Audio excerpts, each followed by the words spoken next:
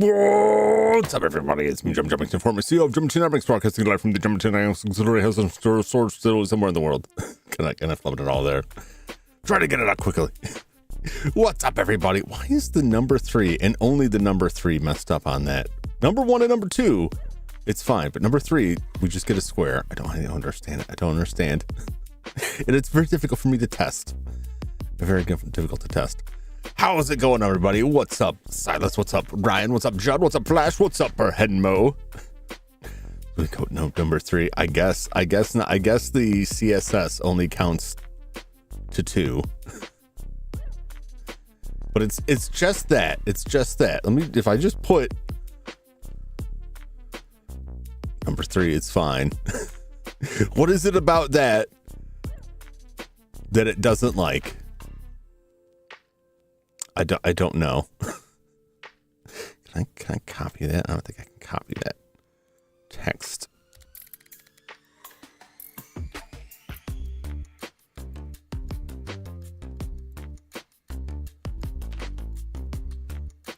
No, I can't copy the text. That's all I want is to copy the text. No. Yeah, whatever. There's the amount of guys cheated with before she got caught. I don't know nothing about that. Oh boy, what a day! What a day! I'm eyeing my phone cautiously here. It's a long day in the American medical system. The gears are barely turning, which isn't really any news to anyone living in the U.S.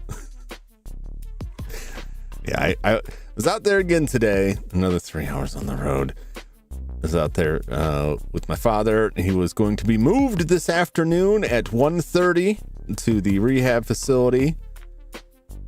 At 3 o'clock, we were still waiting, at which point he said, "Wow, why don't you just go get yourself something to eat? I don't know how long. You could just meet me there." I said, "Okay, that's fine. I'll go grab a quick bite to eat." Because I haven't really been eating because I've been spending the whole time in the hospital and then coming back here, and then I usually get something later at night.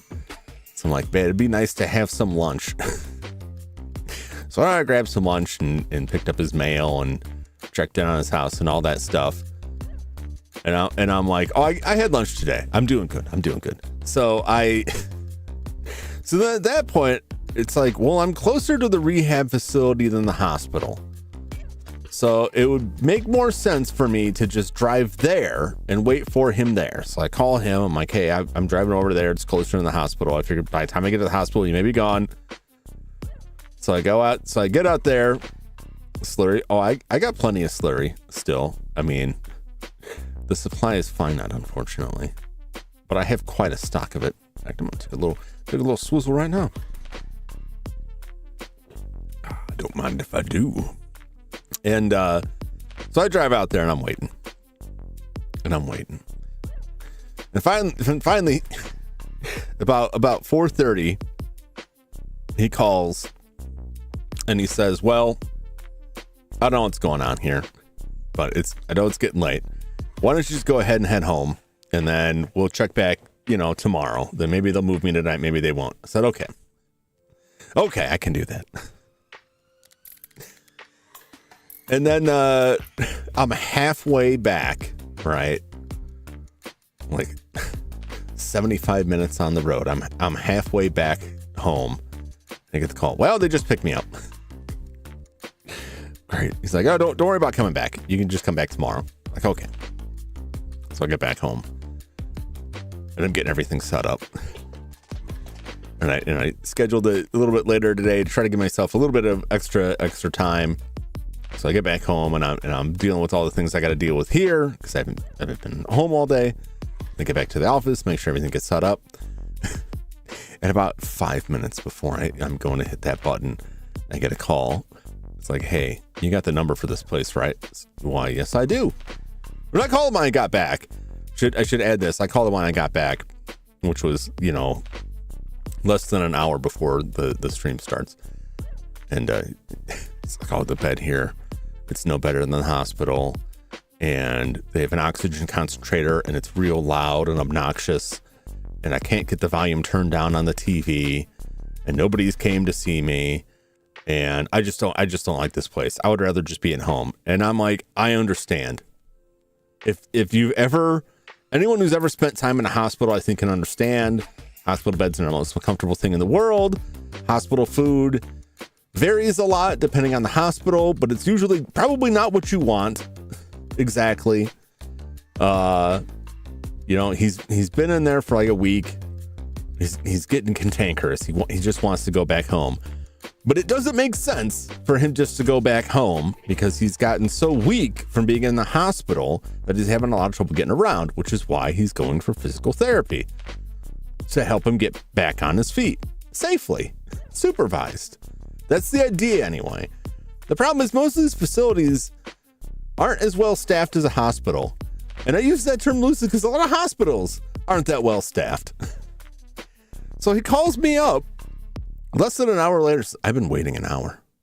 I want you to get the number off that brochure, and I want you to call them and tell them that I'm in my room waiting. And I'm thinking, oh God, I don't want to have this conversation. However, it's my dad. I will do what I can to help him out. So, okay, and before I can get off the phone, hold up. Never mind, somebody just came here. I'll talk to you later. So I hung up. So yeah. So now I'm keeping my eye on the phone to see if he sends me now. So he's 77 years old. He's very set into his life. He's a homebody. He gets very anxious when he's not in the home. And so just like the story that I told the other night where he was talking about how terrible the food was, but he loved their soup and he wolfed it down and said it was great while he was eating it and then said it was terrible afterwards. There's this aspect of it, this like boy who cried wolf kind of aspect to this stuff, which is it really that bad? Or is he just angry that he didn't get to go home and go back to eating his potato chips and watching Perry Mason all night? Is it bad, but not quite that bad? He's only been there for a couple of hours at this point. And this is something, if you haven't had to deal with this with older relatives or with yourself, it's not easy. It's not easy because some of these places really aren't that great. Some of these places are really pretty bad. But you never know. You never know. When in doubt, use the Full Metal Panic method. What, just go in there with the shotgun with non-lethal rounds? Just start wailing on people. I'm not quite sure what exact Full Metal Panic. That's mostly what I remember is just non-lethal rounds everywhere. Whipping people in the karate. Then he did 3 punches in the no-no zone. Yeah.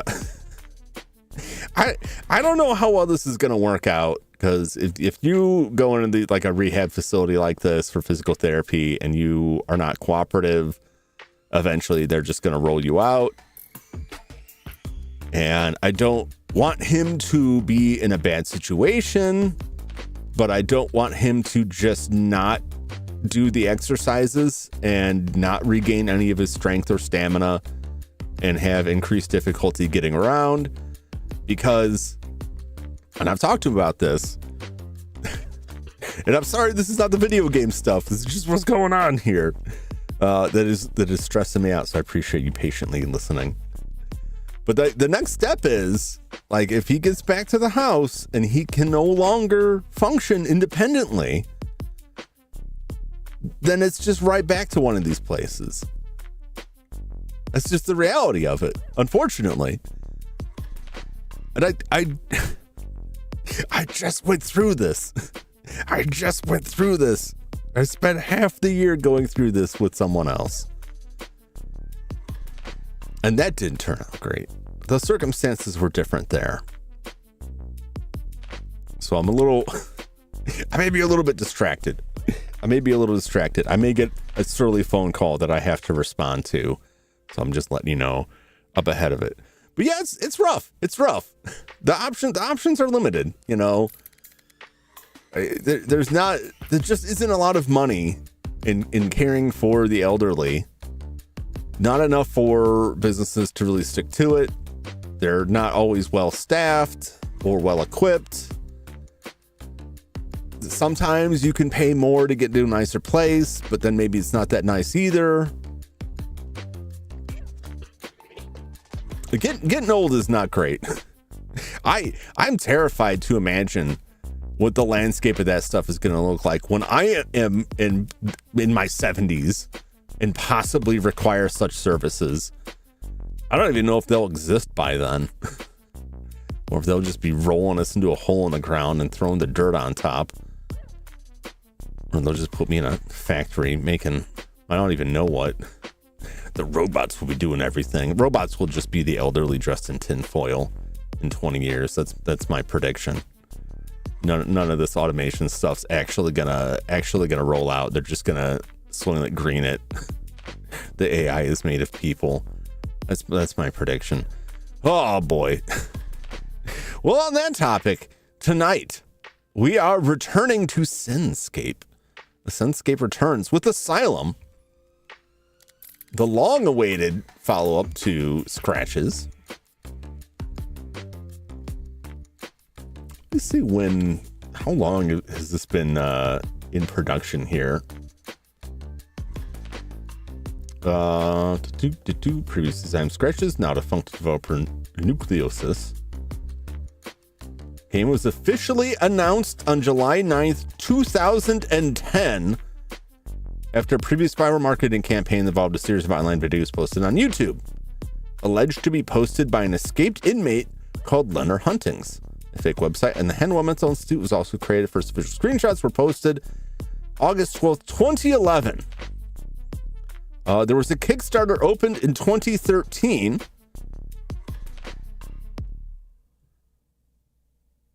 And they finally announced the launch in 2024.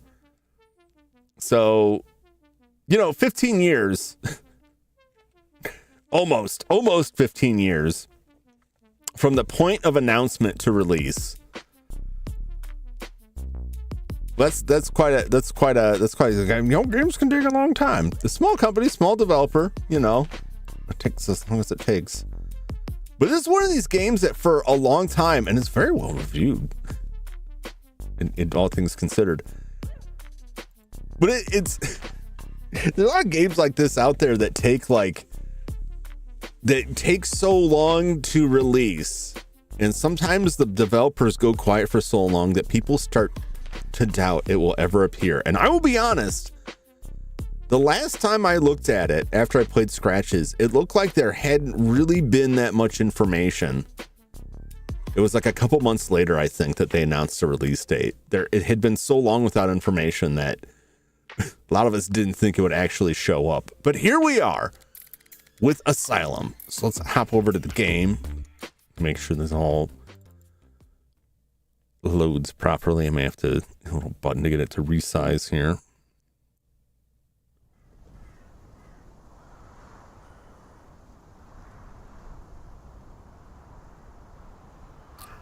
It's there.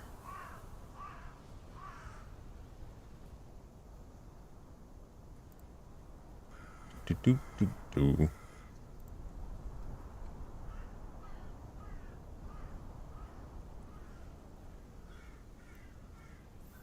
doing this. Yeah. Oh, yeah. So right now it's at -4. We'll see how I need to adjust the audio once I get into this. I want to restart this. Let's start a new session. Because just opening it up to check the settings was like... Scooch my window.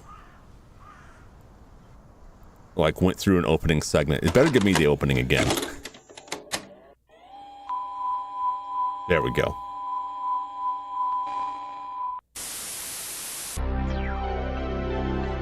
As always, I adjust the audio as best I can beforehand, but it is suited to your taste. Memories and possibilities are ever more hideous than realities. Remember West 1922.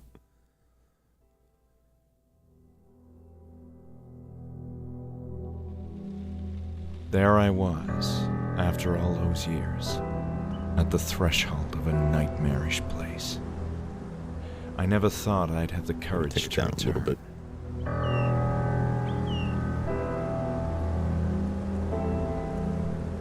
While I had been toying with the idea for a while, that day I had woken up with a peculiar urge to return to Hanwell Mental Institute.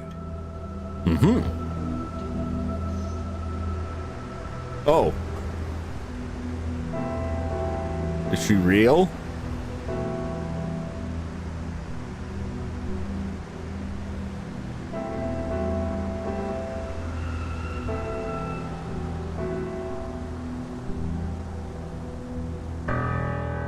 Of course, there was a strong reason to come here, but the circumstances that led me back to the Institute were oddly dreamlike, as if I wasn't in control of my own actions.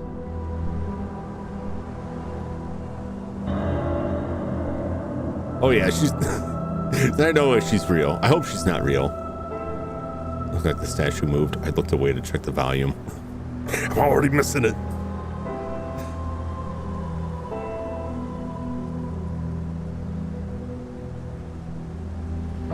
Yeah, she's real. Why was I doing this? I don't think she's real. I needed to know what this place had done to me, the meaning behind those bizarre visions. I'd rather face the direful truth than live in blissful oblivion.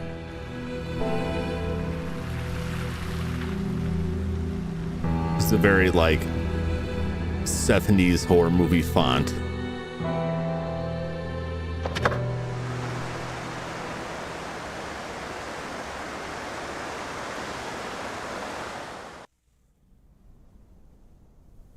Because after all, that game is 2 bird's eye view, point and click. No, I mean, I expect this to be like Scratches was, where it's a lot of... It is like a point and click.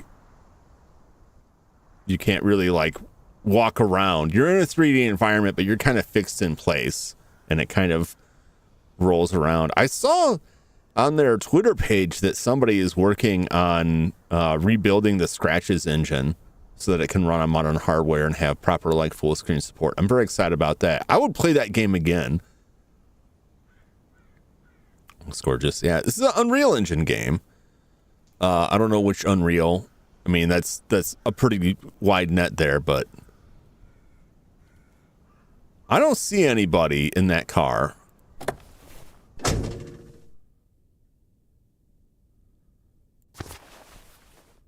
As I grabbed my notepad, I was struck by a sense of confidence I hadn't expected. I felt ready to tackle the mysteries inside that looming structure.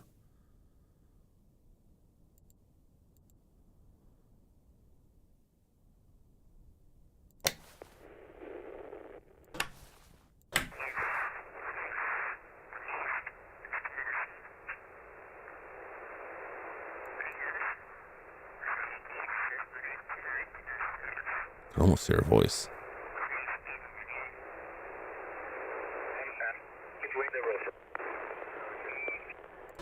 Could just be chatter.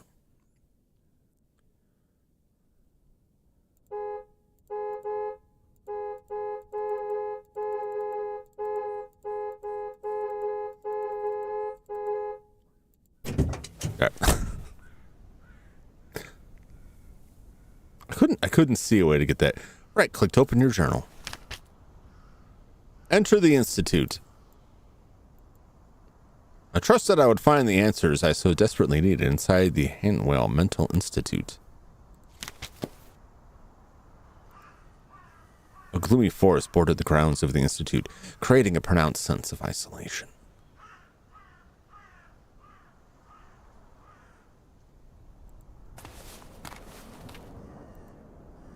What a strange rock formation.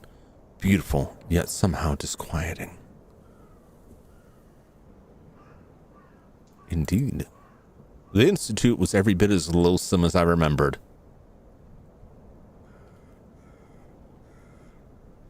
These kind of places are rarely pleasant. There was a sort of a natural calm surrounding the area. It wasn't even though I was still outside, I could already feel the oppressive nature of the building. I think it was helping. Let's see. Could have gone for a quick stroll, but I was afraid of losing my way in the fading light. I wonder how old those trees were. The entire place felt ancient, somehow stuck in time.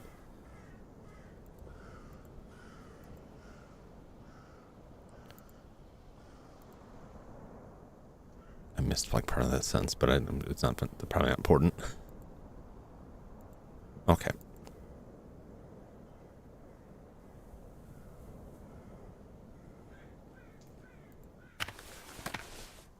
It's just like scratches.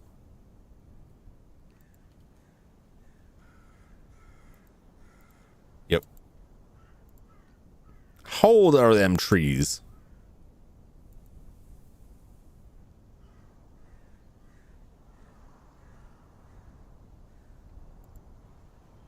It was notable how well its crumbling walls had endured the test of time.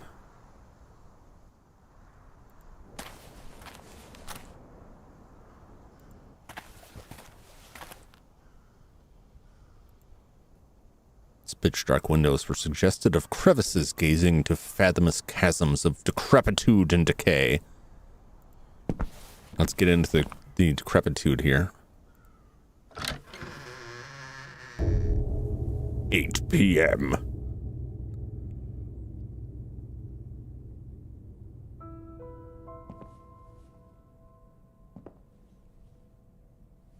It's just about that now.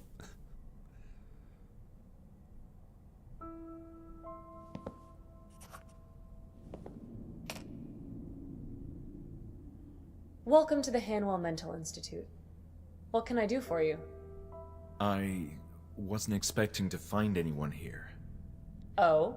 And why is that? Well, this is gonna sound a bit strange, but I thought this building was abandoned. As you can see, that's no longer the case. Mm. My name is Julia, and I'm the receptionist for the Institute. I see. Why are you here? Why am I here? So you were the receptionist here? Yes, this is my first night. The Institute is operating with minimal staff until renovations are complete. Do you cover a position other than receptionist? I feel this place needs a lot of staff. Not at the moment. I'm just waiting on people to show up at the door and helping them whenever needed. Sounds like you're doing a good job. Perhaps. There's not much I can do at the moment. Well, I see how the position could be a bit tedious. At least until there's more people arriving. This is an awkward situation. I was hoping to take a look around the Institute. But you thought it was abandoned. Well, Indeed, yeah. And that's why I thought nobody would mind. We certainly do mind. This is private property, you know. Hanwell Mental Institute was never abandoned, just closed to the public until recently. I see. And still, deserted or not, it's not like just anyone can walk inside. You do realize that. This caught me completely by surprise. I'm not sure what to say. Well, you can start by explaining yourself. Why did you come here? Why did I come here? Just kind of felt like it. It was deserted. Pretty sure I could just walk inside. Well, I mean, legally, no. Like, I guess it depends. Because if it's deserted, abandoned are two different things. If it's deserted, it just means, like, I leave my house for, like, 6 months. Technically, I still own the house. It's technically, that's the thing, a lot of urban exploration. Like, a lot of times, somebody owns that property. Doesn't need to be legal. Well, if you're just going off of what you can do, then also the building doesn't need to be deserted for you to just walk inside. If you're not worried about the legality, then it really doesn't matter if there are people there. They gotta sleep sometime. Place is pretty big. Can't watch every window.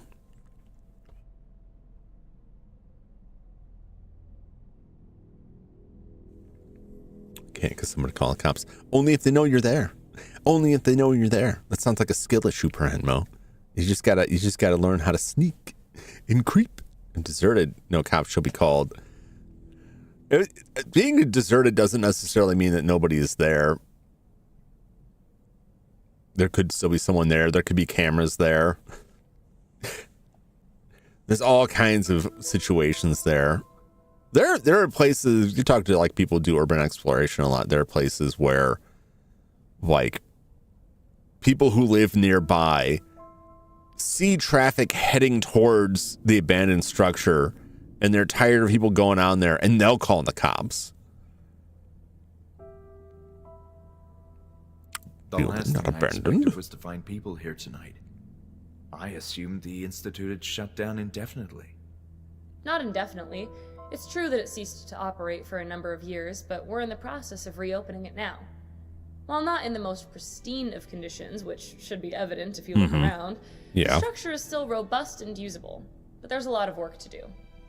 I must say its general state is indeed rough. Yeah. But I can see how with some cleanup, intensive cleanup, you could get this place up and running again. Just needs a little elbow grease and a spit shine. In the region are growing overcrowded, which has prompted state authorities to reuse this place. Why are other hospitals so overcrowded? I can't say. Maybe it's the times we're living in. Don't you feel somewhat overwhelmed by everything that's going on in the world? Well, yes. I often do. Guess some people are less prepared to cope with all that and, need help. I see your point. Still, that doesn't mean I can allow a complete stranger in.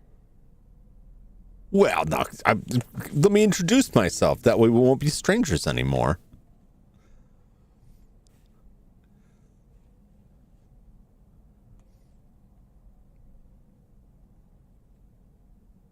I don't know why this got bonked. But fine with it. Mother had kid at school during lunch strip down his underwear and run into the streets. Why?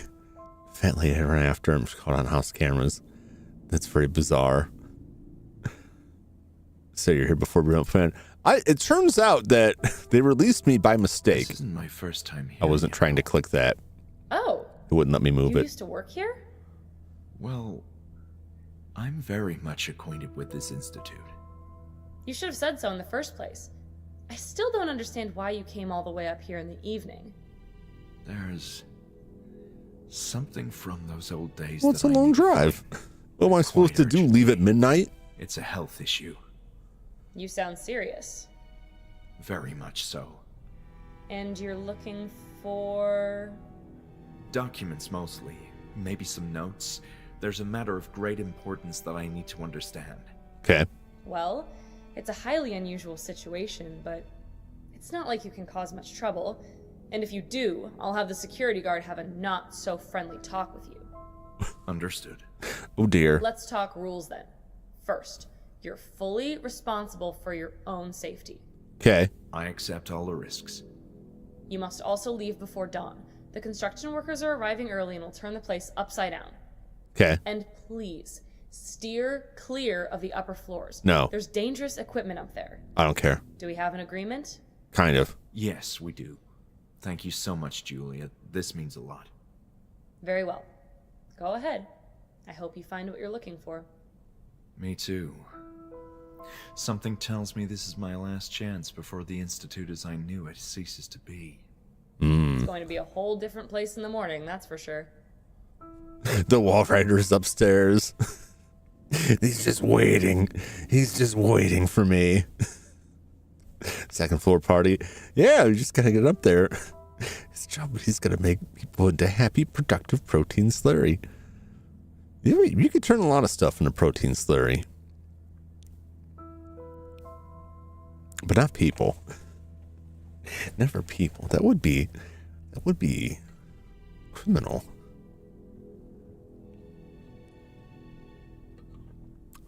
Criminally delicious. So, let me get this straight. The whole institute is being reopened? That's what I said.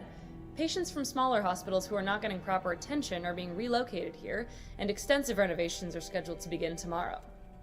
It all seems rather empty, though. Tonight, it's just me, security, Dr. Miller, and a few patients in the building. Why are there's already patients here, and they're doing all this. But why? This is all very suspicious. Oh, don't mind the people. Don't mind the patients that are here. So who's Dr. Miller? He has been appointed as the new Master head director Miller? of the Institute, and he's overseeing the whole reopening process. I thought Hanwell was the director. Isn't that the name of the institute? That was a long time ago, and I'm not sure about that history either. I do recall that Dr. Miller and Dr. Hanwell were acquainted with each other, and I don't think Dr. Miller is planning to change the name of the institute either, out of respect for Dr. Hanwell. Okay. Fair enough. Where can I find Dr. Miller? I'm sorry, I can't tell you. Oh, Why? what a mystery. Because that area is off limits, and we had an agreement. Fine. I don't want to get you into trouble. Master Miller's here. I have nothing else to say about this. Okay. Fine by me. If that's all, I'll get back to work. So, we're on good terms now? Yes, if you need information about something, you can come to me. I can get a bit intimidating at this time of the day, but between you and me, I don't mind a bit of company. This place can get on your nerves. Got it. I promise I'll try to relieve your boredom. That's what you want in a mental institute. You want a building that gets on your nerves so that we go there for the weak nerves. They toughen you up by wrecking those nerves. How are you holding up? Fine, all things considered. I really hope they fix the radiators tomorrow. I hear you. The atmosphere is chilling. Oh.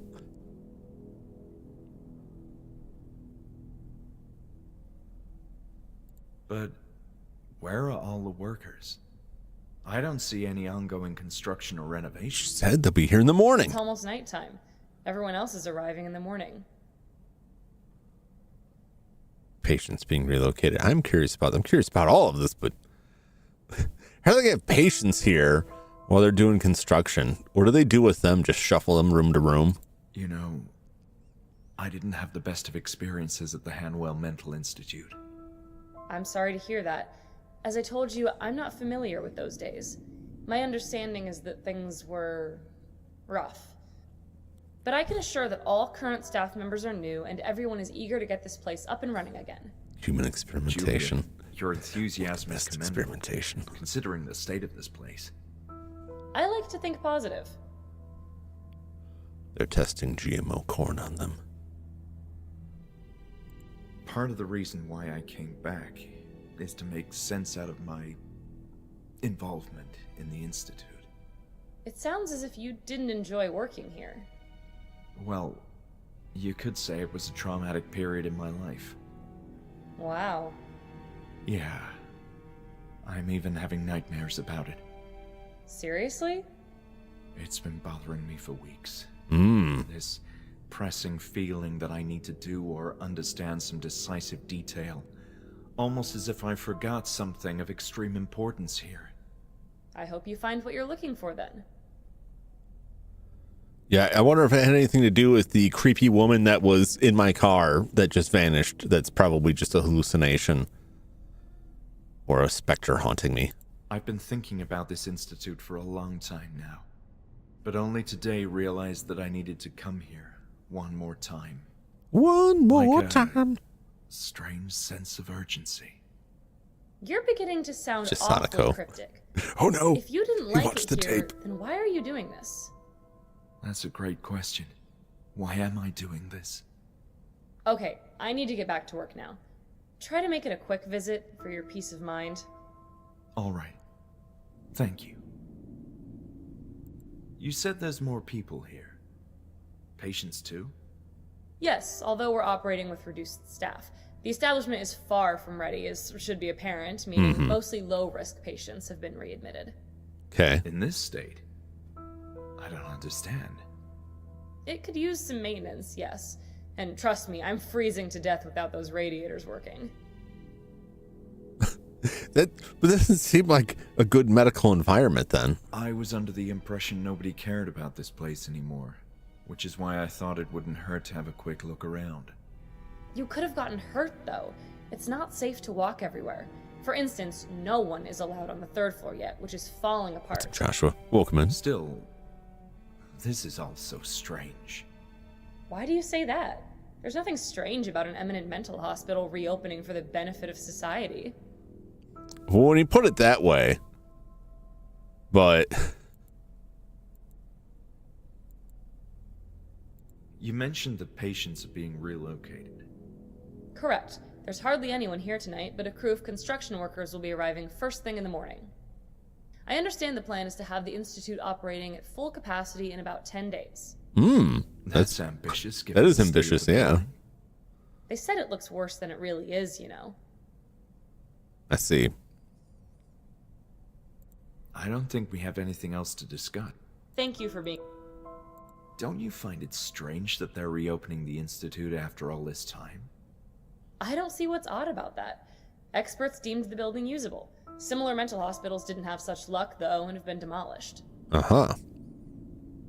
Don't you find it strange that they're reopening the Institute after... I don't see what's odd about that. Okay. My memories of this place are hazier than I thought. It's likely its current state of disarray. I also find it disconcerting at times. Mm-hmm. The darkness and stillness of the night doesn't help either. That's very true. All right. Try one more. Part of the reason I'm here is to make sense out of my stay at the Institute. Your stay? You know, when I... It's okay. I understand. You do? I know what you meant. All right. That's all for now. Let's move on. Perhaps I've said too much. My little microphone icon. Thought there was a spoon. Like, what are we doing?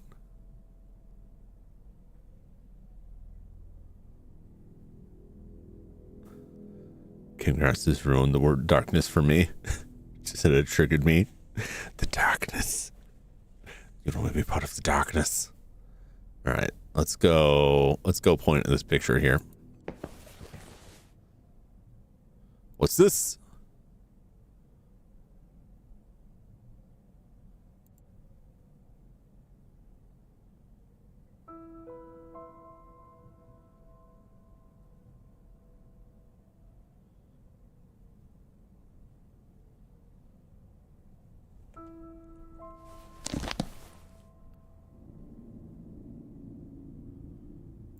Collections.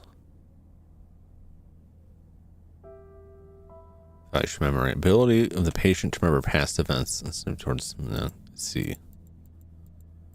Interesting.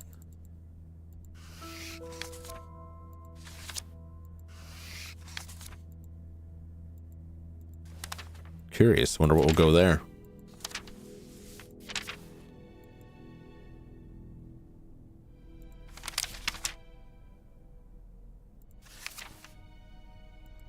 Doesn't hurt to save. What am I looking at here?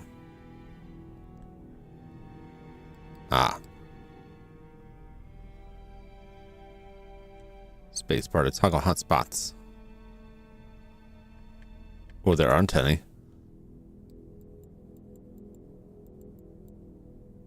At least not that I see.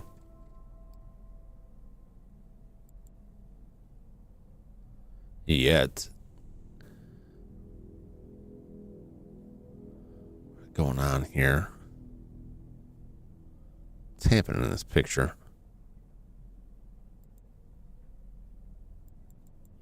Curious. Okay.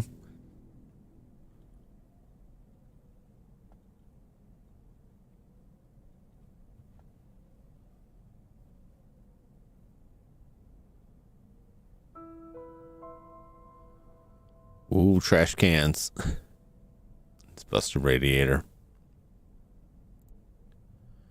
Julia's desk was sufficiently tidy, at least when compared with its surroundings. Yeah, I mean, I guess, like, it's not stacked up, but that desktop looks rough. The imposing desk dominating the lower level of the floor here. It must have felt intimidating to sit right there in the center of this large room. Probably. She a ghost. I have my suspicions. Broken chairs were almost begging to leave the building.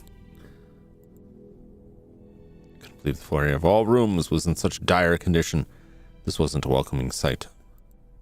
Anyway, maybe the chairs were something they could fix on short notice, and I was putting too much thought into this.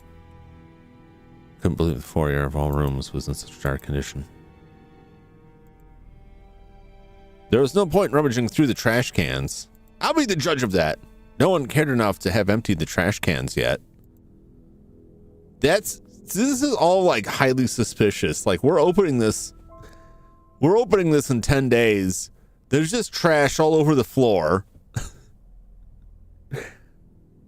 We already saw one presumably ghost lady in our car. What's a couple more ghosts stacked on top, you know?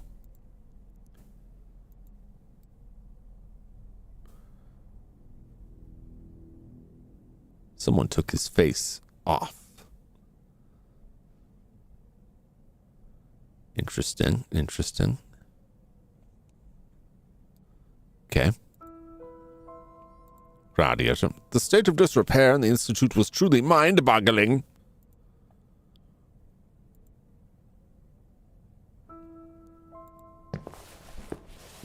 Human experimentation. I think it's just all lost souls.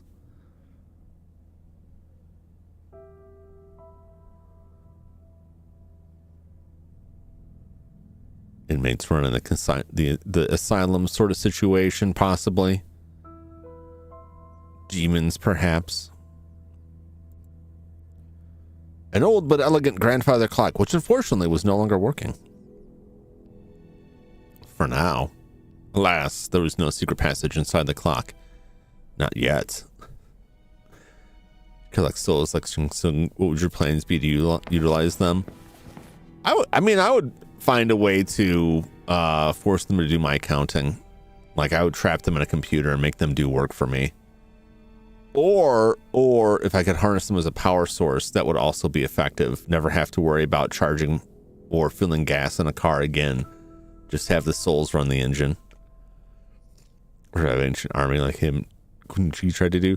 No, I because that's the stuff that gets you on the radar, right? You want to stay unobtrusive. You don't want to get any attention. So you do little stuff like you live in this computer now, soul, and you're going to do stock trades for me. And I don't know the mechanics of this, but things are going to be bad for you if I don't make some real money. So you just go through this computer like Bill Cosby and Ghost Dad and make it happen. And you now possess this car, and you better drive right. Or else.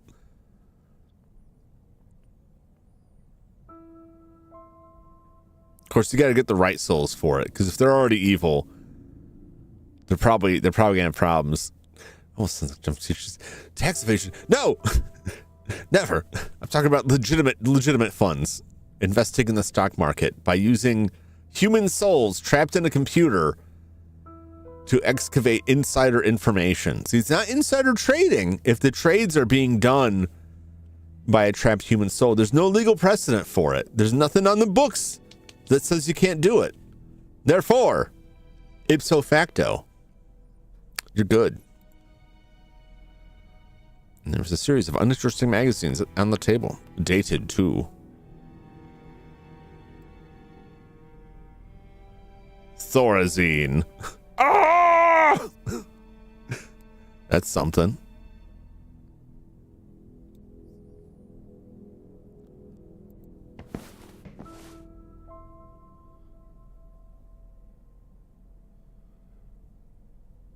What was at the window? Oh, this is good. Opening of West Infirmary, 1878. Well, they look all delighted to be there.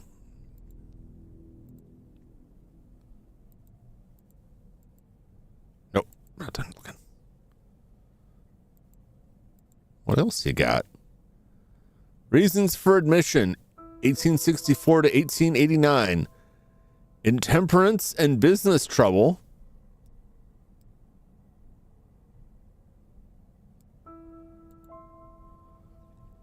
Temperance and business trouble. Kicked in the head by a horse.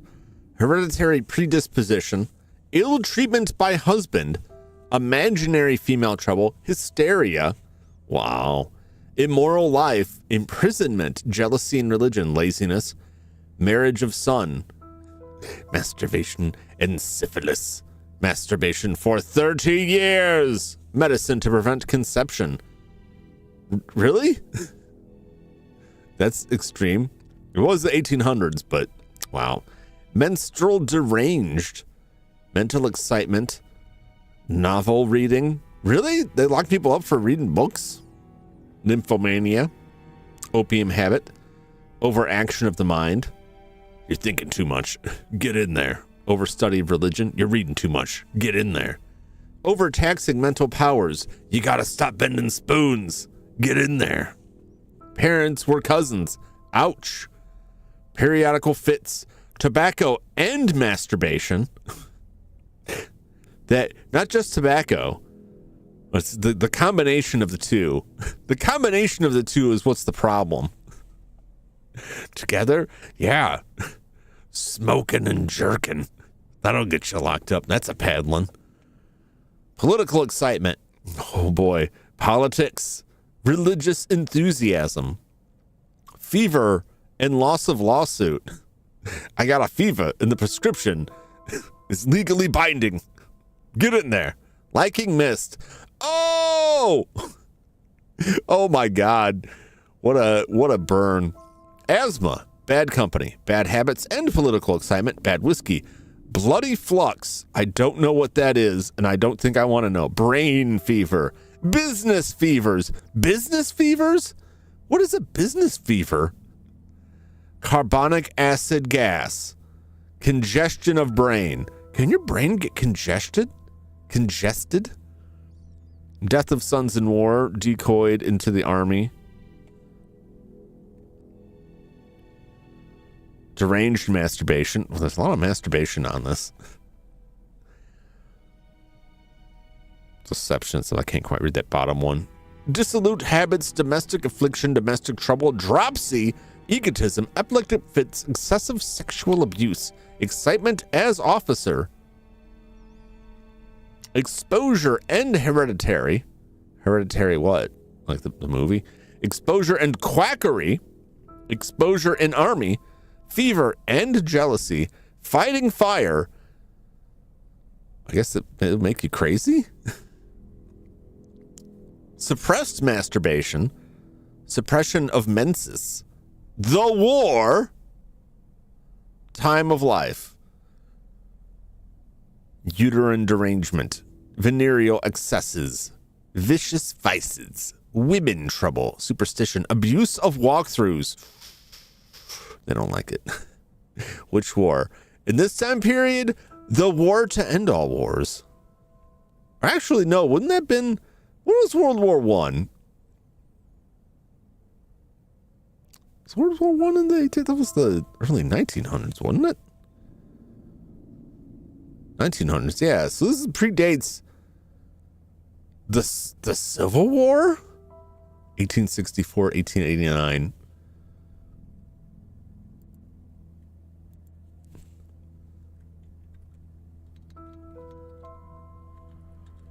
What were the wars? List of wars.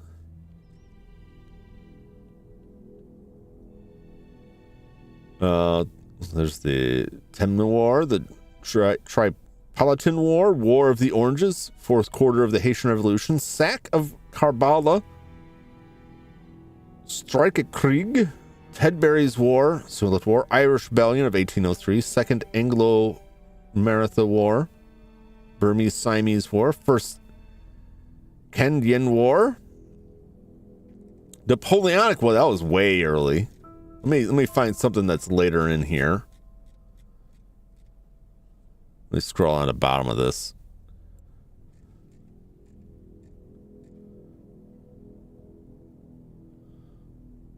Civil War ended 1860 something. It could be the war.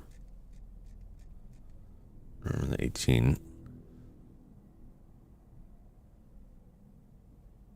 Russo-Turkish War.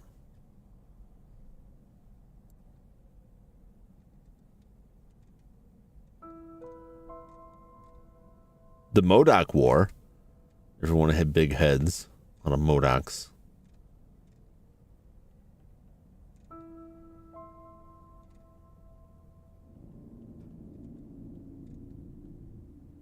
Austro-Prussian War.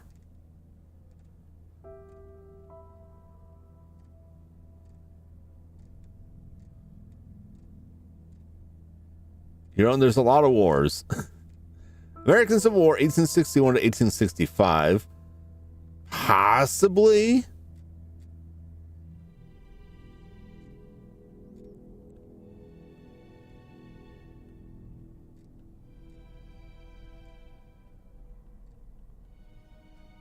There's the Snake War. Black Hawk War, Powder River Expedition.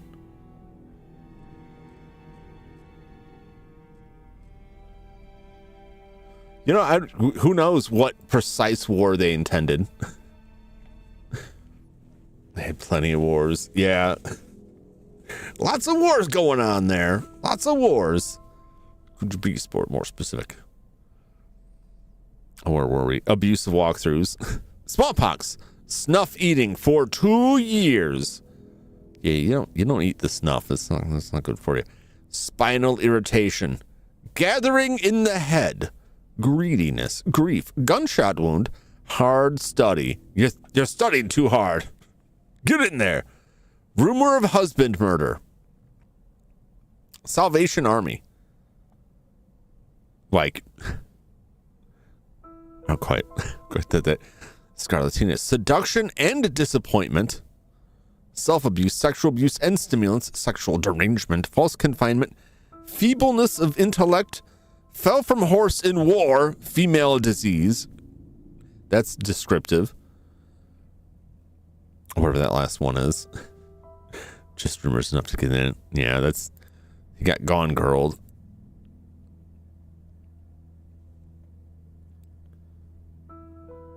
Dissipation of nerves, desertion by husband. Those are the other ones.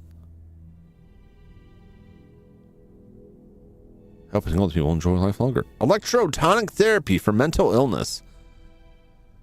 Get in there and zap. You know, I think that is still, like, found to be helpful for extreme cases of depression. But, like, limited, controlled use. Certainly not what they often used it for, though.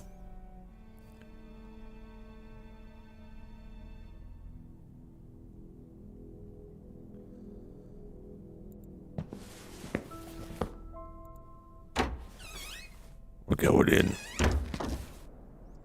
I began to remember the layout of the building. This was the administrative area with offices for a few key staff members.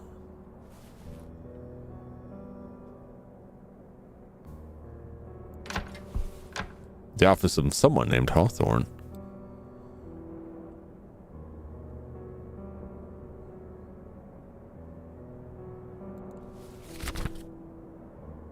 Investigate offices. Putting electrocutter medicine practice. I mean, technically my brains are all running off electricity now, but I can't spare a single watt for other people's brains. I need those for my own brains. Investigate offices. The administrative section seemed like a suitable spot to begin my search. Perhaps someone had left notes that would trigger memory. Self-going, say.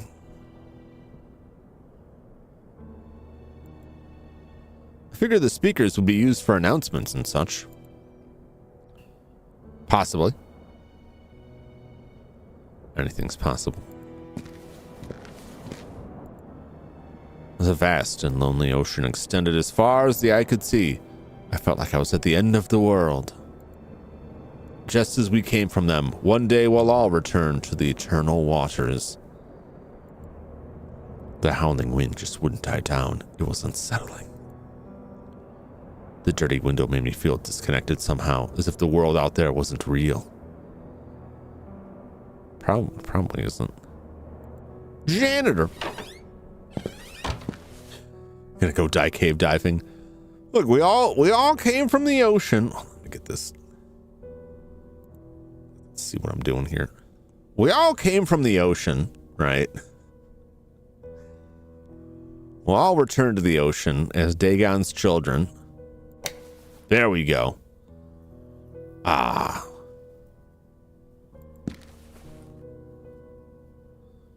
Right-click to show items you are carrying.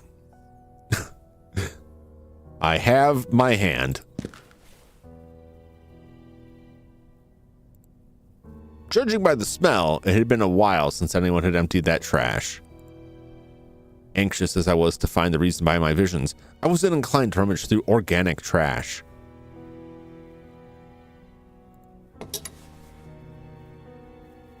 Move mouse to examine item and left click to put it down.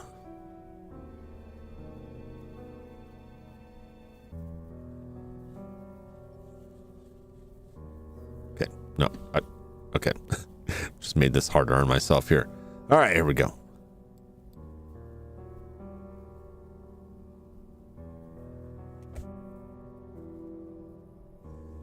No, where he was locked up. Hawthorne. Cleaned using cloth. Empty trash. Daily. Looks like they just got it Monday and then... Is this current? Or is this an old? It must be current. This doesn't look really old. Although this place looks filthy. So it looks like they have like a current thing. Week starting October 14th. I'm assuming that would mean that Monday would be October 14th. Correct? Because it's the first on the list there. If the week started on Sunday, Sunday would be first in this list. Clean using cloth, empty trash, floor swept, then mopped using water and detergent in the archives, at least once per week. Saffron clean losing cloth. Floor cleaned using degreasing floor cleaner. Sanitizer applied throughout day in the restroom. Sanitizer applies to walls and rinse if necessary. Floor cleaned using degreaser. Sanitizer applied to walls and rinse if necessary. Floor cleaned using degreaser. Floor swept, then mopped using water and detergent at least twice per week. Yeah, I mean, clearly they haven't checked those off because there's a bunch of trash lying around there.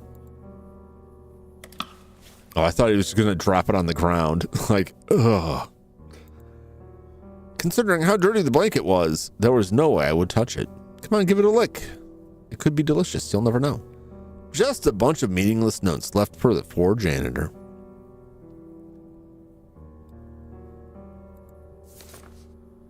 Classical gold. Violin concertos. 8 suite number 16 to B minor flute solo in Turandot. Nocturne suite in E flat.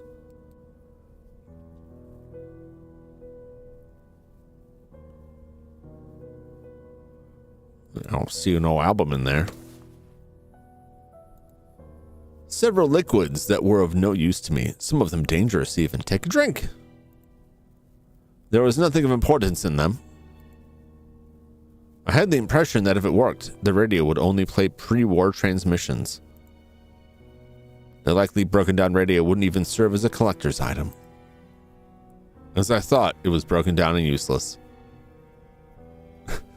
Why would it just play pre-war transmissions? Like, it only picks up transmissions from the dawn of time.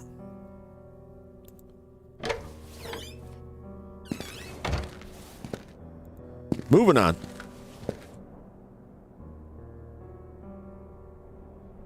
It is a once we came.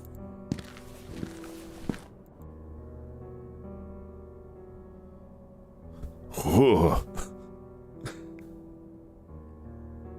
There's me. Got my hat on. Yay! It's Flash playing his violin. It's Brahmo back there. Goonin. It looks like there's more people here bleeding into the wall. It's kind of horrifying. You know it.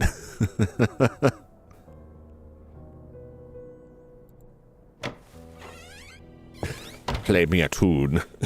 The dimly lit office belonged to Dr. N. Ebersbacher, a stern and cold psychologist whom I remembered from my stay at the Institute. I was surprised to find the room unlocked. Same. The statue was fairly heavy and somewhat tacky.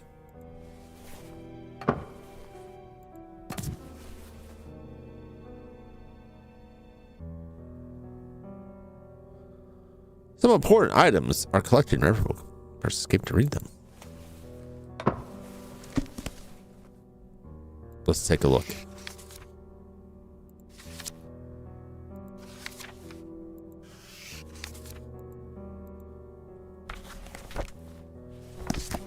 Okay, logs, perhaps. Look over conversations you had. Select the slot to do it. Oh, interesting. Okay. That's nice. Oh, man. That's a lot, but that's useful. But I didn't see any items.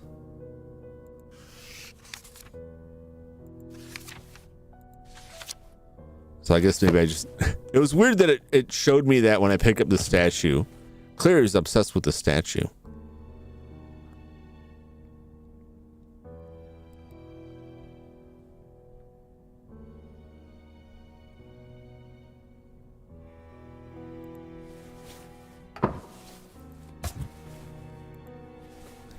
All right.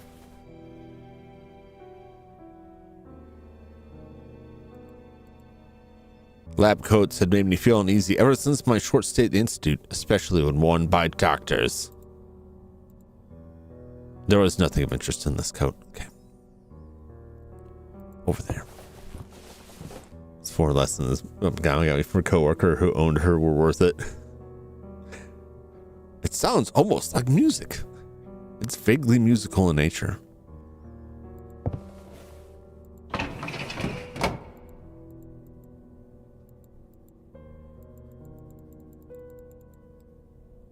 Okay.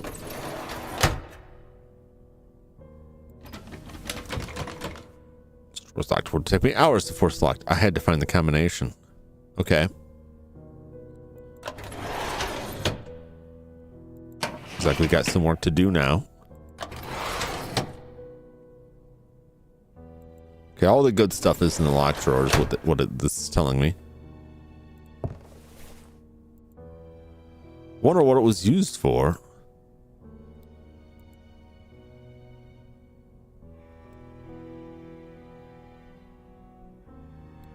Curious. Some kind of safe or combination, some kind of switch there.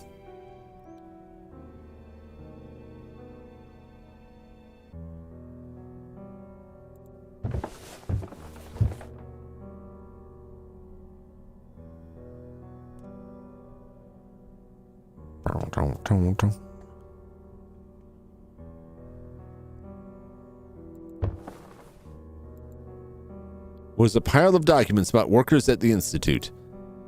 I was wondering what happened to these people.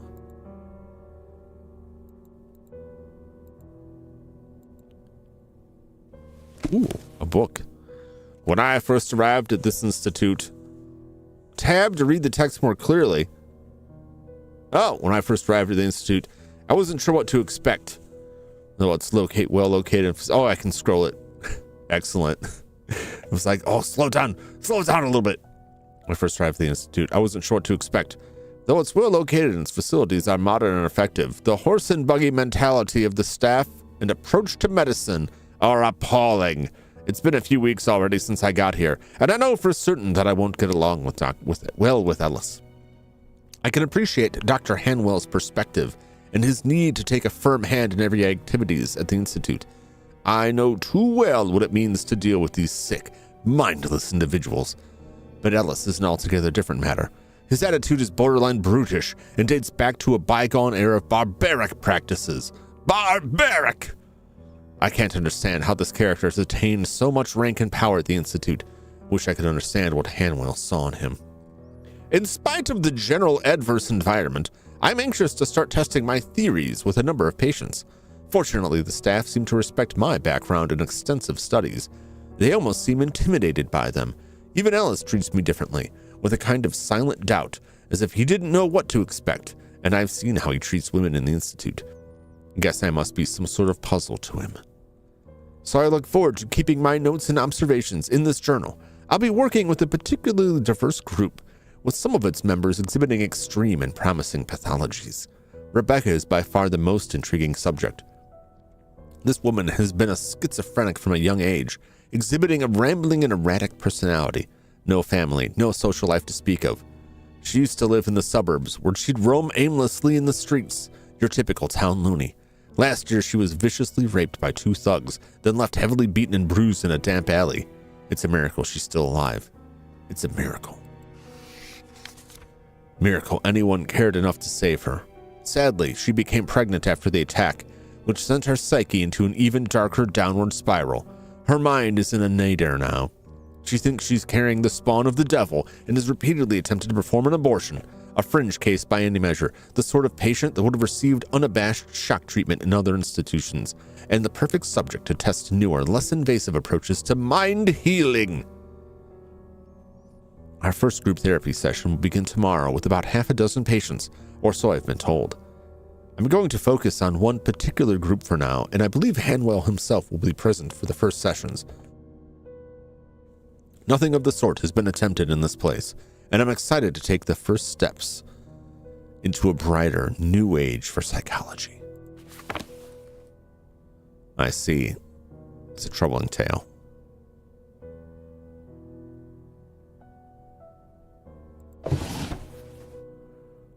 Right-click to show an item you're carrying. Why do I need a wrench?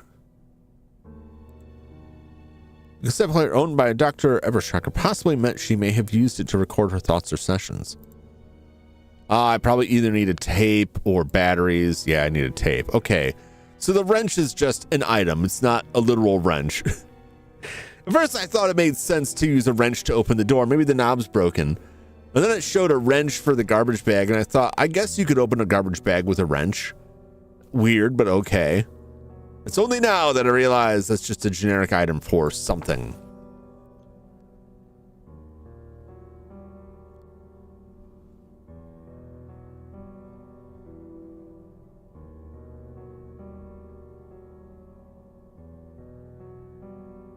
Oh, where did it go?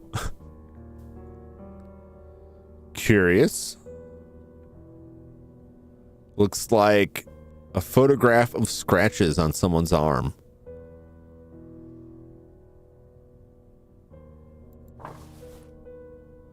Must be a reference to something. I couldn't figure out what, though. What could they possibly be referring to?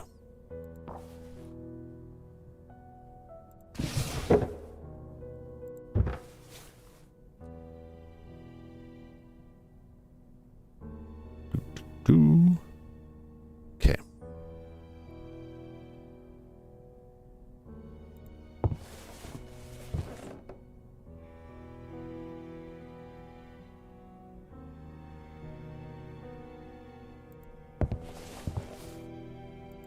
There we go. Sophisticated choice for this room. What could it have meant to the owner? What indeed?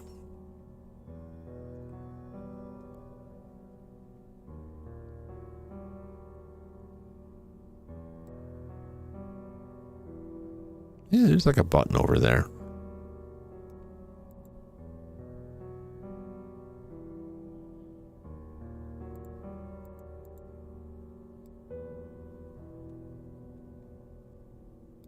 Okay. What's up, Anadelna? How's it going? Welcome in. Welcome to the Asylum. I think it's ghosts. But we don't know yet. How you doing? I wonder if her combination is in here somewhere. Bit of a rough day, so I'll be looking. Hope you're having a good day. I'm sorry to hear that. My day was also rough. I'm stressing, eyeballing my phone, but things seem like they're okay right now. Oh, I gotta look at these two.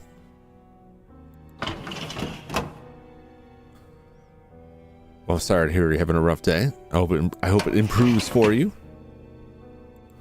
And failing that, hope it'll end eventually. A little solace, but it's something. Ah, here we go. 6 and Eberschacker. Ebersbacher. I'm gonna keep mispronouncing her name. An ideal compliment. The recovery rate in the institute was high thanks to advanced treatments and novel group therapy techniques pioneered by the universally acclaimed psychologist Dr. Ann Ebersbacher. Even patients with extreme mental disorders showed meaningful progress under her care and went on to enjoy full lives within the walls of the Institute. Many others returned to their families in time, ready to face new challenges and experiences in their improved conditions. Tomorrow is a new day. Hoping things will get better. I hope as well. Dr. Eversbacher organized and directed group therapy sessions for patients who had a chance of recovering or demonstrated an ability to reason. She even took part in many of those sessions herself, investing an unusual amount of effort in her patients' progress. Colleagues remember her soft, caressing voice. It had a magical effect, soothing everyone around her. Her dedication was initially perceived by the rest of the staff as the mark of passion and altruism, but in time it became apparent that her interest was purely medical. Although Dr. Eversbacher was generally moral, an honorable person, she was in fact wholly uninterested in the patients themselves and was focused rather on the improvement of science. It was by pure chance that her patients improved in return. In later years, Dr. Eversbacher's demeanor became cold and calculating. She began to neglect herself, always showing up to work untidy and exuding a somber mood. Rumors that she made a startling discovery abound to this day. Intriguing. Oh, that's just the same thing.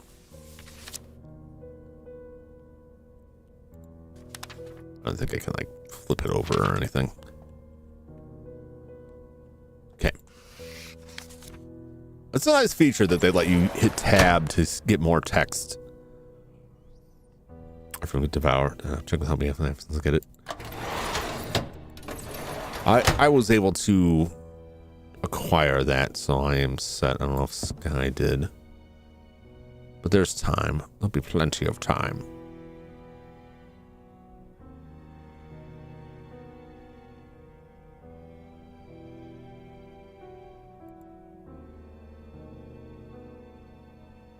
So I need to find a combination.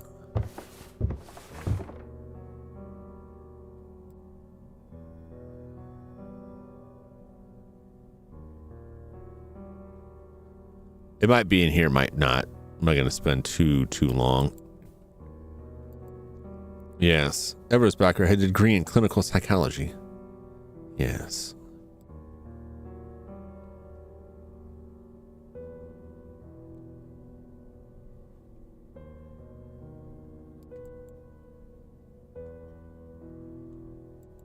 Remember from scratch is a lot of things you'd look at. You had to find like a particular area to click on it, like paintings and such. There are many times I would be stuck in that game because I hadn't found like the particular area and I kept going back and looking at it and missing it.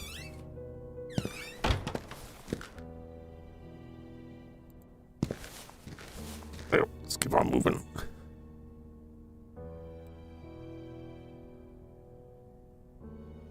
I don't think she's breathing. It's probably fine. Offices, waiting room. Yep.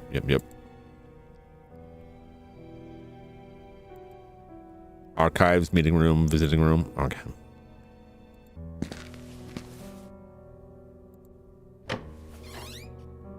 Let's hit up them archives. Yeah, I definitely... I cannot buy they're opening this place in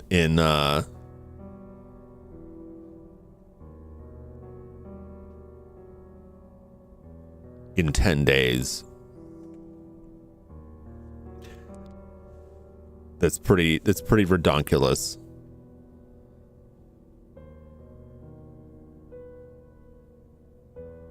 This place is a heap. Records, notes, essays, even newspapers, but nothing of importance. I'll be the judge of that. Many rows of boxes, presumably filled with administrative papers, adorned the east wall. I didn't have enough time to search all those aged documents. It was best to look elsewhere. I wasn't going to start opening every box. Too much time I didn't have. Well, understandable, I suppose. There's a big old safe there. The safe may have stored valuable stuff once, but all that remained was meaningless. Okay. Woo! I figured the letter opener would come in handy. I've got a knife now.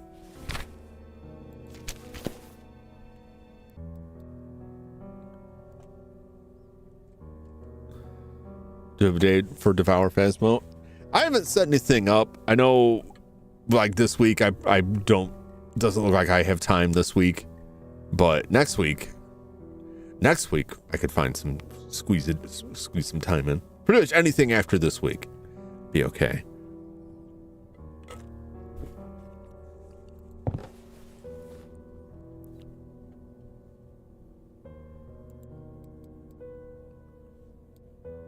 Tom Cock. Ho, ho, ho, ho. A register of patients who would forever become part of the Handwheel Mental Institute.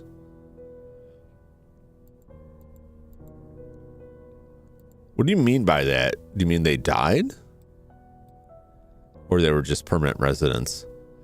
I wonder if these are Kickstarter backers. Stu Blood Coffee Sizer. They have to be. Or they're part of the development team, possibly. Hans Giger. Crazy Man. I don't think that's his real name, chat.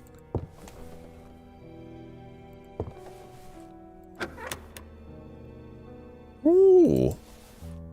I'll stick it. Stick it. I was certain the turn table wouldn't play that. All right. Well, I had the record that guy had. Interesting.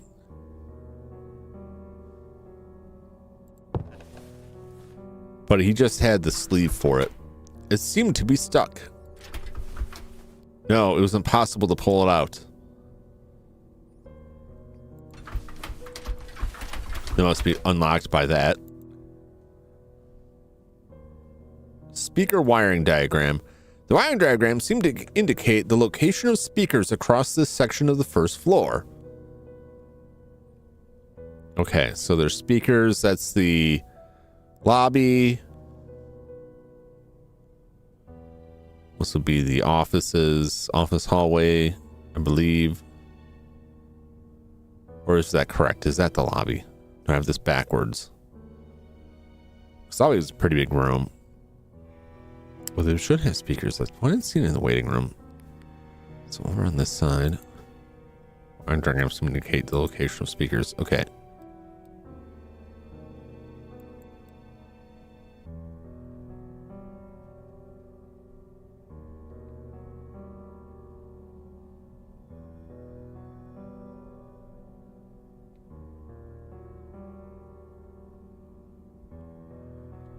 Oh, speakers over there. Nothing on that side. Interesting.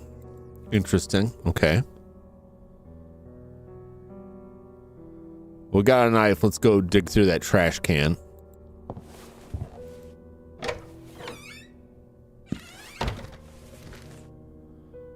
All those distinguished doctors seem to have graduated from the same university. Miskatonic University. It's Cthulhu. None of these people sounded familiar to me, but they all seemed renowned and wealthy. The names inspired respect. Curious. Let's go dig through garbage. Get that trash.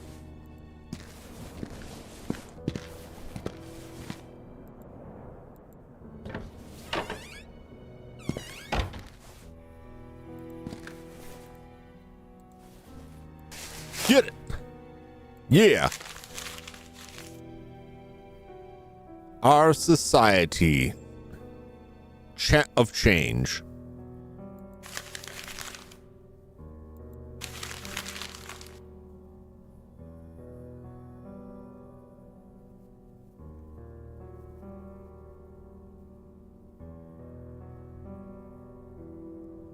Channel of change? Chapter of change? Just curious. Is that all you got in here? All you got in this filthy trash can? Okay.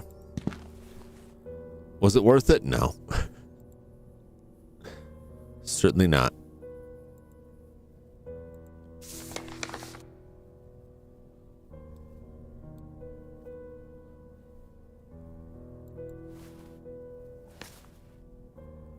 Somewhere there's a record.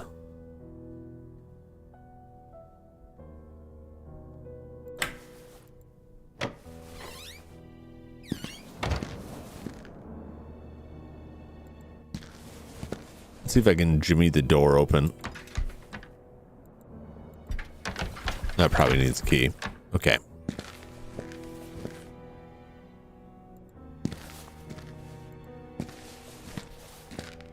Archives, where we were.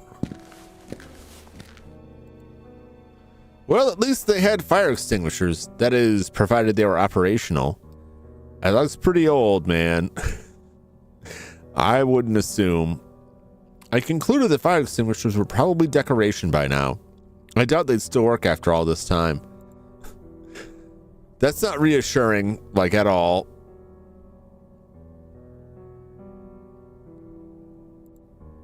What's through here?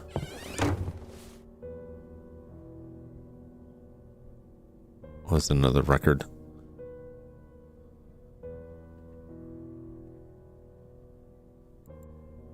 The wallpaper was falling apart, giving way to moistened plaster. Not an inviting sight. There was so much that still needed to be repaired in the building. If it gets wet enough, you can just dig your hands through it like you're eating a very untasty cake. It was an ordinary ashtray. Yeah. Oh.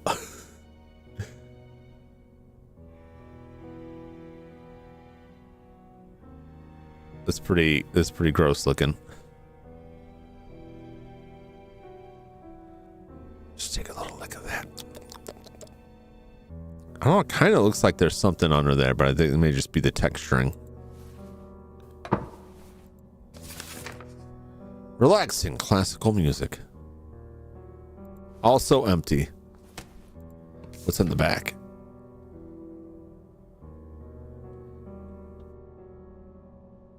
Dusk on a G flat variations.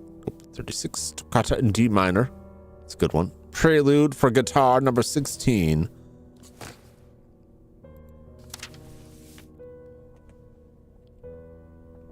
Please be more mindful of the vinyl records. Their covers are scattered all over this section and they're getting damaged.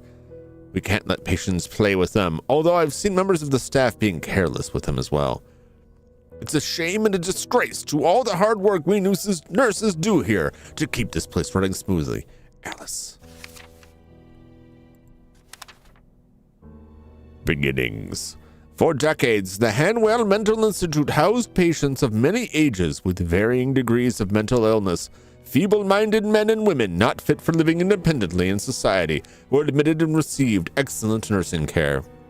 With a hygienic environment, magnificent facilities, and well-qualified personnel, the Institute strived to attend to all their needs. The 4-story building was constructed atop a cliff amidst a leafy and calm forest, with the goal of housing over 300 patients.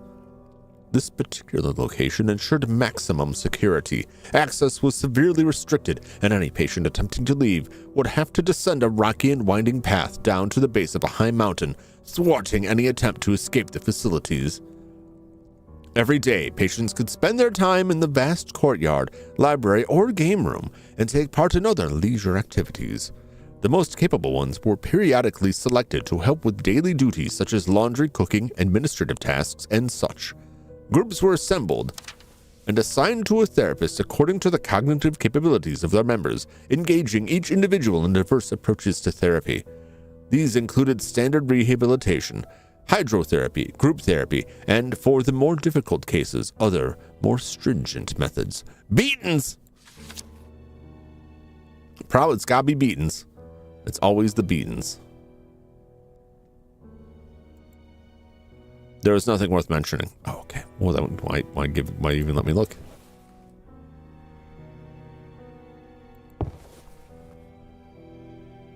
Self and others.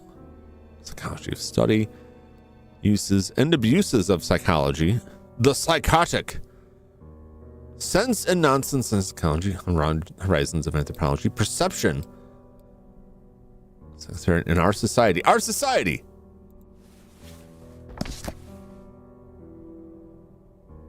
Personal change and reconstruction. Historical consumption foundations. Chapter 2, I think, is where we want to go. The challenge of change. Making of creative aging, self-observation, constructive psychotherapy. Okay, I think it was chapter change is what it said.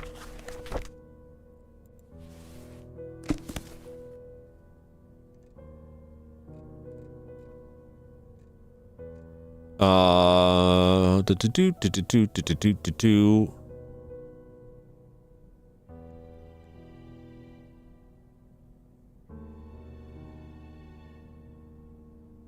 134 or 2134.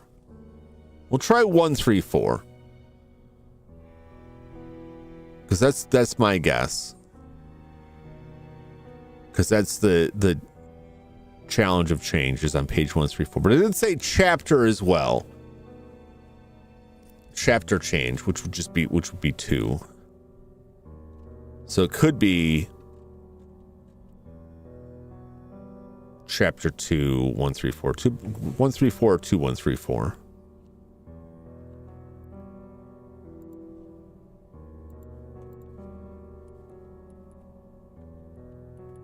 Okay.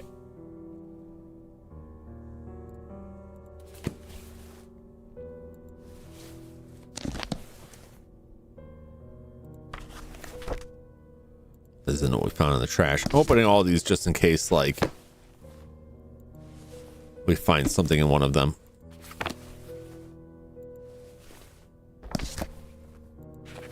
Never know, we open one of these and there's like a gun inside.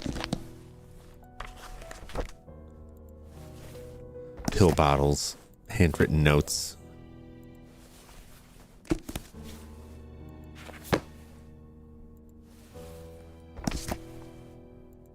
Okay, it's 134 because it was a 3-digit code. All right. Remembering that on the cabinet there. The blackboard seemed to have been used and overused through countless years. It brought back memories of school and how much I had loved studying. Blackboard learning in the dead of night. Take these broken chalks and learn to write.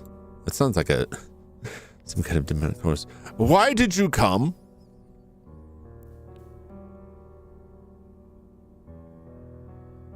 Below it come something? Was that a dodo?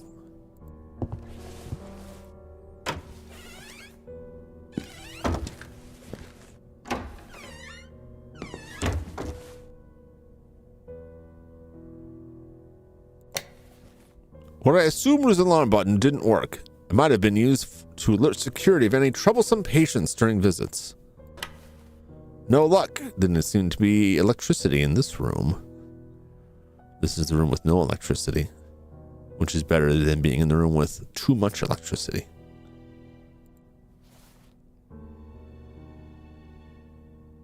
Well,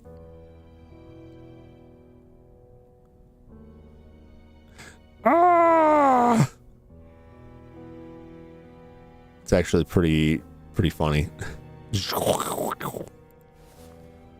Someone's having a bad time. Visitors would sit here to speak with their relatives or loved ones. Such a desolate sight now was heartbreaking. All things considered, rearranging the tables and cleaning up a bit wouldn't take too much time.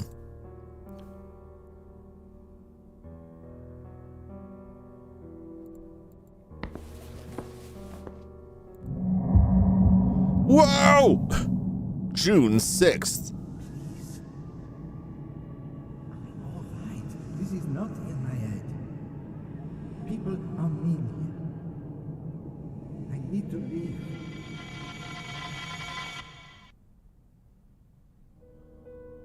Flashbacks. The bizarre hallucination faded as abruptly as it came. It seemed random, an involuntary figment of my memory, unless there was a reason behind it.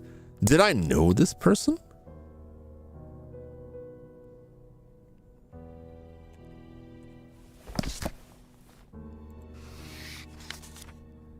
Ah.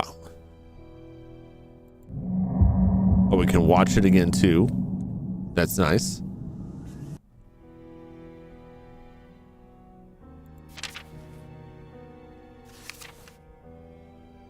Make some reading material there. Nice.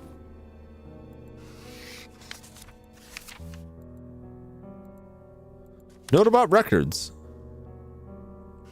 Okay. Oh, that's real. That's handy.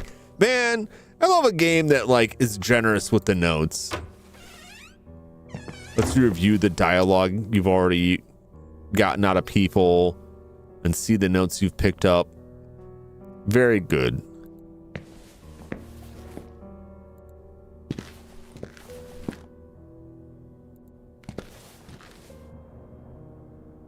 Okay.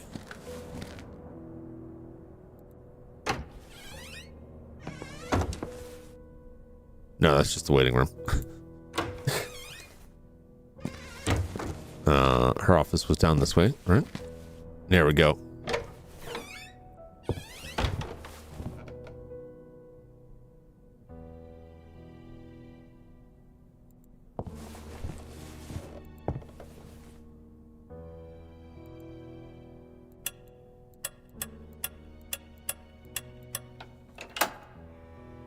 Got it. Ooh, a cassette tape. Excellent. Excellent.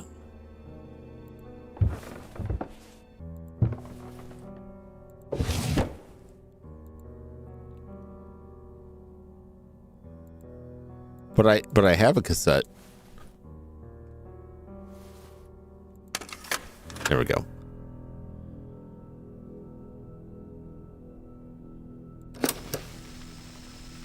Earlier this morning, I used foul language in reprimanding a clumsy nurse who forgot to lock the door to the female wing. Truly offensive, dirty words. I don't recall ever doing that before. I've clearly been under a lot of stress lately. My worst fear is becoming another Alice, so I need to remain level-headed and focused. It's this place. There's a general feeling of unease in the Institute. Oh. And those unsettling rumors don't help. What rumors? But the main reason for my jumpy state has to be the baffling regression in Group E. Uh-oh. It's disconcerting and worrying. I'm giving Alice too many reasons to use shock treatment on these patients and take all of us decades back in time. Alice Hawthorne, the backwards time traveler. That fucking bastard. Huh. There you go. I did it again. Oops, I did it again. Of all the cases, Rebecca is obviously the most puzzling one. She's having nightmares about her attackers again. After a month of not uttering a word about the incident. And she's also becoming increasingly violent. Uh-oh. I fear she will seriously harm herself. Yesterday, Alice found her viciously scratching her stomach. So much she left flesh wounds. Oh, that must be the picture. She should be giving birth sometime in July. That's 3 weeks from now. Certainly this fact could be the explanation for her regression. If it wasn't for the rest of them. Troubling times.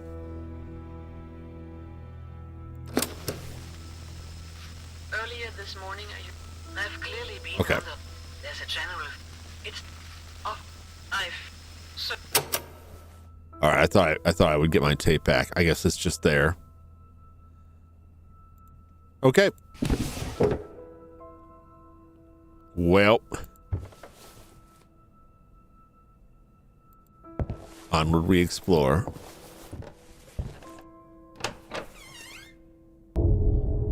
"9 p.m. Uh-oh. I gotta get out of here. Hello, Ettercast. Welcome in. Julia, it's Bruno. Our adorable high-risk patient has escaped again. Uh-oh. No idea how he does that. Please call someone. I need assistance immediately. I'm outside the cafeteria.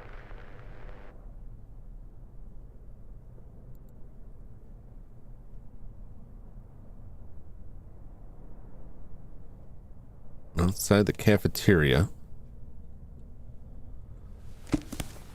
Do I have a map?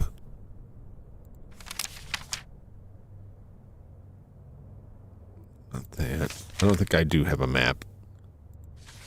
A map would be helpful. Or even kept that audio tape in there.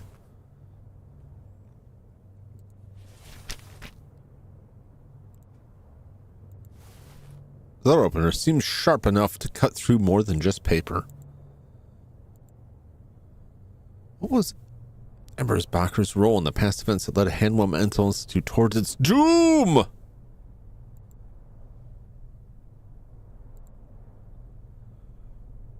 It's Group E that Ebersbacher mentioned in a recording. I felt it wasn't the first time I'd heard about this. I had been part of that group. This development was clearly worthwhile to investigate. Somebody was asking for help. The security guard? But where?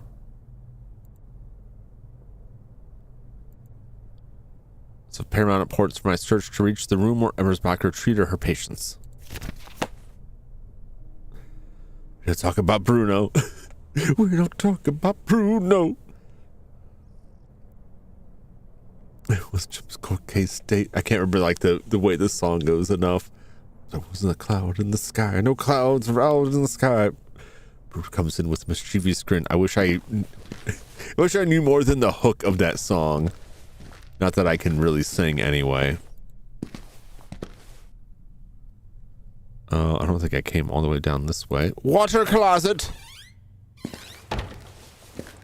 Out of service for repairs. Another example of the sad state of disrepair in this place. Indeed.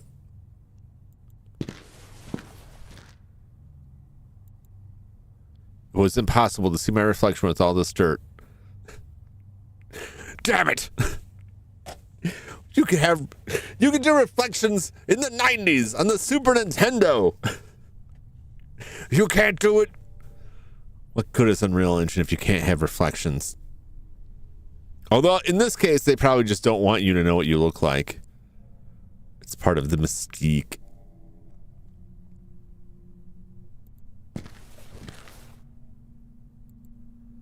The men's room, evidently.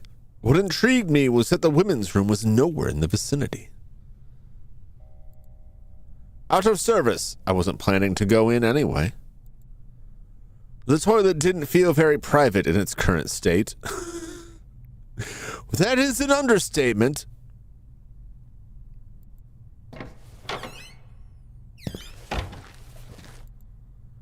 A thick veil of grime covered the window, and it was a shame. I could have used a glimpse of the outside world. The outside world doesn't exist anymore. It's the visitation room. Okay. No, I did go in here. That's where I got that. Okay.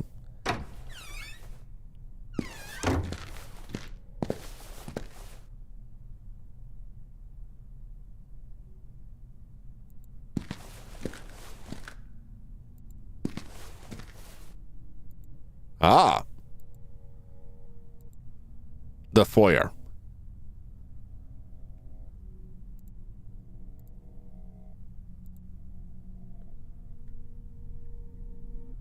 Second floor. Archives meeting room. Waiting room. Janitor. Bath. Visiting room. Corridor.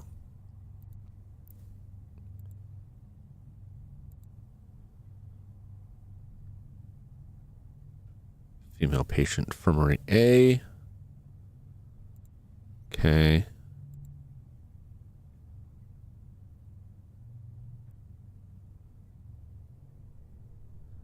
Male patient infirmary. Courtyard. Cafeteria. Where they said they were going. The large cafeteria. The courtyard. Sprawling yard of the institute. A library. I've always enjoyed reading a good book. That's why you got locked up. For reading. There was the game room. I hope they got the Nintendo. Therapy room. Therapy room's back there, so we're head back there anyway. A laundry, and rather large. The kitchen. But I hoped they weren't planning on cooking any food here. Hopefully not. There's the gallery. Okay. All right.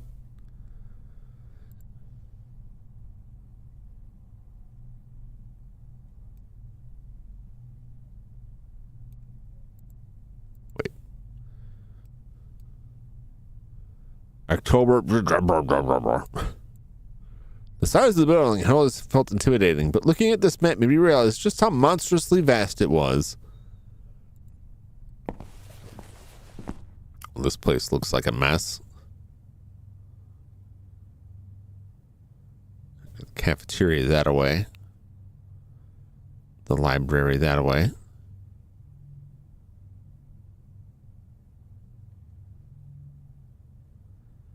I don't know, which way should we go?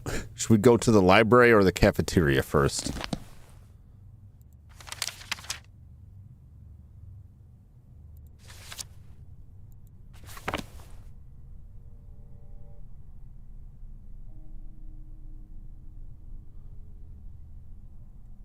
She's not there right now.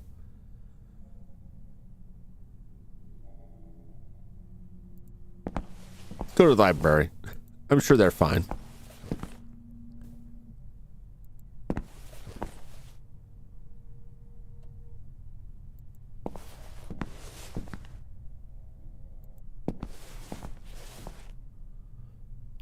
Perhaps not. Oh, I think that's the library there. Well, I don't think we're getting in there.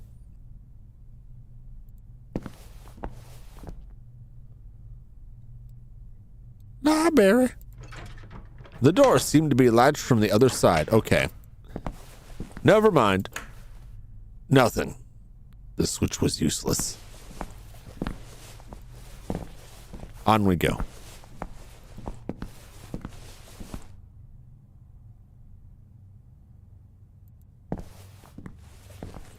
Hold on. Whoa! Who the hell are you? I'm just looking around. You what? Does this look like a shopping mall to you? Yes. I spoke with Julia and she gave me permission. You don't need to worry about me. This place. It's unbelievable. Huh. Am I the only one taking my job seriously? Well, Look, it I don't doesn't know. matter. I have enough on my plate with this patient on the loose. Just be on your way. Patient on the loose? Yeah, I managed to lock him inside the cafeteria. See for yourself.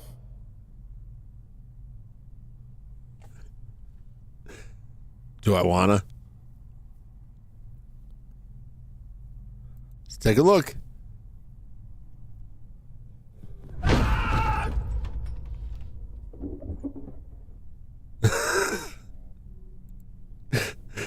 Ah!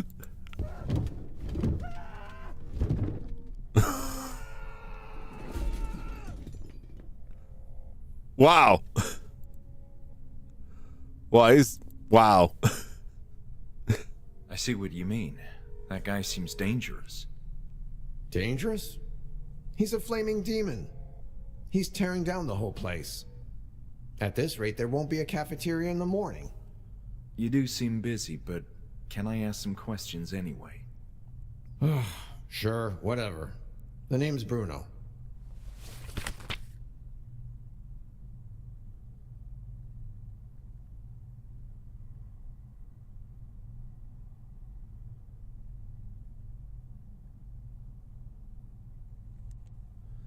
Bruno.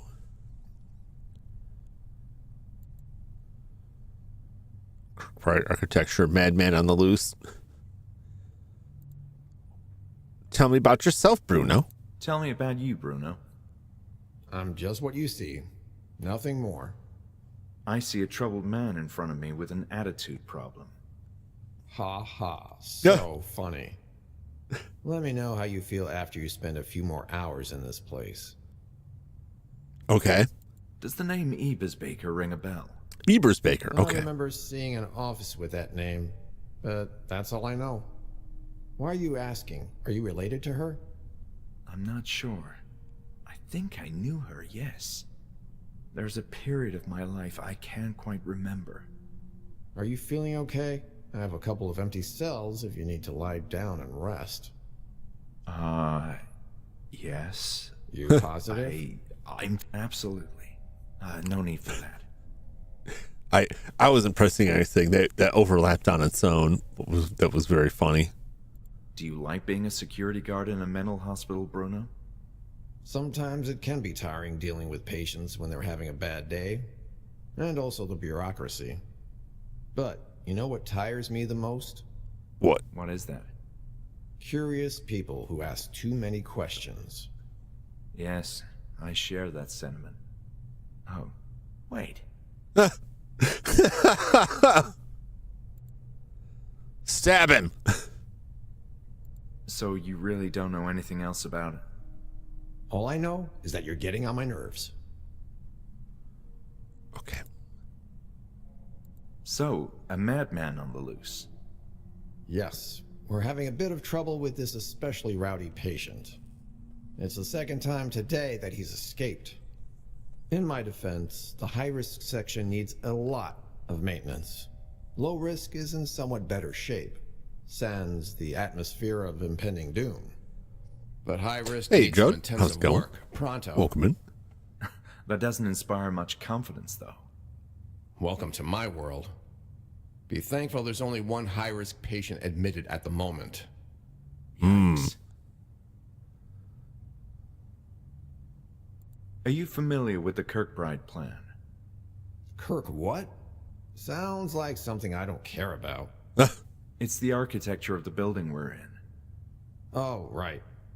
I remember hearing that term during meetings to coordinate the reopening. An old and impractical type of construction. But there were plans to change that, right? Yeah, I think so. I don't know the whole story. But for sure the idea is to continue that work, beginning tomorrow. I see. I understand patients are being relocated. That's the plan, yes. Relocated from where? Man, I don't know. Places. Other institutes. Places. That are too You crowded. know, somewhere. The world is a madhouse these days. What do you expect? Do you at least know if they are old or new patients? I don't, and that's not information I could openly share anyway. Tonight, there are very few patients admitted. Tomorrow, they're bringing more. I see.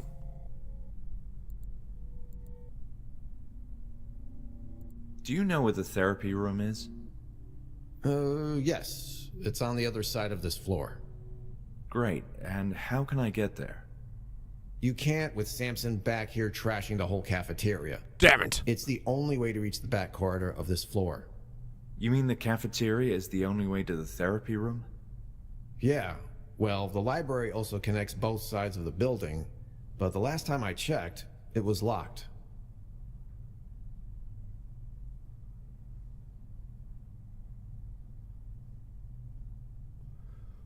YouTube just caught another corner of my eye. It's buffering. Look at the connection. It says it's fine. I don't know. You may experience buffering. All right, I'll be going. Hey, wait. You seem like a decent sport. Uh-huh. Or at least a harmless one. Okay. I have a favor to ask of you. What's that? Sure. Can you go fetch my baton? I left it in my office when I went running to pursue our friend the Tasmanian Devil here. What? Okay, I guess. Where is that? You need to go all the way through the infirmary, then down the stairway.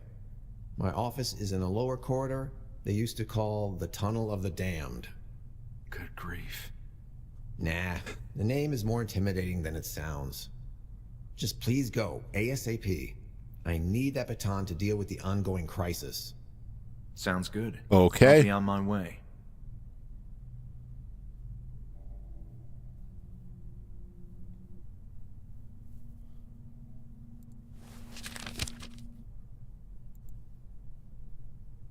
Police guard asked me to fetch his baton to deal with a crazed patient, an annoying task, but the therapy room was beyond the cafeteria anyway, and I had to get there.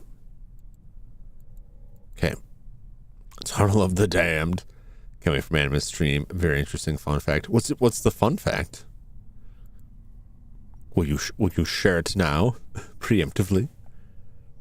I think it was so-called Tunnel of the Damned. One of the most horrifying places. Hopefully I'd find answers I was seeking there.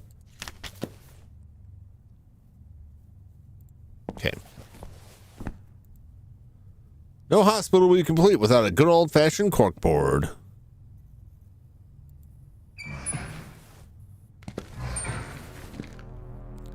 Even when it was clean and orderly so many years ago, the infirmary had never been a cozy place. The malfunctioning fluorescent lights hurt my eyes as I made my way.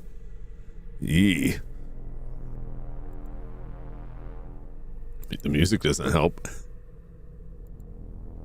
The photo depicted a group of patients talking amongst themselves. A therapy session? That must be Rebecca, the pregnant one, is my guess. Got a big belly. We could be somewhere in this. Oh, here, can you start over? No dice. They were familiar faces. What's up, Brian? Oh! Oh my! It was weird that a patient's drawing was pinned to the corkboard, but I wagered the nurses had done it. You don't need to be an artist to show your emotions, but the more I looked at this, the creepier it got. Well. Somebody is stabbing this person, and that looks like the baby. That's troubling. Taking a break from the Hell That Is Silk song. Why do you keep going back? Why must you punish yourself?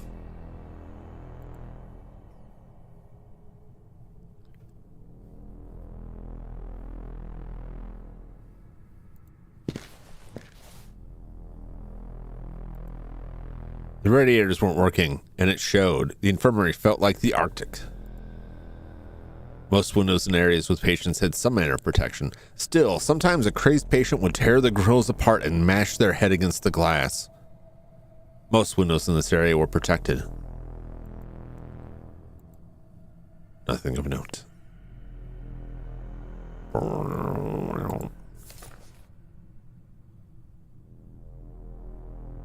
Where are all the vinyl records?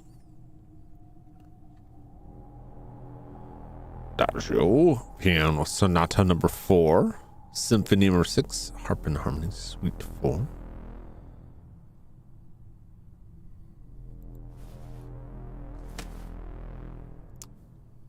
At some point, am I going to have to match albums up to covers here? Could have put the best mattresses you could find on those iron beds and they still wouldn't be comfortable. There was nothing remarkable about that. It looked like some kind of organ. I had no idea which one. The jar and its contents gave me goosebumps. Is it just hanging out here? Oh yeah, we're fixing to clean this place up. Anyway, we just left the organ jar laying out there. Something's definitely rotten about their description here. How I wish the radiators were turned on, but I lost hope by then. That John Larroquette narrated the Texas Chainsaw Massacre. Was that John Larroquette?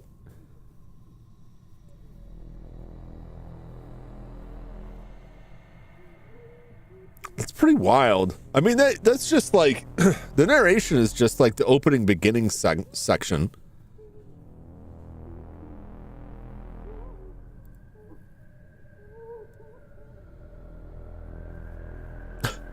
Do I hear a voice?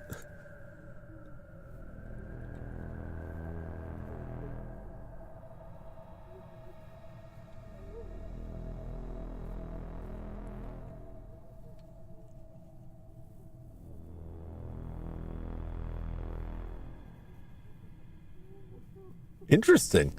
I didn't realize that was him. I'll have to listen to that later. Thank you for that. Thank you for that fact.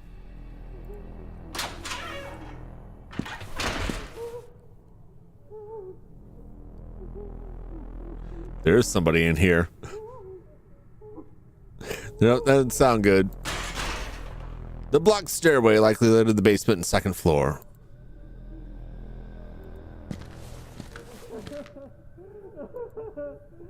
Apparently, some patients had already been transferred, even before the reopening. Does he look like he's bleeding? The sight of these deeply disturbed people is disheartening. Man, this ain't right.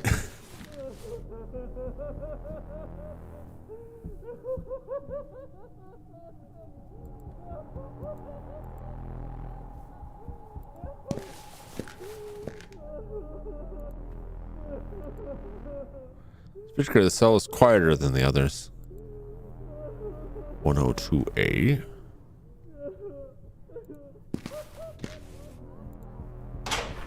Onward. Tried opening the cell to no avail.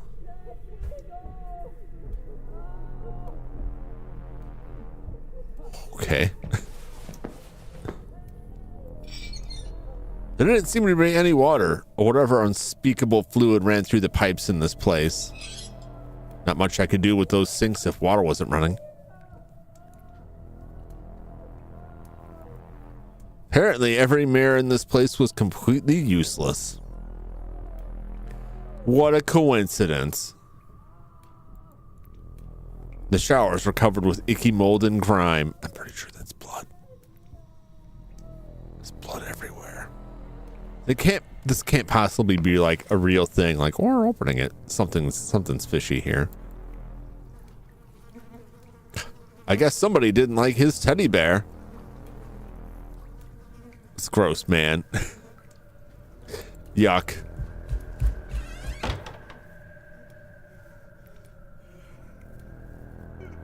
Oh, Jesus. Oh, God.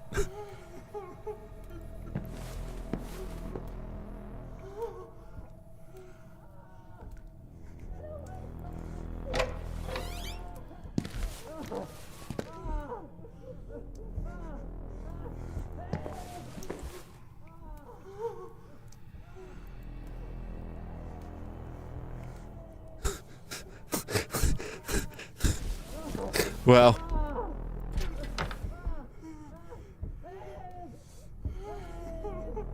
I don't think you should be loose, but let's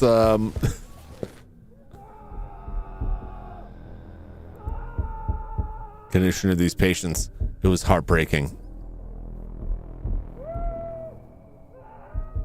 I don't really feel good about that one that's just kind of hanging out in there. The cell wouldn't open.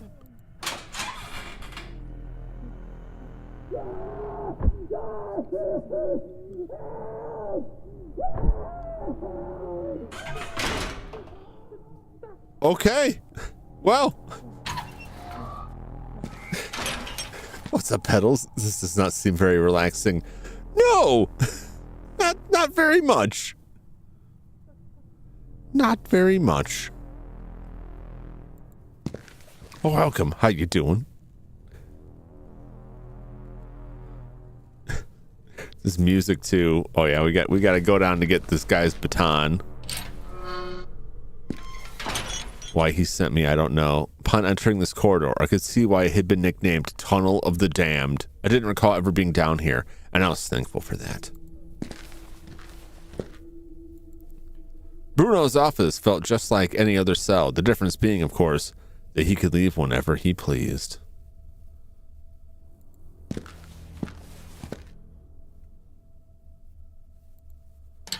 Let me in. That man snickers away. He's hangry. I assumed a set of keys would be useful and grabbed them on an impulse. They're mine now. I run this place now. I wondered what the story was behind that quaint music box. There's a fancy music box inside the cabinet. Uh-oh, music got more intense. Reading time. October 14th, noon. Music again. That blasted tune echoing in the corridor gets on my nerves. As if all the bizarre noises in this horrible place weren't enough, but it's the only way to keep him calm. I'll take the creepy children's nursery music over his maniacal pounding any day. Good thing I brought my own food. They said provisions would be available for us during this phase, but I swear they're trying to poison us. I picked one of the abominations in those jars from the museum over that canned stuff they sent us. Or maybe not. I'm bored. I don't know who's supervising this construction work, but there's no way the place will be in safe condition to bring in more patients anytime soon. Certainly not tonight. If you ask me, and no one will, I'm a nobody. This whole thing is way too rushed. You don't need to bring in a dangerous psychopath to test security of the facilities. Just being here for 5 minutes will tell you all you need to know. I'm beginning to regret signing up for this. The way it hidden under the bed. I don't want to. Really, the guy just shouldn't be loose out there. But as long as he leaves me alone, I guess we're fine. But the fact that he's out there means he could be anywhere. He could run up on us at any time. There's a foul stench coming from that massive metal door at the end of the corridor. I think it leads to the storage room in the basement. I can only imagine the source of that smell. Can't seem to open the door, though. It won't budge. I think it's mechanical, and that electrical sound behind it doesn't inspire confidence either. Evening, somewhat. That's it. I'm taking that cursed music box away. Can't stand it anymore. I don't care how much he enjoys music. Eventually, he'll bang his own brains into oblivion. Gonna be organized for whatever it's worth, and note accurate times for my next entries. 6 p.m. The lighting in this godforsaken place is failing and giving me a headache with all that constant flickering. It's worse than the horrible smell at the end of the corridor, but at least the smell doesn't hurt. Hope the construction workers arrive on time. 7 p.m. Stupid me. Couldn't help myself and tried opening that door. Zap! Electric shock. Way to go, genius! I should trust my instinct next time. With all this stinking humidity down here, I can only assume the moisture has caused a wiring malfunction. One thing's for sure, I'm not getting anywhere beyond this corridor. 8 p.m. 2 keys seem to be missing. One is for the locked office of a certain Hawthorne. Son of a bitch, that's the one I wanted. The other is for the office of the previous director of the institute, Hanwell himself. That Dr. Miller guy asked me about those keys again. Sure, Your Highness, Dr. Miller. Let me spend the whole night searching for those keys for you. I'm not your damned assistant. Although, that patient roaming the building, Leo, is it? There's something odd about him. I don't trust that guy. Should have a word with him when I get the chance. A variety of pulp paperbacks and some old newspapers. I took Bruno's baton with me as he requested. I managed to make out old schedules and administrative stuff that wasn't worth my attention. How old? There were some random notes hanging on the corkboard. Old, forgotten memories, and not readable anyway. No doubt the noise of the alarm would disturb the dangerous patients even more.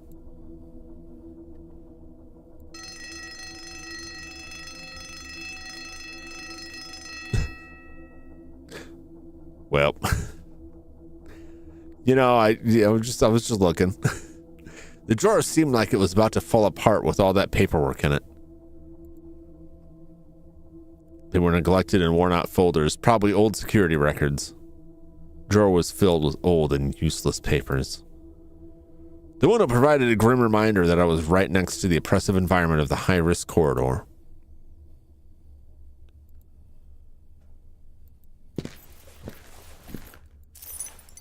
On second thought, Bruno would surely notice I was carrying the keys, and I decided to put them back in place. Nah. Now I'm gonna take those keys. I'll take them. I wouldn't open, but there was probably nothing of much interest inside. I would be the judge of that. You don't tell me what's interesting. Well, actually, they do. On further thought, it was a relief that at least something in this place actually worked properly, and the cells were locked. Let's check out the funky smell. A metallic sound resonated throughout the menacing tunnel of the damned, yet the door wouldn't open.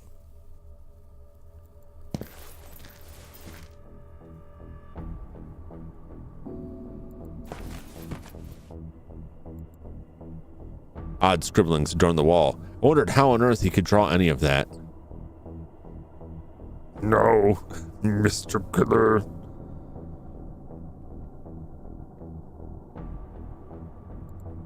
Well, there's a little ukulele.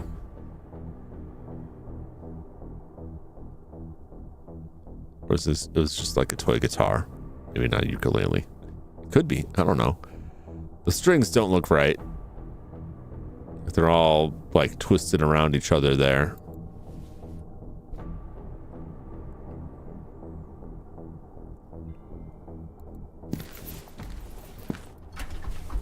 Cells seem to be abandoned.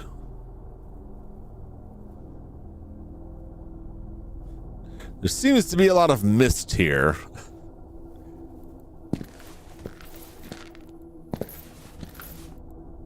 Let's just get going. Let's just move on. What's this? There is old equipment scattered around, damaged and without any apparent use. I felt as if this part of the institute was completely abandoned. Man, this whole place feels completely abandoned.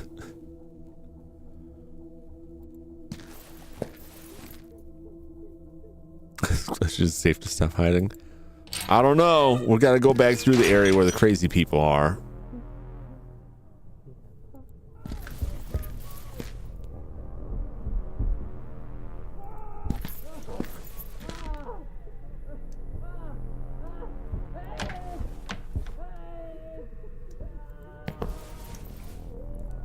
I mean, that person's not in here anymore.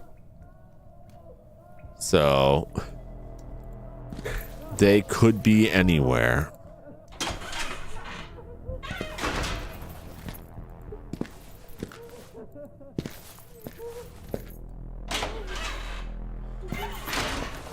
All right, I think we're okay. Oh, records.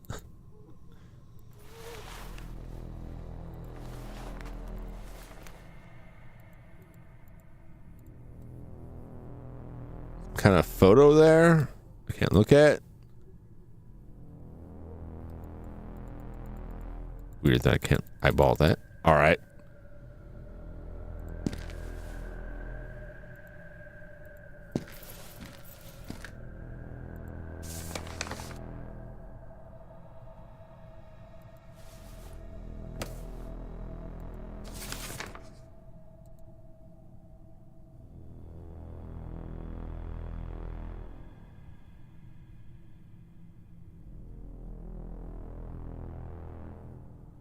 Interesting. There's just like the paper around there. I think I would grab it to put the records in. We'd go back to the record player and try and play some records. Well, you brought my baton. Someone who's actually helpful in this godforsaken chunk of concrete. I'm helpful. Don't mention it. It was easy to find with your directions.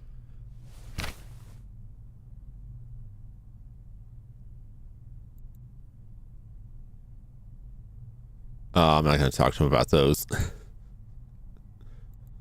topics. Madmen on the loose. No, you're Jum. Of course. How crazy of me to forget that. So, what are you gonna do about that madman? You have the baton now. I'm not going in there yet. I'll wait until he's calmed down a bit. How can you calm down someone like him? He will calm down. Eventually, I guess. Okay. Does the term Group E ring a bell, Bruno? Nah. Is that a therapy group? I believe so, yes. I'm trying to find more information about it. The archive documents in this place are a complete mess, so good luck with that. But why is that? Yeah. Why is everything here in such a state of disarray? I don't know much about it, except that it was well before my time here. That's past history now. I see. Past history. You mentioned something about past history with the Institute. Ugh, ugly business. I don't like gossip, especially when my job is involved. But This is all I know. tell me. It was mostly a conflict between the staff and directors. Conflict? Over what? Disagreements about the handling of patients. Okay. Apparently there were oversights. Quite a few of them. I don't know much more other than what the newspapers said. You know, the rumors. What rumors? What are these rumors about past history? Hey, you're going to make some people here uncomfortable if you keep asking these questions. You know, the rumors that led to the shutdown back then. But I suggest you drop this line of questioning. I don't know. Now, hold on. You're not a reporter, right? Me? No, absolutely not. Good. Tell me more. About this sudden shutdown. Okay, listen. People here, that is, the new management, don't like hearing about that. But you said it was old history. Yeah, look. It's about the reputation of the place. Okay. Hanwell used to be a very well-respected institution. But then, something happened. It was serious. But what? The police got involved, Uh-huh. newspapers, everything. The whole shebang. And now, they're investing a lot of money to get this place up and running again. And they don't want those old stories surfacing again. Okay. I see. I wonder if it involved the drawing back there. Curious, do at this point, like horror movies, do like some Jason and Freddy? It's all gore, no story. Some of them can be scary, but I want to say like it's like the first Nightmare on Elm Street maybe, and the first Friday the 13th maybe. But after that, they're just like, they're campy slasher flicks. Especially Nightmare on Elm Street. They just get goofier as they go on.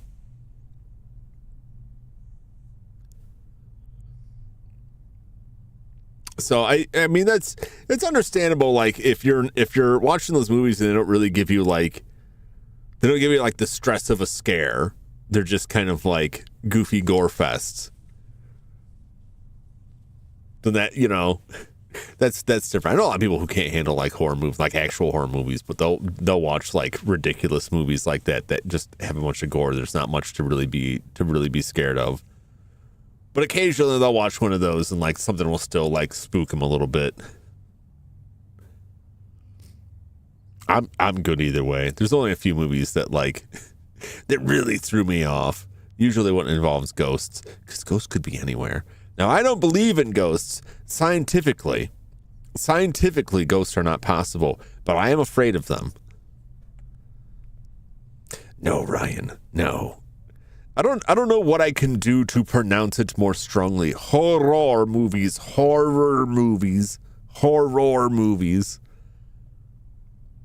Scary movies. I should just say scary movies. Since every time I try to talk about horror movies, I get that. It's not just you either. I get that all the time. But if I try to like enunciate it more, I just feel like I'm overpronouncing it. Why the shutdown? Can you at least tell me if you heard what happened? Give me these movies. The overall details. Patients got hurt. Badly. Uh-huh. Right. Nasty stuff. Spoopy movies. And that's it. I'm not saying anything else on this topic. Okay. Okay. Appreciate the information, Bruno. All right, let's get out of here. I'm done for now. Bye. When I say ghosts are scientifically impossible. Because they are. Hey! Oh no. Whoa, where do you think you're going with that key ring? Sorry, I thought I had to bring you that too. No, you shouldn't touch those keys. Please give them back. Yes, of course. Damn it. I almost got away.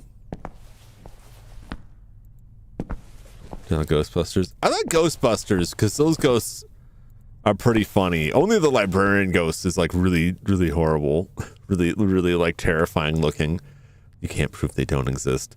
I look at like the majority. This even goes back to like the older episodes of like what was the show? It was Ghost Hunters?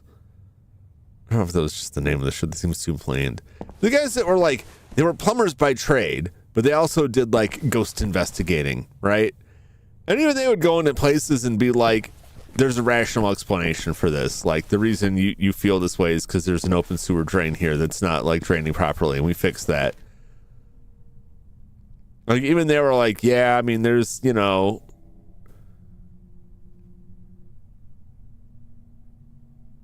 there's rational explanations for these things. The Mario Brothers, Ghost Hunters. It was just Ghost Hunters. But every time I think about it, it's like, it can't be Ghost Hunters. That's too vague. But yeah, no, it's just Ghost Hunters. But I appreciate that because they weren't afraid to talk about like, yeah, there's a rational explanation for this stuff. It's the same with a lot of photos, like clear Photoshop stuff. There's all stuff that gets presented as evidence. It's the same thing as like the psychic powers, like telekinesis, right? Now allow like, well, perhaps there's some elements of things that science hasn't discovered yet. Okay, but like for what we understand currently, like the idea of those things existing just does not resonate with me scientifically. At least not as it is primarily presented. Like somebody dies and then like their spirit refuses to pass on to the other world. And then it sticks around and beats you up. Implies like the existence of a whole lot of things that are out there. And saying like science can't prove they don't exist. It's like you can't prove that there's not a giant dragon inside of Pluto. You can't prove that there's not like, there's a lot of things you can't prove that you can still like rationally that wouldn't be possible.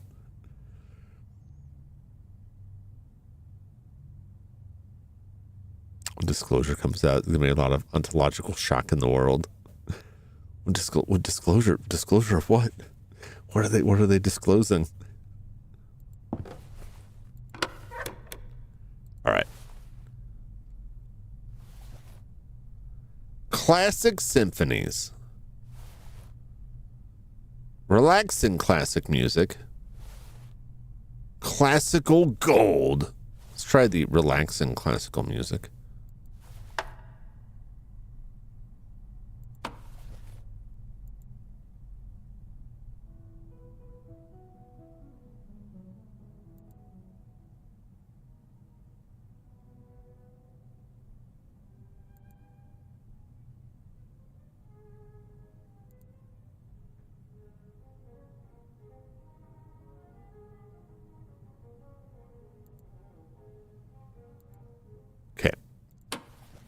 I need to figure this out. Disclosure happens. What is this disclosure? I don't know what you're talking about.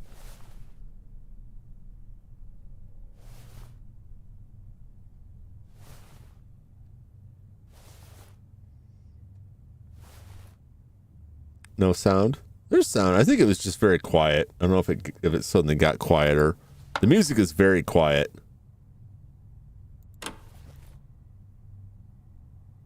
And that's my mic's up there. Like I can barely hear it.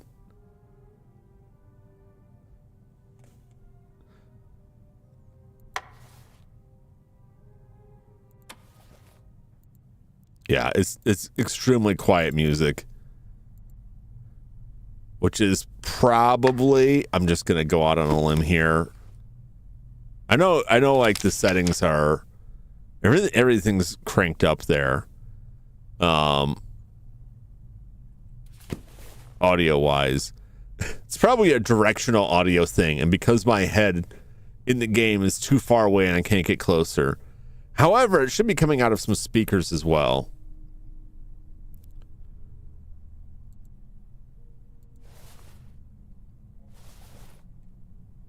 Let's see if I can on one hand, I think that they're maybe playing this music to soothe that patient.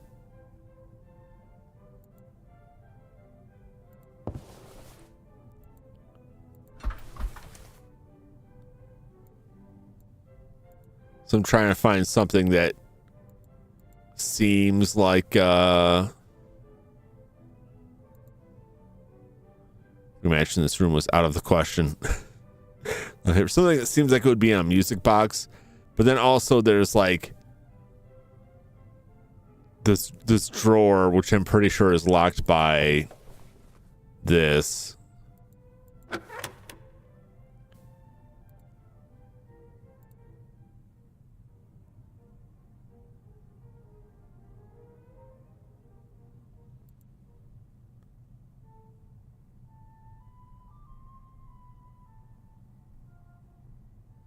Just waiting to see if anything like clicks in the drawer.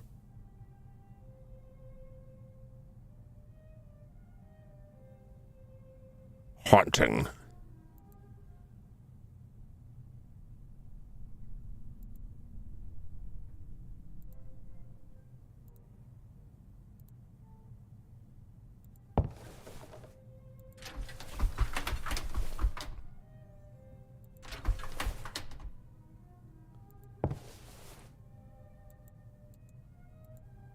I don't think there was any. I didn't find anything in here that indicated like what it could be.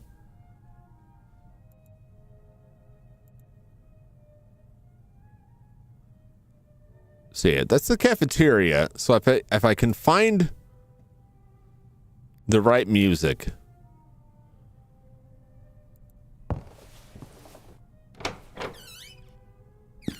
Maybe it doesn't have anything to do with the drawer.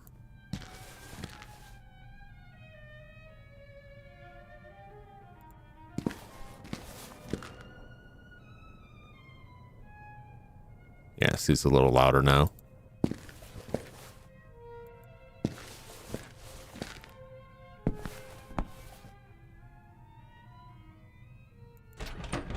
Frustratingly, this door wouldn't open. Shame. I could have used some fresh air. Let's go talk to Bruno. Bruno may know what music.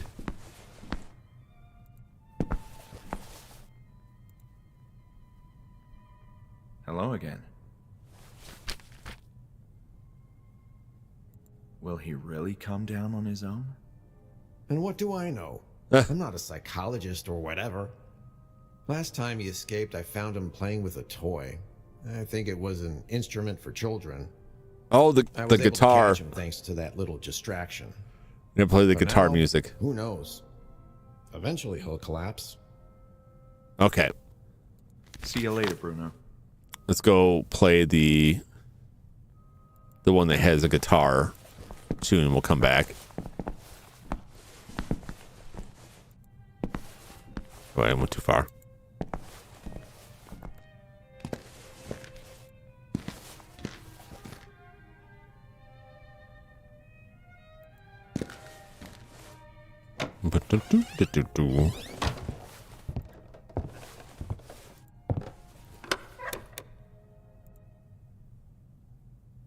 Okay, was it this one that had it? I think it was one of the other ones. Violin. No, it's not this one. Okay. Let's get that. Classical gold. Knife it.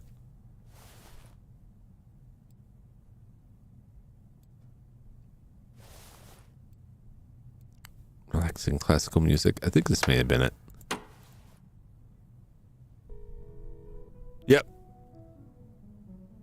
Relaxing guitar music. All right, so that ought to get the madman calmed down so we can get to the therapy room and do all that. This drawer may be unrelated, but one never knows.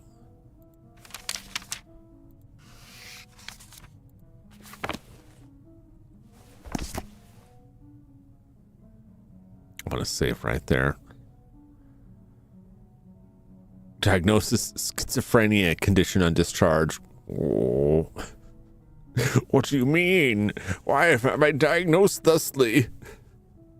All right, I'm going to take a quick breather, and I will be back in just a moment. We will continue with Asylum. We're moving along at a pretty good pace, all things considered, for me anyway. So I think this will calm that escaped guy down, allowing him to return to the cell, and then giving us passage into the cafeteria, which we can check out, and then that will get us to the therapy room, where we may find more clues as to what's going on. I don't know this, but it seems the same as like Scratches, where Scratches had specific events that would cause time to advance forward until eventually you reached a point where he would go to sleep. And in this, I don't know if I'm going to go to sleep or if I'm going to go leave and then drive back the next day, or if I'm just going to end up like sleeping here and then wake up in the night. But that's kind of what I expect, because that's how Scratches was. not saying they have to do it the same, but that I have noticed that like certain things I've done have advanced the clock forward. So we'll see what's going on with that. If I am correct about this guitar thing when I return in just a few moments. Stay tuned.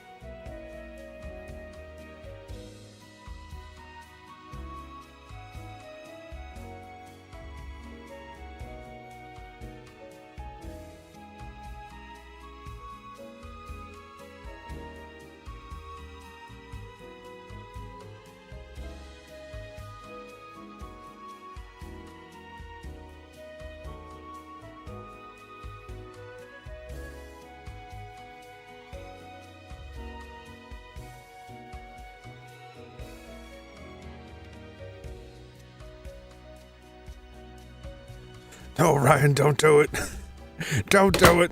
Don't return to the pain. But thanks for dropping by. I don't know if he's probably not even here anymore. I feel like everybody I talk to that's played Silk Song is like, man, this is painful. Anyway, I gotta go back. Well, if it's what you enjoy. All right, return with a radioactively hot slice of pizza to soothe my rumbling tum-tum.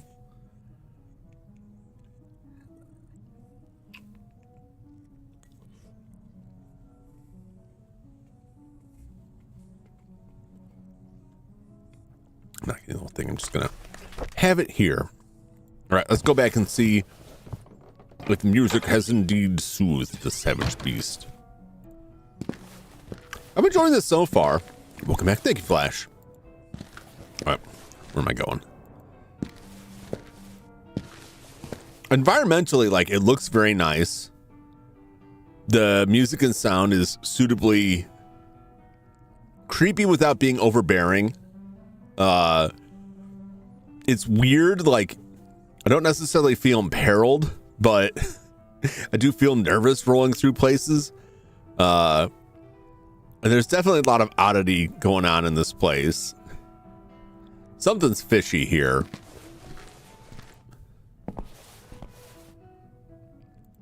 I like that you can ask them a lot of questions, and I like that it logs all of their responses for you. It worked.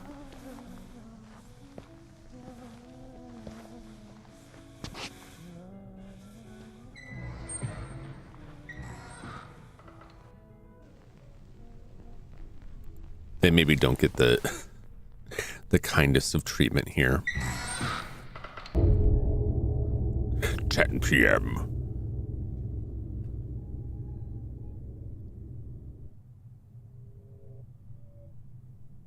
I remember how busy this place was back in the day. Patients gobbling their stew or rubbing it on their faces. I can almost hear the sound of dishes clanking. I figured there was nothing of interest beneath that blanket, and I didn't want to touch it anyway. I do. There's the alarm. Despite its age, it was functional, as I had confirmed myself. Just walking around with these records. Where am I keeping these records? It ain't just the fish. Nope.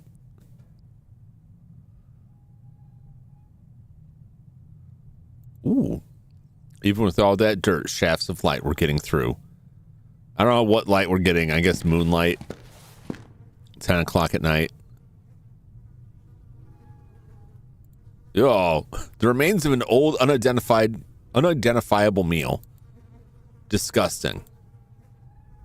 Wonder if it was ever edible.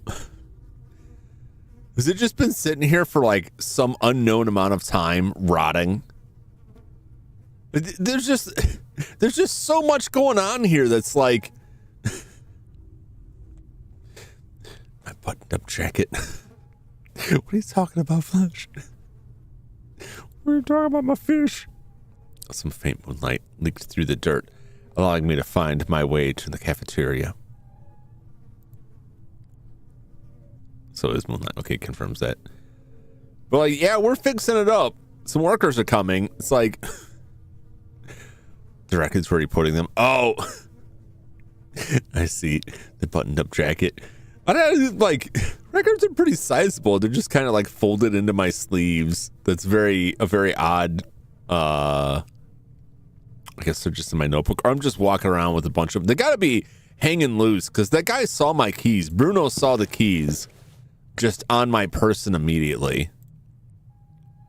Papers, please. Adhering to Kirkbridge principle. For most of its existence, the Hanwell Mental Institute adhered to the Kirkbride plan, with 2 long wings extending to the west and east for male and female patients, respectively. The Kirkbride plan was a building-as-cure model for mental hospitals, focusing on healing mental illness through layout design and a strategic staffing hierarchy. Similar institutes built using this plan exhibited varied architectural styles, but the majority adopted the familiar batwing arrangement. This consisted of sections of rooms branching off from a central structure, allowing each area in the building to benefit from exposure to natural light and proper air circulation. Before the Kirkbride plan, the mentally ill were kept in regular houses or prisons without appropriate facilities, or were concealed in public buildings. Like in the walls? They just brick them up? Thomas Story Kirkbride, the psychiatrist who designed the Kirkbride plan, believed the layout of mental hospital buildings was of prime relevance to patient treatment. Various patient distribution criteria were applied within each establishment, such as the separation of high-risk patients from lower-risk ones. Kirkbride emphasized to psychiatric professionals the importance of keeping patients busy with tasks, since it benefited their mental health and also helped with the maintenance of the grand buildings. I see. So, yeah. Make a big building, put a bunch of patients in it, and then the patients can do all the dirty work. The door seems stuck, but almost gave way. Get in there.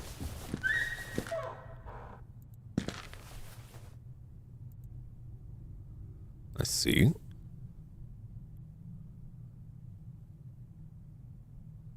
So we're just in this random spot here. I'm going to go through the kitchen, laundry, to therapy room. Okay.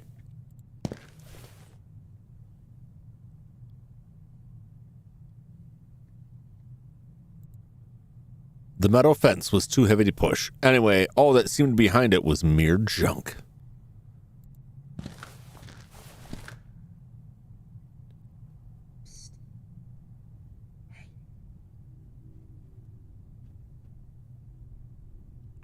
Did you hear that?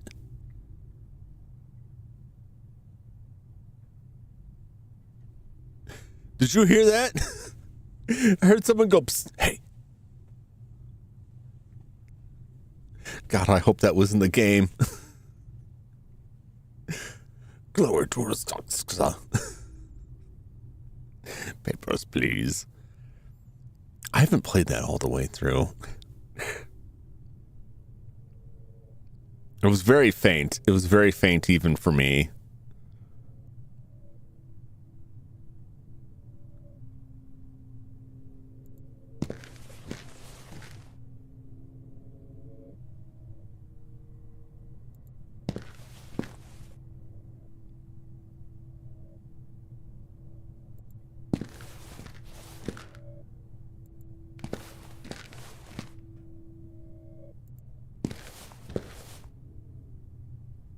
I heard it when I went back. Oh, thank God. Thank God. If I ever hear sound like that, I can't confirm it's in the game. I'm like, oh, I lose my mind. Hope it was in the game. Oh.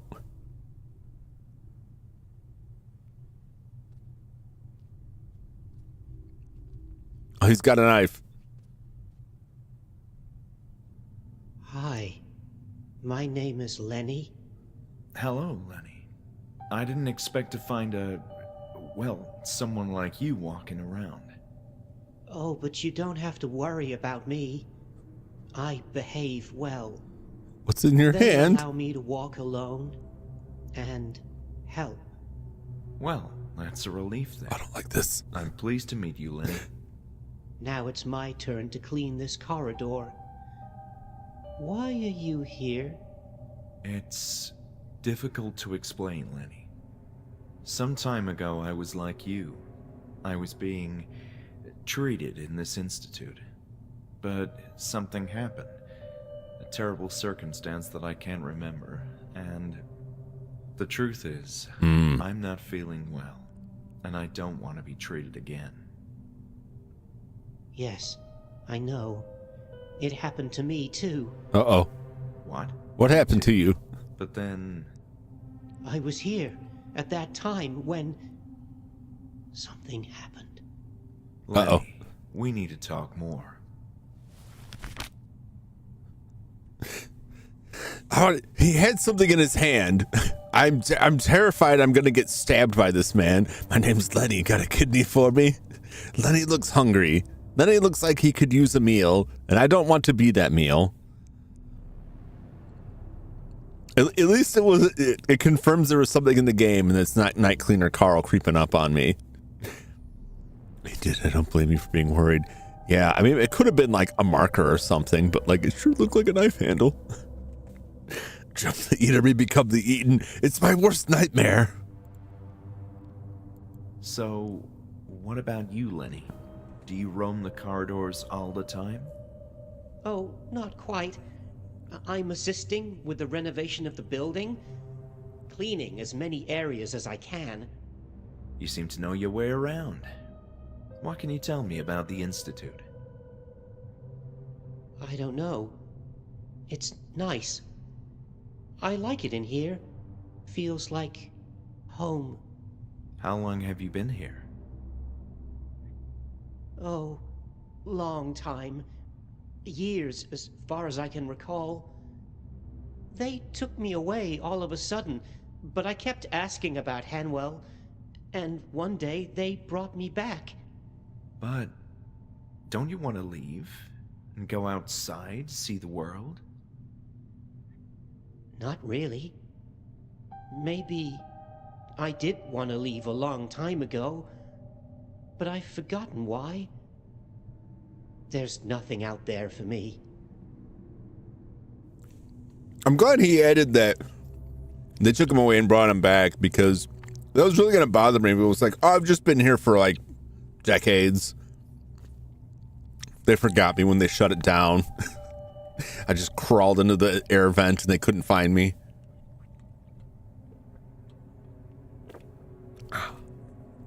Which is how I would like to spend the final years of my life, hiding within the walls of a mall, coming out at night, eating the pretzels.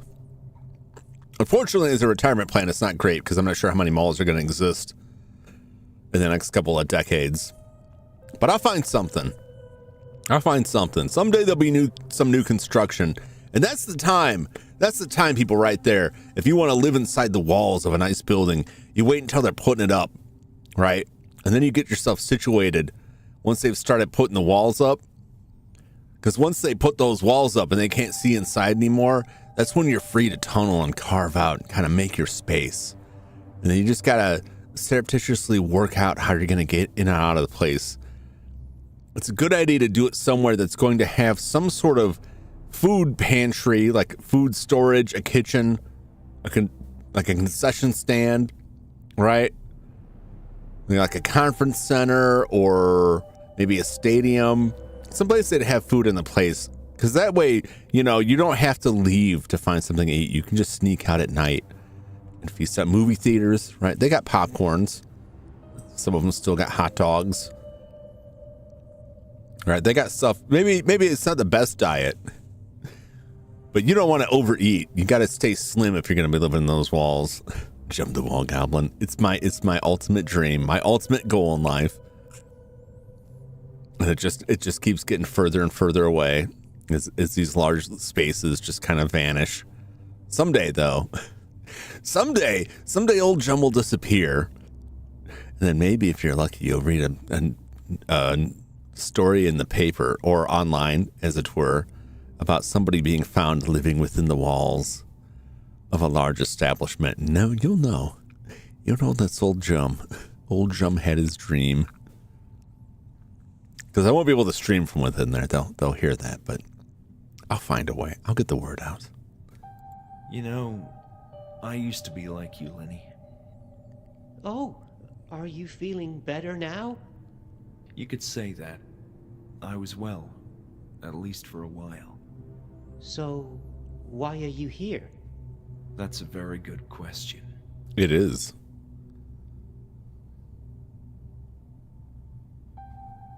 Okay. Just keep asking about the rest of the people. We'll just go backwards up the list. I'll go down from the top here. What are your thoughts on Julia? Who's Julia? The girl in the foyer, the receptionist. Oh, yes. I saw her a few times, but we don't speak much. I'm too busy cleaning. I see. Have you met Dr. Miller? Yes, briefly. I don't like him. Huh. Why is that, Lenny? He's hiding something. Be careful with him. Oh, you don't have to tell me. About Dr. Ebers-Baker. Ebers? Ann Ebers-Baker. Oh, Dr. Ann, yes. I remember when we gathered the chairs around her. It was nice speaking with her. What were the therapy sessions about? Well, let me see. We talked about our problems. Uh-huh. How to keep a healthy mind. Right.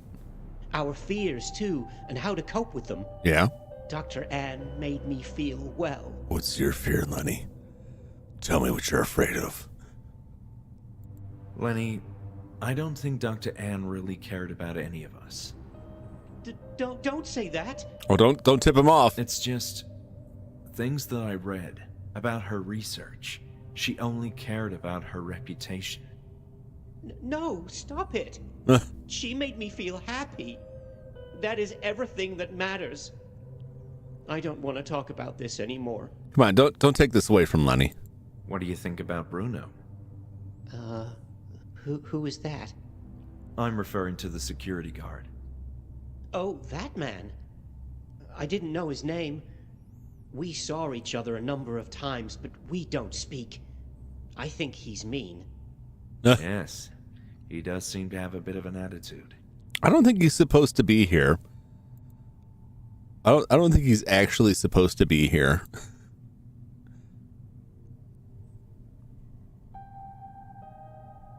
I'm looking for details about a particular therapy group.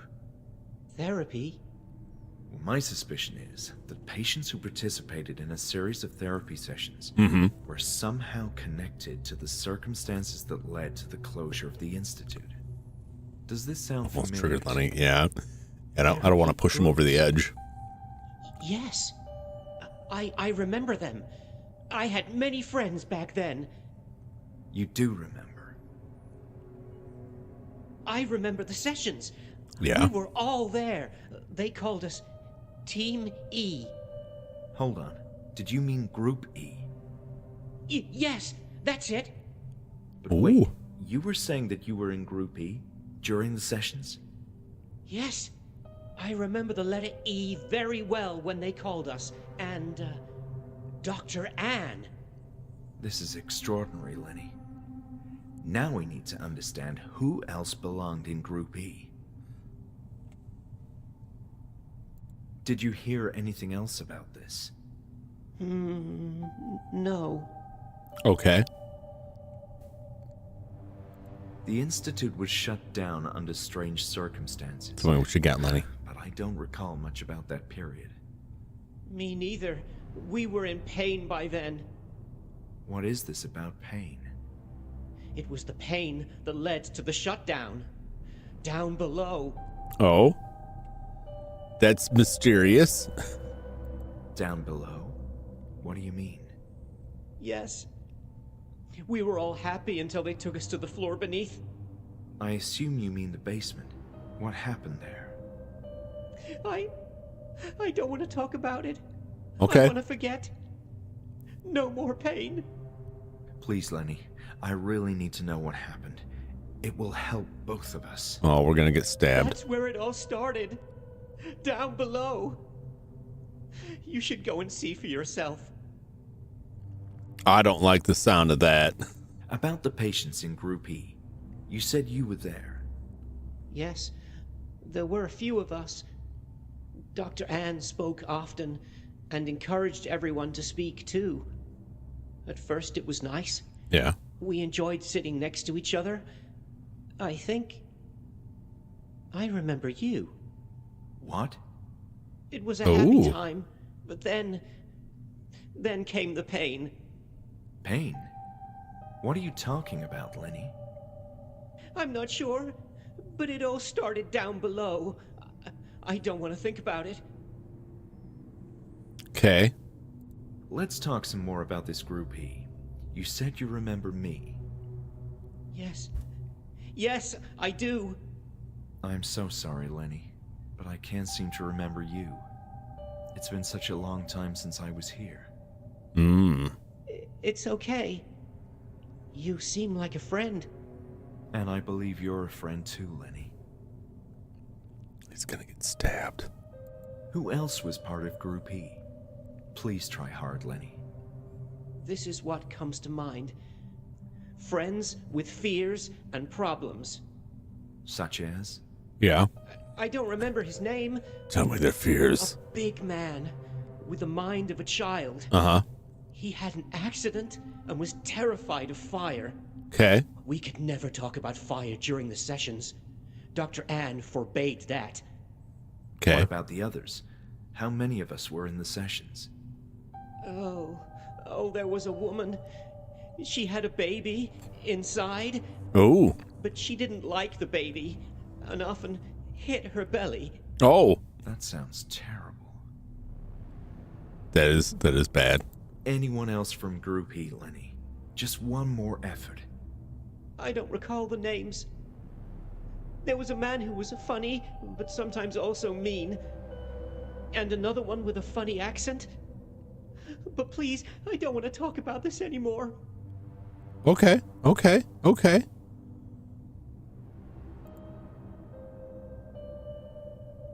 Lenny, I need to learn more. What's in the basement? I don't like to remember that place. But something happened down there. Uh-oh. What am I supposed to do?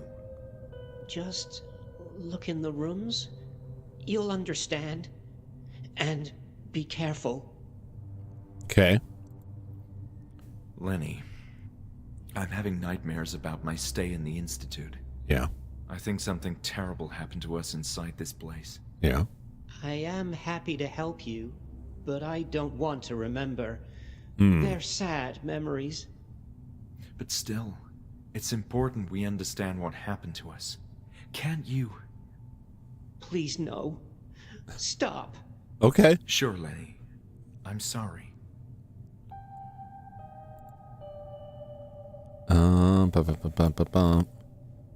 The building is surprisingly deserted, isn't it? It is.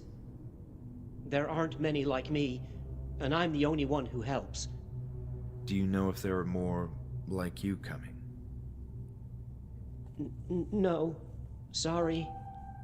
Okay.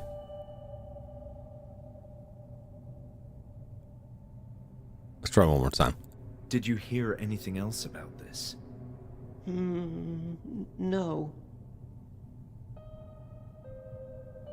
Nothing else comes to mind? Okay, I think we're I done. don't want to think about that anymore. Okay. Well, Lenny, it was nice talking to you. I'll be on my way. Wait. You said you wanted to know what happened? That's right. I came here looking Yeah. for answers. Oh, I don't like these memories, but it all started down below. Okay. Down below? Yes. I've been trying to forget, but if you want answers, you should go there. Okay. Maybe it was a broom that he had, but sure looked like a knife to me. The door was firmly shut in place. Well, I can't get past him, so I don't think I'm going to make it to the therapy room.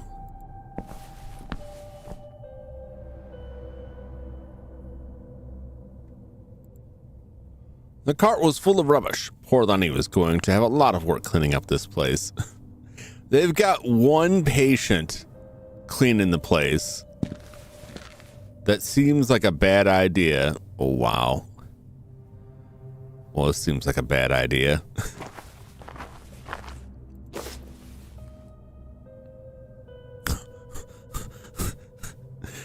I see. Well.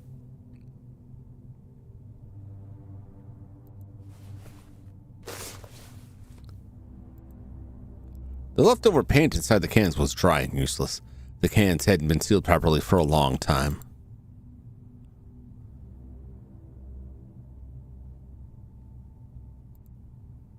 A pile of broken wheelchairs and random rubbish decorated the bottom of the staircase. We have to go inside.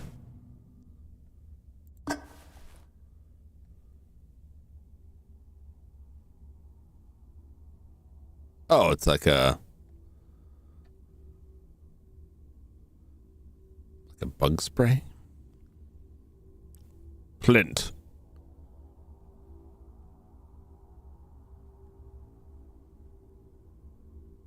Flint. But for what?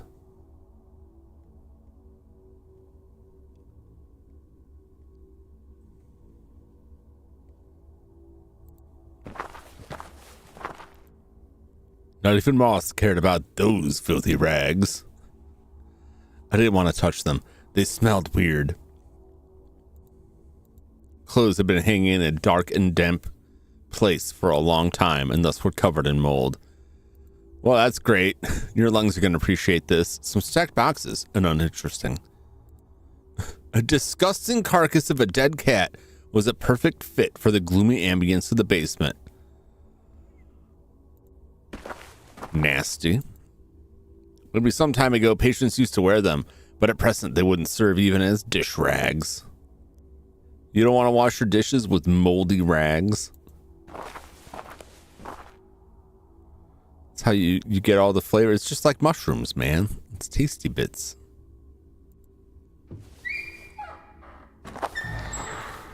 Oh, Freddy Krueger's house. There's some kind of grating or trapdoor in the concrete floor. The padlock was rusted. I wouldn't be able to unlock it, even with a key. Well, I feel like I've been here before. Isn't this like the furnace room, the basement of scratches? The right boiler wasn't working. Fortunately, the other one provided enough light to search the place. What have we here? For the time being, we've been able to proceed without raising much suspicion, but that won't last long. Yesterday, the absences from the yard were noticed, and Nurse Alice inquired about the missing patients. Sidestepping Ebersbacher and addressing me directly like that means the nurses are far more concerned than I imagined. As for Ebersbacher, I overheard her wondering aloud why her patients were covered in dirt if they hadn't been seen in the yard. It's relief that Walter gave in to the idea of renovating our building, but he's growing too old-fashioned and stubborn. No doubt the failure of his invention hit him hard. He used to be keener on progress and the swift adoption of new modern technologies, but something deep inside him has changed. Now he's stuck in the past and has grown too attached to this building, his grandiose creation, which inevitably has to change. No matter, we waited for too long and we need money. It always comes down to money. Until we're able to secure adequate funding, we have no choice but to resort to cheap labor. Being located in the countryside has its share of benefits, but procuring the manpower needed to remodel this place has proven to be quite a bit more challenging than expected, and always subject to the brutal reality of cost. At first, Walter insisted we select one patient from each group to minimize the risk of calling attention to their absence, but I argued that it was preferable to choose an entire close-knit group to avoid spreading unnecessary chatter that we couldn't control. Of course, in the end, they're all lunatics. Their word carries no weight compared to ours, but it's still desirable to keep gossip to a minimum. If one small group of mentally unstable people insists on discussing things the greater population knows nothing about, we could always contend that this isolated group is experiencing a collective hallucination. That's diabolical right there. It's almost midnight, and my turn to supervise the work. One of the patients mentioned an odd smell emanating from the newly opened tunnel. They always imagine the strangest things, but I think I heard a sort of hissing sound that puzzled me. This seems worth investigating. Was it just like a gas leak? Can't believe it. As I approached the opening, there was a hint of haze or condensation in the air, and it smelled very unusual indeed. I can't describe it, but it felt old, some kind of ancient, highly concentrated earthy smell. Curious about this, I instructed the patient, Leonard, I believe, to strike that one wall one more time. I had to insist twice. His tool wedged open the crevasse, which released a formidable stream of fumes. It's hard to convey on paper, but there was a change in air pressure and the foul odor intensified throughout the tunnel. The patients are too nervous. I must seek Walter. I went to a gaming convention once and played in this guy's Dungeons and Dragons, like original Dungeons and Dragons, old school D&D game. It is a con game, so like you're typically not too worried about dying. Just trying to see how far you can get within the dungeon. And at one part, we were sent to investigate and possibly kill a dragon, which for first level characters, like, it just wasn't going to happen, but that's what you do. And we were walking around this cave, and we came across a chamber that had a crack in the floor that heat was rising up from. And for some reason, many of us in the group thought that that crack led down to the dragon, like the heat rising up was the dragon's breathing. And so we were investigating this crack for a while. We're banging on the crack with our swords and spears, trying to see if we can wedge it open big enough to fit someone through. And after several rounds of doing this, we finally gave up and decided, we'll check it out later.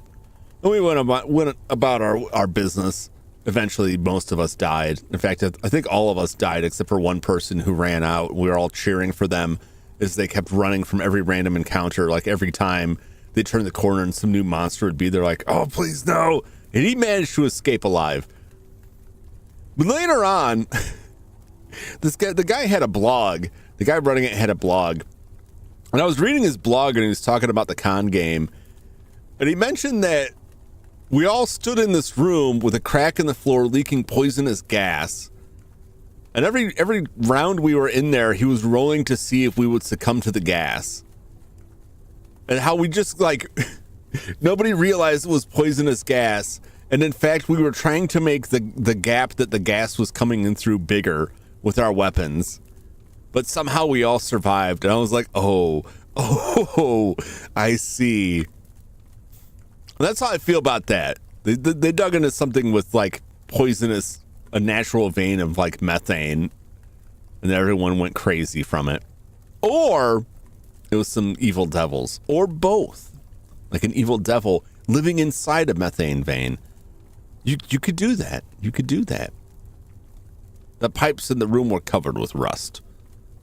I wondered if those worn-out pipes were just decoration at this point. That's fine. Get a little rust in your water. It's still delicious. The burning fire in the boiler bathed the room in a sinister glow. While the flames kept the environment cozy and warm, I wasn't keen on staying there for too long. More papers. Age 42, condition unstable. Block mail wing, first floor, cell 105A, therapy group E, Jonas Crawford.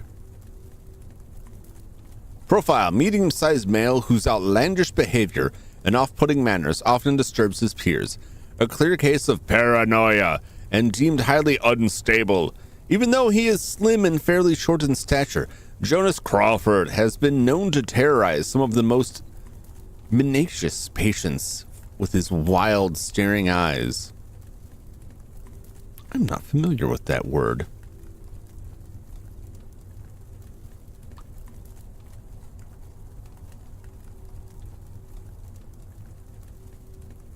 Menacious, threatening, menacing. Ah, not a new word today. I've never heard the word menacious before. Wait, no, come back.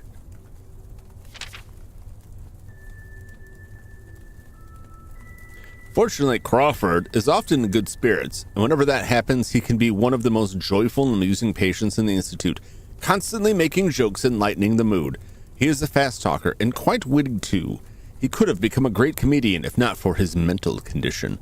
However, just as he can be cheerful, he can also immediately turn violent and frequently causes harm both to his peers and the nursing team. Crawford has an intense fear of darkness, which many specialists still cannot explain.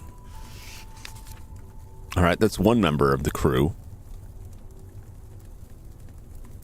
We're putting the band back together, Crawford.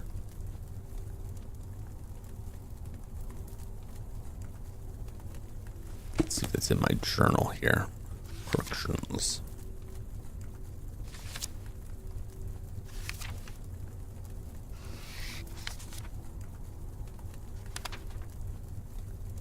(105A). Okay. I'll keep that in mind. Unless I forget about it. But it's in there in the notes.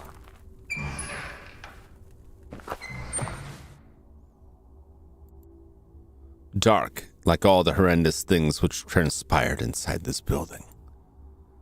It was too dark to venture ahead. I couldn't see a thing down the corridor. I needed some light source to proceed.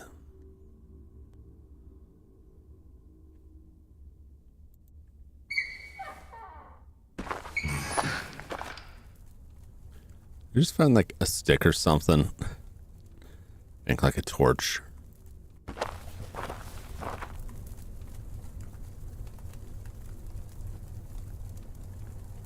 Probably need a flashlight. I'm guessing.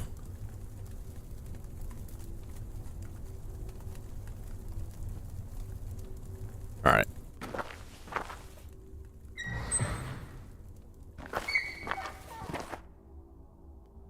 But I don't think I can do anything more with that right now. Let's see if either Lenny has moved or if it's time for me to go.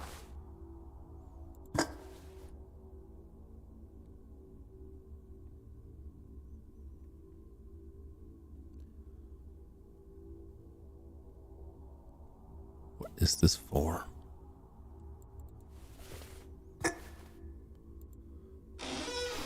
Interesting.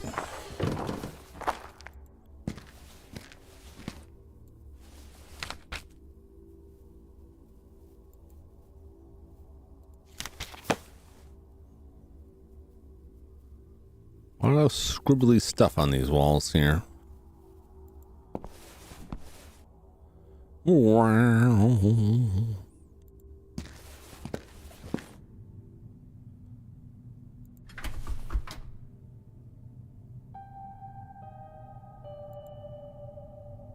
I don't think he has any more information for us. Lenny, do you have a moment? Yes? Crawford. Are you familiar with the name Crawford? Oh, right.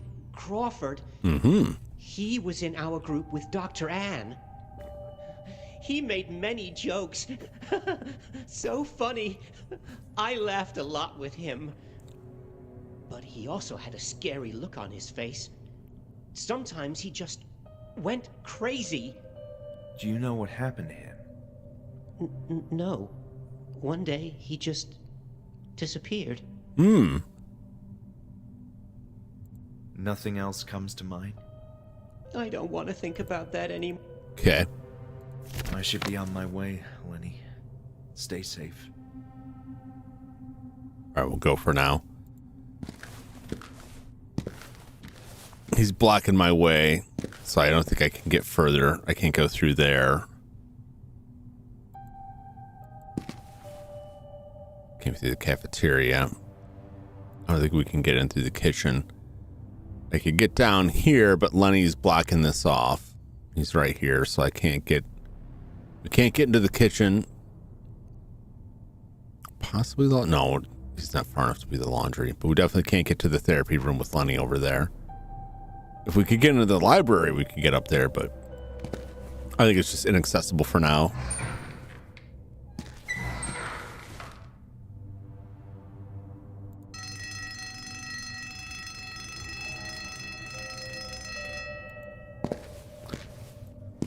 I'm sure there won't be consequences for that.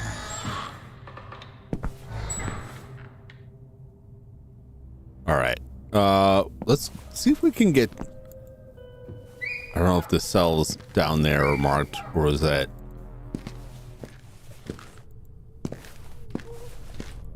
No, they were here. So let's look for 105A.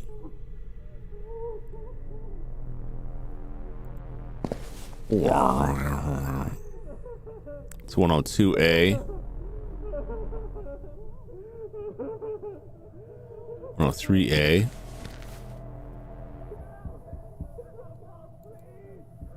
No, it's there.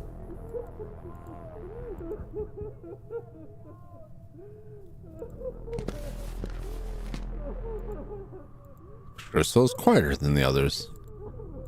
I can't get in it though. Okay. We just walk right past it. So that's not anything. All right, let's talk to the receptionist.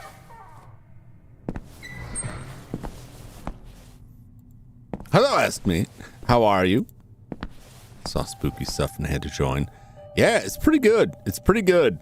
I really enjoyed the last game I played from there. Scratches was really enjoyable. It's a real like atmospheric slow burn kind of mystery thing, but it's quite enjoyable. But thank you for stopping by.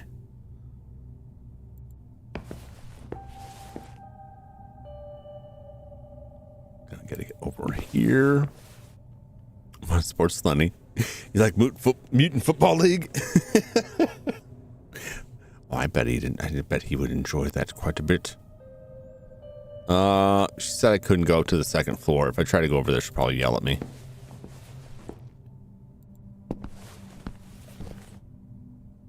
Oh, she didn't say anything. I'm going rogue.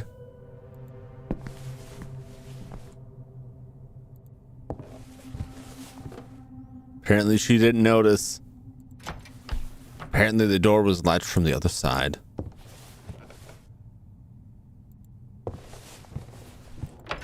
No, they're all locked. They're all locked.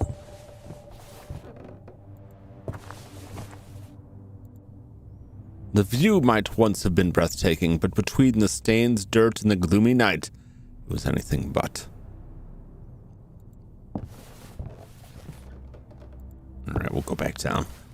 The atmosphere, psychological, on the edge of seat stuff. Fatal Frame is one of my faves. Yeah. I'll be playing that if I have the time, because a lot of these games are much longer than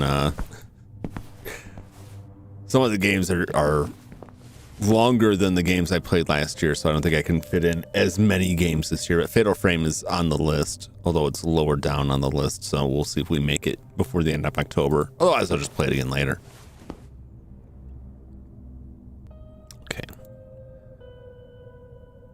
Have you been upstairs? No. Not at all.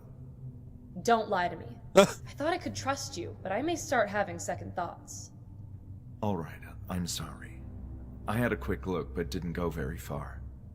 Please, I told you, the upper floors are off limits.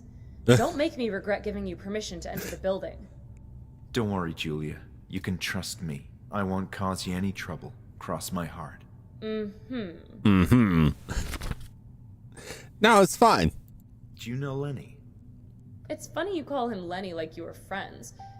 Yes, I know Leonard. He's been around in the Institute for a long time.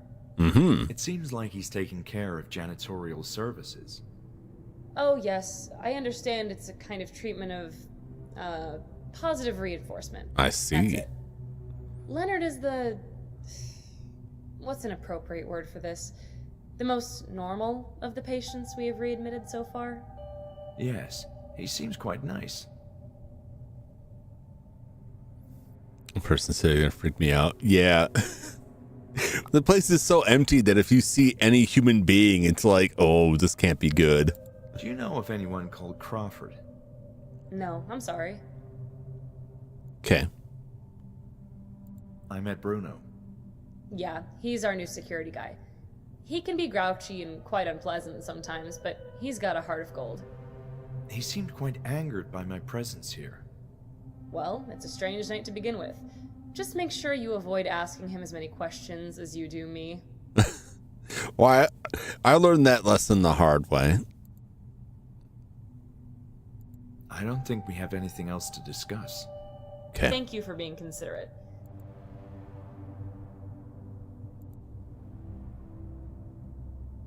Look, I found this lying around. That looks dangerous. It's just a letter opener. You've heard of tetanus, right? It can kill you. Nah, it's fine. Isn't that like a very old disease? Somewhat. It has been declining since the 40s, but not everyone has been vaccinated. Are you? I don't know. Can't remember. Well, make sure you don't cut yourself with that thing. But I've already stabbed myself 20 times.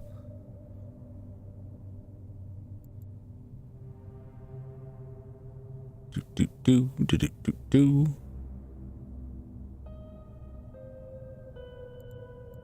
I don't know if she knows anything about any of this stuff. What do you know about the Kirkbride architecture? Maybe I'll go down and talk to Bruno again. That's a loaded topic. It's the structure of this very same building. Yes, I assumed as much. But I know it became dated and impractical, and a big part of the upcoming renovations beginning tomorrow is to turn this old design into a more flexible layout. Uh-huh. Sounds ambitious. I hear they're going to tear the place apart. But it'll be ready in 10 days, is what they said. Later, Julia. Yeah, look at this place. They already have patients here, and there's just like crap everywhere. But don't worry, it's all gonna get back on track.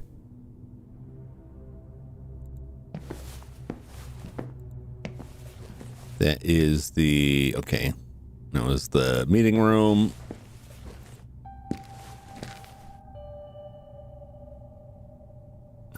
We don't talk about Bruno. Was just the only part of the song that I know. I couldn't get very far on the woman's side. Like at all.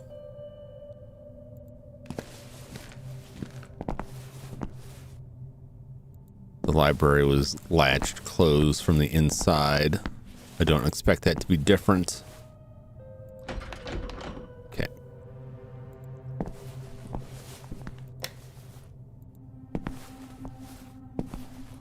Let's see if I can get further downstairs from Bruno's side. Down in the tunnel.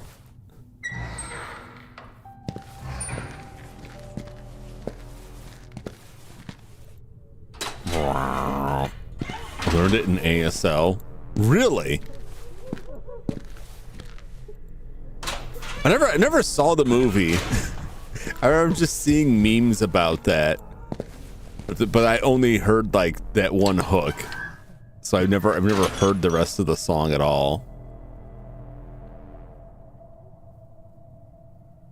Here we go.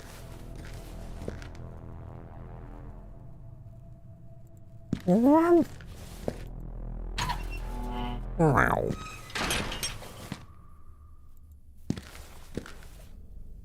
Hello, Bruno. Hi again, Bruno.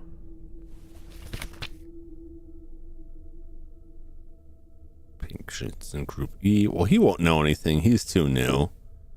He might know Lenny. What can you tell me about Lenny? Who? The patient who is cleaning the corridors.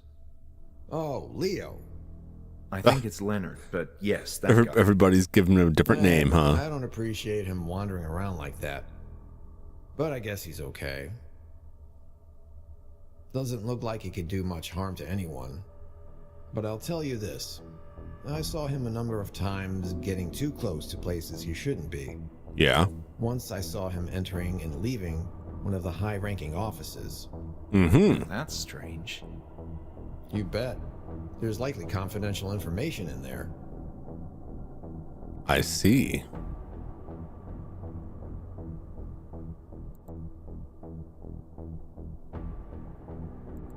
See you later, Bruno.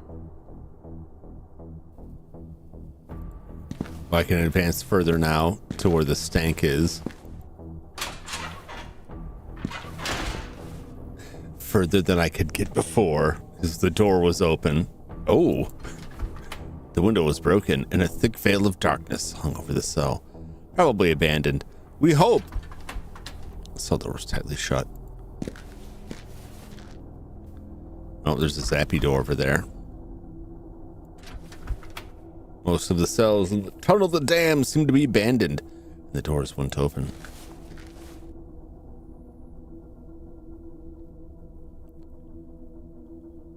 There's something back there.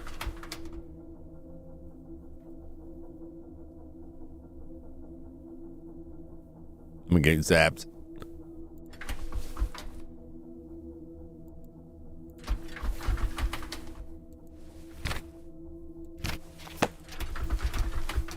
Okay. But I can't get into the stinky room. Maybe we can go back and talk to Lenny. Lenny, I heard you were doing stuff, Lenny. What you doing, Lenny?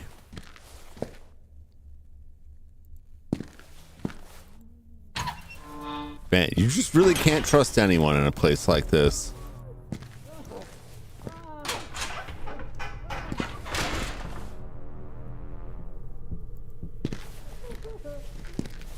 Just don't go in the bathroom again. It'll be fine. I still don't know who that terrifying naked man was that ran in there, and I don't really want to find out.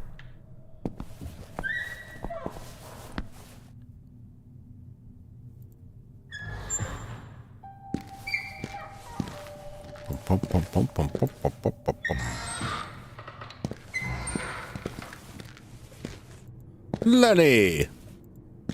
Let's chat, Lenny. Lenny, do you have a moment? Yes? Great. Lenny, I'm looking for the therapy room. Yes, it's down the corridor. Oh, then if you would just let me... No, you can't go. Oh! What do you mean? What do you I'm mean? cleaning the corridor. Okay, I'll just step right here, carefully, and avoid... No, no, you'll ruin everything. Uh-oh, we're gonna get stabbed. Fine. Please, don't scream. Don't do it, Lenny. Is there anything else you can tell me about the basement? No. Okay.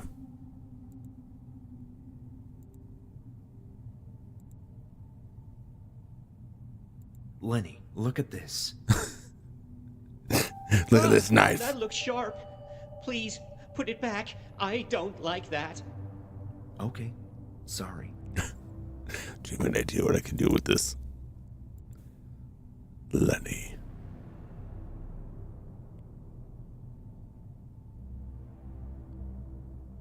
About me. Are you feeling bad? That's one way to put it. My memories feel like they're broken. Yeah. I've been here. That's one certainty. Okay. Some grisly event left my mind crippled. I feel the same. My memories of that time are fuzzy. I liked being here. This place always made me feel comfortable until the event. What did they do to us, Lenny? What indeed?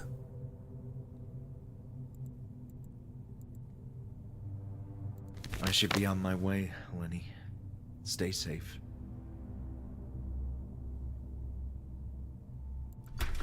Okay, we can't get past him.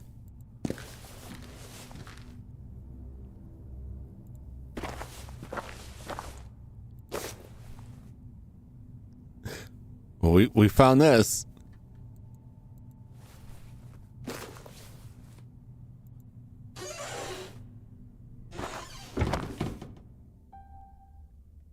It might just be time to go. Unless I spot something that I missed down here.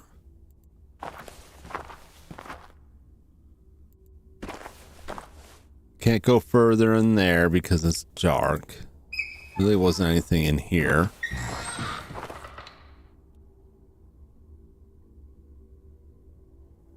Okay.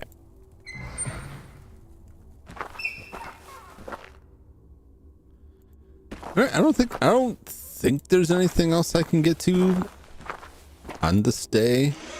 Let's go back up to the door and see if anything happens since. Lenny didn't have any more information for us. Told us to explore the basement, but we can't get very far in there. Didn't want to touch Lenny's cart. He seemed to be quite protective of his cleaning tools. Yeah. Lenny's blocking the hallway, so we can't make it to the therapy room. And most of everywhere else I would go was closed off or locked off. And even if we had gotten... I tried to steal Bruno's keys and he caught me. But then I read a note that he left on his desk that the keys I was trying to get to weren't there anyway. So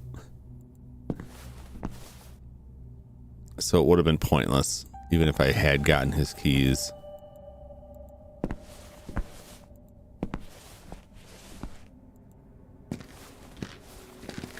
Yes, I believe I've been everywhere else. So archives.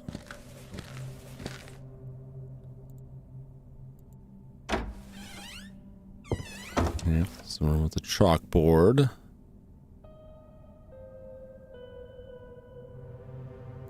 There wasn't anything else over here. That was the combination we needed for the drawer. Which got the tape. We got some information from that. It's a visitor's room. We had a little flashback here. Okay. Let's just head for the door.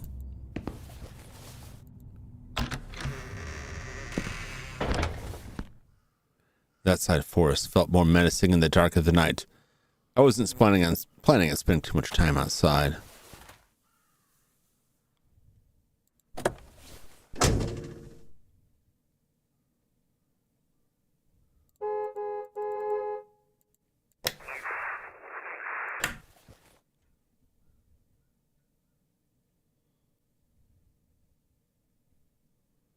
I don't think I can leave yet. I want to look over to the side. When we pulled up, there was a woman sitting next to us.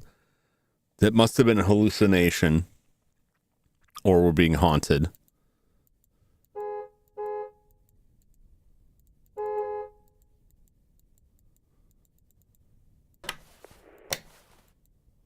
Guess that's it. I thought we would just drive away, but I guess not.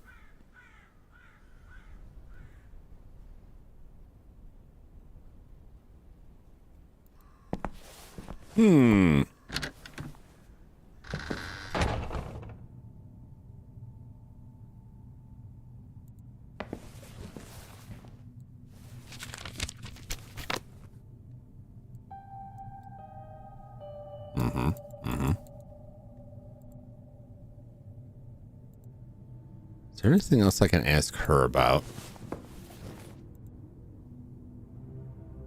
Hi, Julia. I forgot.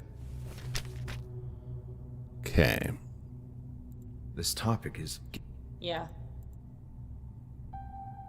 Do you know where the therapy... Yes, it's on the other side. I see. Okay. I'm still trying to... There's still time. There's still time, but hurry up. I have nothing else to say about this. Okay. Fine by me. So, there's a therapy group simply named E, and I'm interested in finding out more about the patients in that group. Yeah. We're talking about the past here, correct? Right, before the reopening. Well, that's a complicated one. There are few records left about how things were organized back then. What is your interest in this Group E? I believe that I'm acquainted with those patients, but I'm not sure how many were in the group. Your best bet is to seek out the individual reports for those people. Each patient used to have a printed sheet with their medical history, the room they were housed in, and whether they participated in any therapy sessions. Okay. I see. Well, that's helpful enough, Julia. Thank you. I see. Do you know why the No, not really. I remember reading that it was quite sudden. It was all over the news back then, but the controversy died down quickly. Were you here when that happened? Possibly. I'm not sure. Could be. I don't think so. Seems like it was a grave matter. I'd have remembered about that. I don't know. It's old history now. Yeah, I guess so. Okay. Don't you think the patients currently admitted at the Institute will react poorly to the extensive layout changes? That's thoughtful of you, but look at this place. It's huge. The workers could get started on the female wing and the males wouldn't hear a thing. Yes, I can't argue with that. True.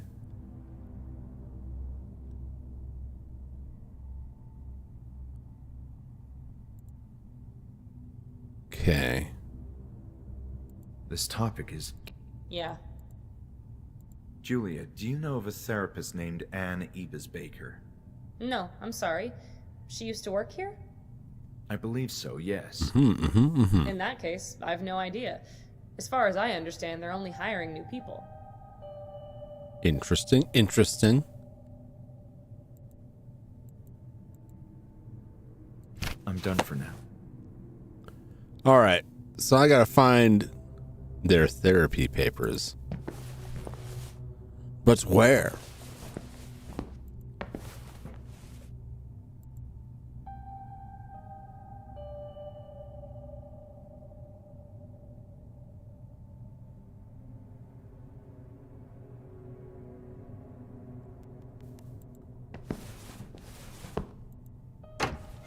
Can't get into Hawthorne's office.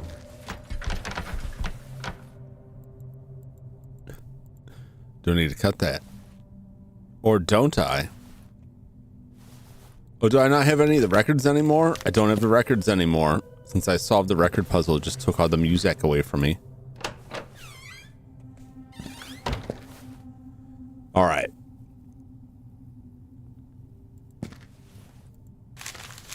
I already solved that puzzle.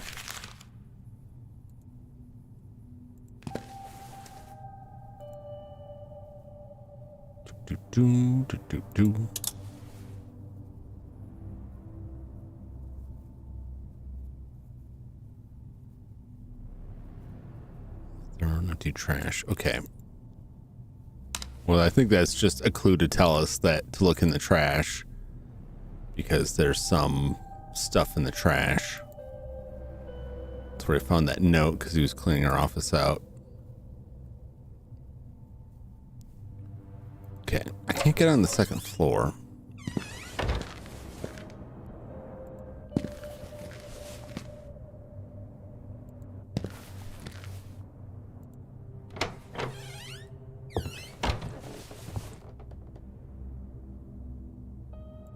I feel like I got everything out of this. All of these opened.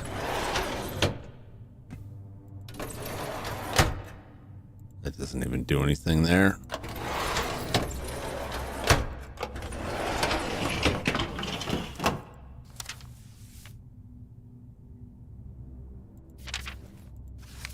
Okay, I already read all of that.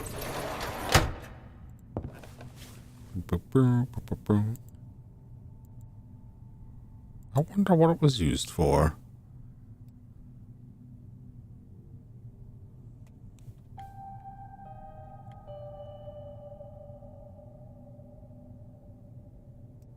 Looks like a button.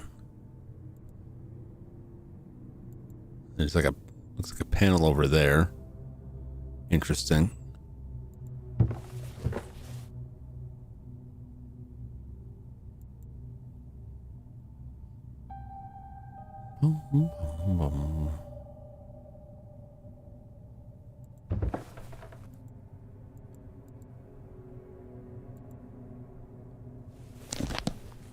Oh, we read this one.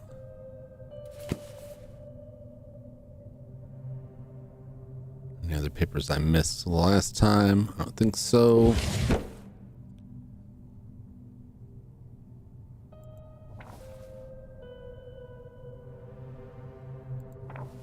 Photos, tape. Okay. All right.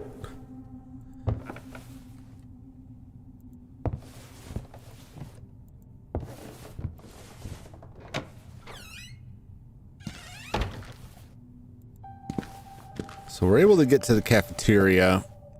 Let's archive.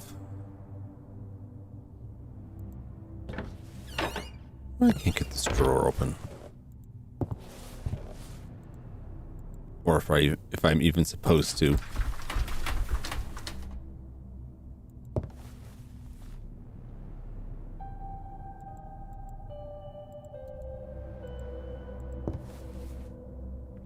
Nothing in the safe, nothing in the boxes.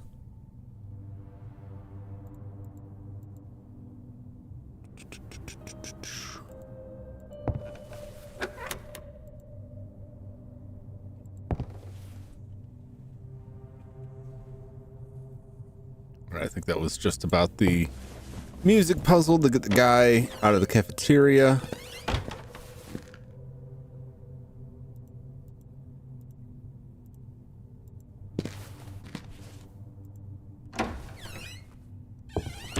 Chalkboard room that are open in the drawer. No, it doesn't even give me the option to use an item.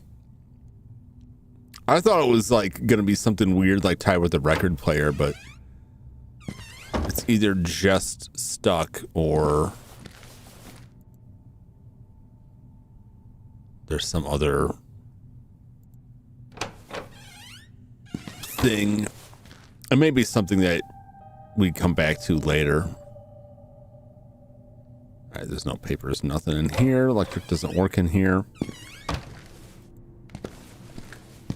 A lot of doors we can't get into.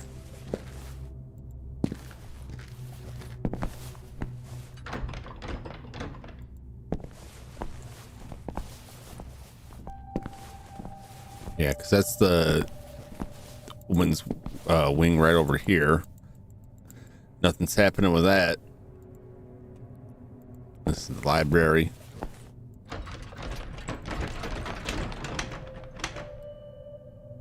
Latch from the other side.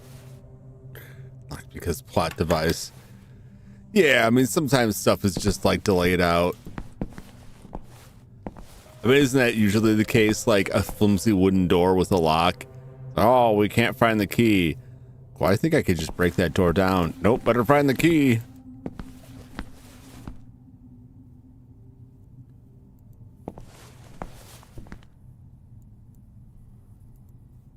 I think Bruno's like my last hope here, that Bruno's got something to say if I ask the right questions.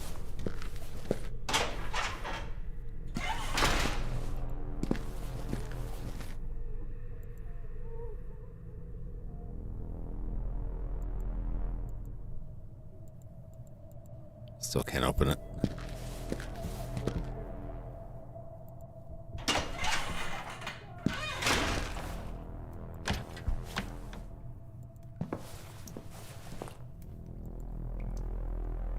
Nothing doing in here.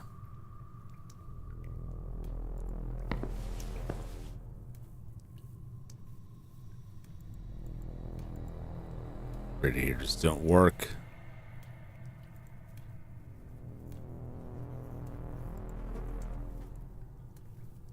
Filthy teddy bear. Someone left in the toilet.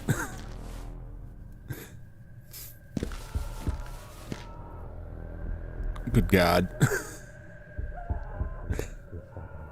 Oh.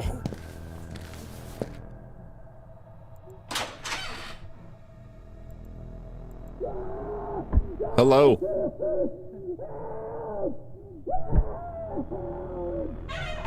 He's not having a good time.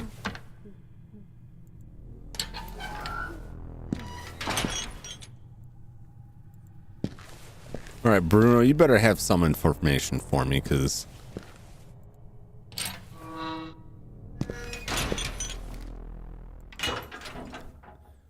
it wouldn't have been light to enter Bruno's office while he was inside. Why not? I just want to chat. Let's chat. Let's have a chat, Bruno. Let's talk. Hey, Bruno. Is there anything you can tell me about the basement? I don't know, man. It's a basement. It hasn't been used in ages, and there's a foul stench coming from down there. Interesting. You find that interesting? Clearly you have unusual interests. So, the only way to reach the therapy room is through the cafeteria, then? Presently, yes. Okay. You know, I was acquainted with this place in the past. A number of years ago, Wait, why are you telling me this? Well, I assumed that since you're a security guard, you'd want to... Hold on. We all have responsibilities here. I take care of patients who misbehave. Julia decides who gets in. That's it. But... Okay. Anything else is above my paycheck. Fair enough. I'm trying to determine which patients were part of this therapy group named E. Listen, that sort of thing is way out of my jurisdiction, but I don't know of any ongoing therapies at the moment. Not now. I Okay. mean in the past, before the place was shut down. Uh-huh. Then there's no way I can help you with that. I wasn't even a security guard back then. Right. But if it's so important to you, you can try Dr. Miller upstairs. He's more acquainted with that period of the Institute's history. All right, thank you. Ah. That was actually helpful, Bruno. I'm trying to be a better person. Not. Now leave me alone. All right. I guess we'll find Dr. Miller. Do you know this Dr. Miller? Yeah, I've seen him around, but he's a reserved fellow. Haven't spoken much with him. He's the one calling the shots now. Okay. What do you mean, calling the shots? Dude, are you a bit slow? He's going to be in charge when this place officially reopens. And I hear he's also secured the money to make all this happen. I see. Wow. Wow. Wow. I'm done for now. Bye. All right, maybe we can get upstairs now to talk to Dr. Miller. Master Miller.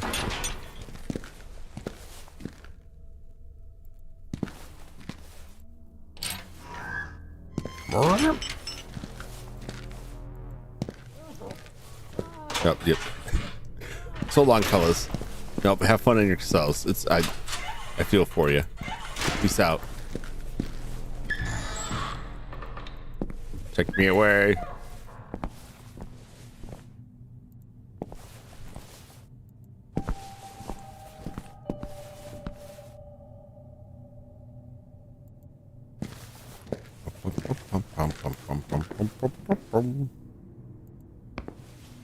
Don't mind me.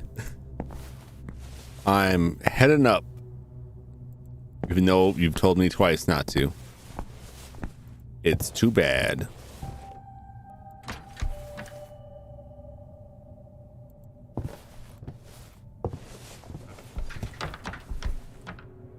Now where is Master Miller?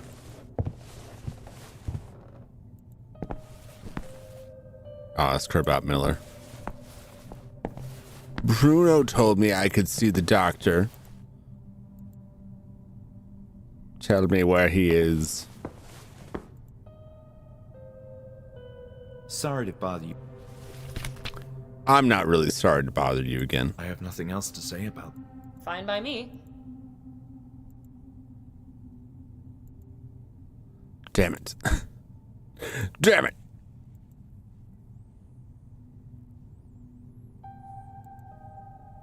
Where is Miller? I have nothing else to say. Fine by me. This topic. Yeah. I have nothing else. Fine by me. Okay. See you later, Julia.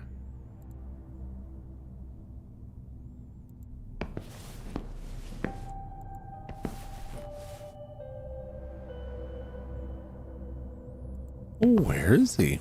Well, if he's not on the second floor.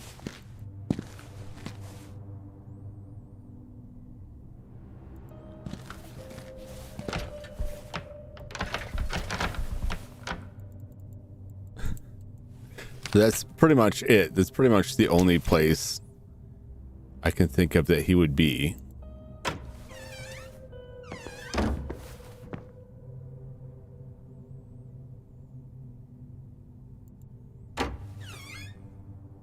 Did I jump the gun? Do I need to? But he's in his TARDIS. Damn it! Could be anywhere in time and or space.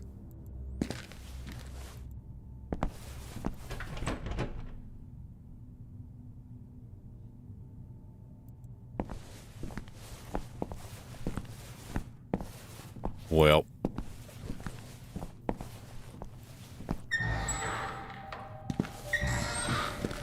You know, he said upstairs, and I was just kind of like, oh, you mean like the second floor?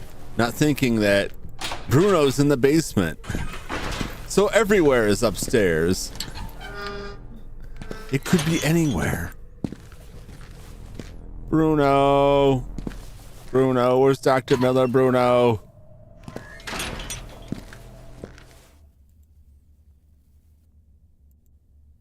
Hello again. Out of curiosity, do you know where Dr. Miller got all that money from? I understand he's famous in his country of origin, much like the previous owner of this place. Yeah. And famous people make money. What's that country? That's all I know. I don't like gossip. Where'd he come from? Any idea where I can find Dr. Miller? He tends to be upstairs most of the time. In fact, I haven't seen him leave the laboratory since I got here. All right. Thank you for the tip. The laboratory? So you really don't know anything else about it? All I know is that you're getting on my nerves. Badass over here. Where'd he go? He said he went to the laboratory. I don't know where there's a laboratory.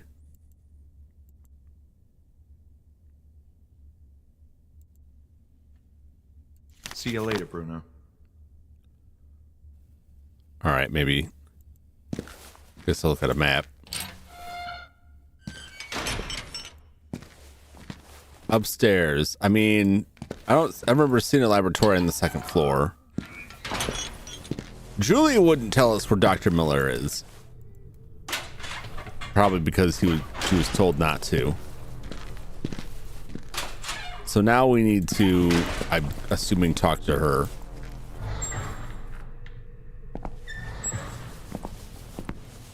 Because I don't think there's any laboratory on the first floor. We're going to look at the map when we get around here.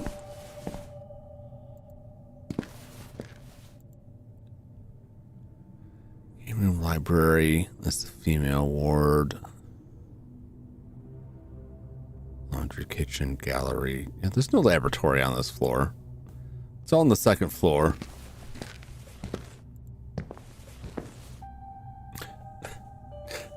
Dr. Mill is apparently Cotton Eye Joe. Cotton Eye Joe is clearly a Time Lord. Why else would his comings and goings be so mysterious? Oh. What? Just one more thing. I don't think we have... Thank you for being... Okay. I'm still trying to... There's still... I don't think... Thank you. This topic... Yeah. Okay. This topic, this tasks. I have nothing else to... Fine by me. So there should be more staff. Yes, in addition to construction workers, both more staff and more patients are scheduled to arrive in the morning. Okay. Don't you find it strange that there... I don't see what's up. Yeah, she's told me the same thing over and over again. Is... Yeah. This topic... Yeah. Okay. See you later, Julia.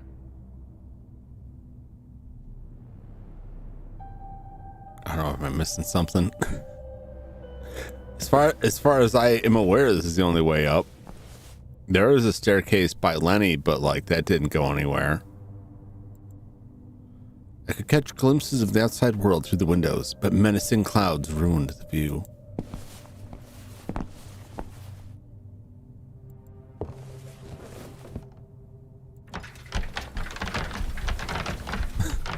Let me in!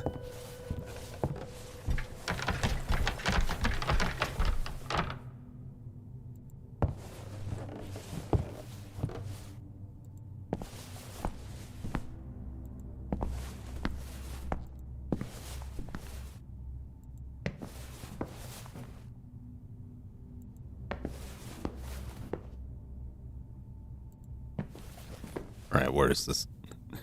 Go back and look at the map and see if I'm just... Am I crazy?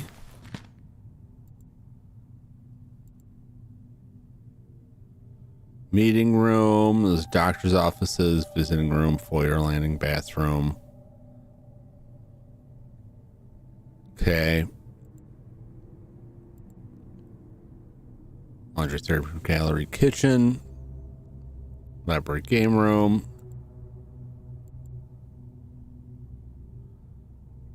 Infirmary.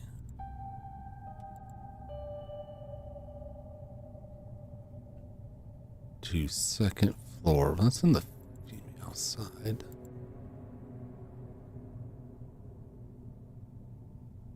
I think there was a bunch of junk piled up. All right. We could get up there if there's not junk piled up. That's the only other stairs I can find. Wow. Locked, but I still would have made it through with so much junk in the way. Path was completely blocked. Okay.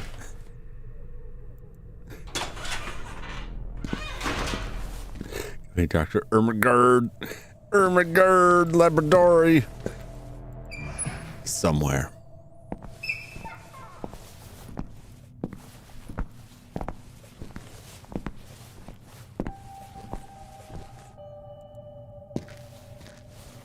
Okay. That staircase I couldn't get up to. That staircase didn't work. I can't get in this door. It's all completely covered with junk.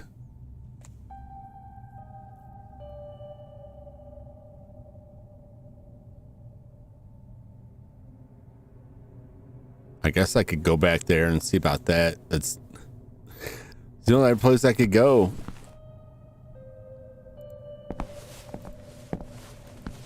Unless I can get up this way by Lenny. I didn't think I could, though. Wow. Hey, Lenny.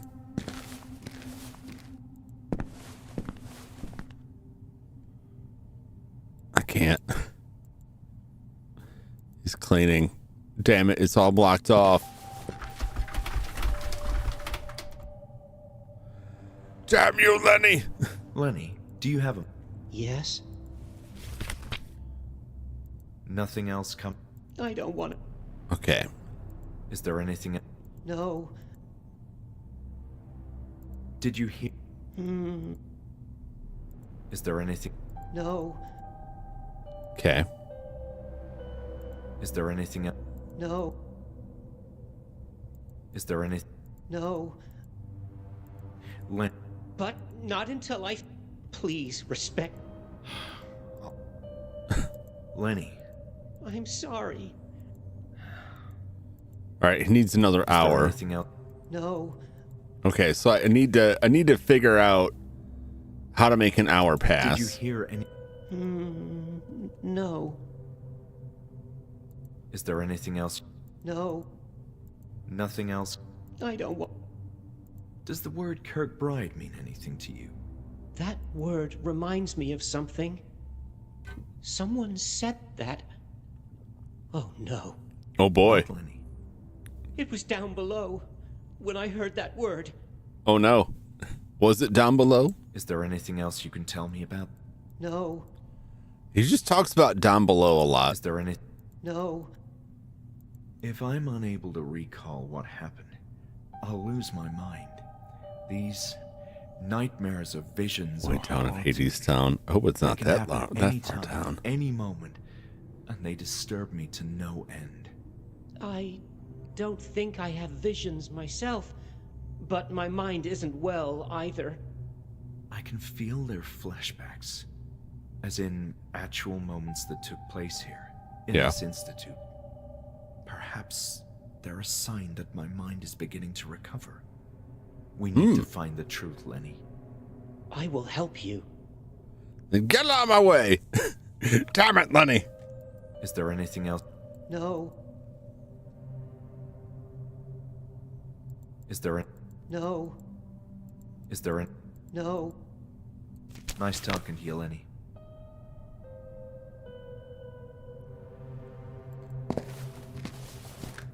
Well, he wants an hour, which, as soon as I find something,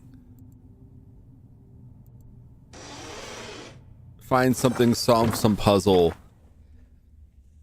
past an hour. I can't get upstairs. That's my only route upstairs right now is through Lenny. He's blocking everything off.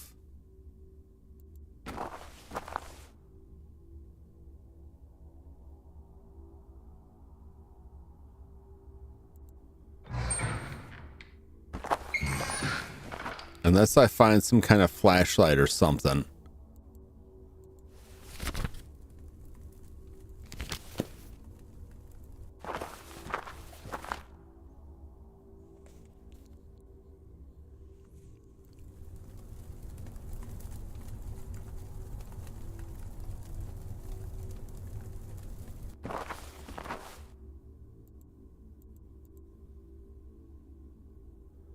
Rusty pipes. Already read that. For a moment, I seemed to hear faint scratching noise coming from inside the boiler. I quickly attributed that thought to the trick of my imagination. That is a reference to the scratching from scratches, which I think this is too, which may not actually go anywhere, which is very funny to me.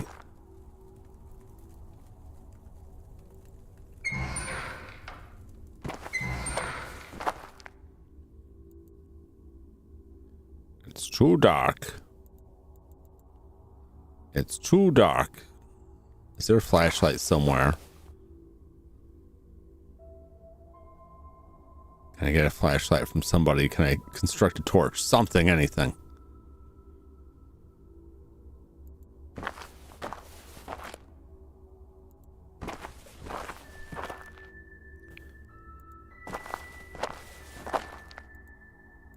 I don't see any like light switches whatsoever.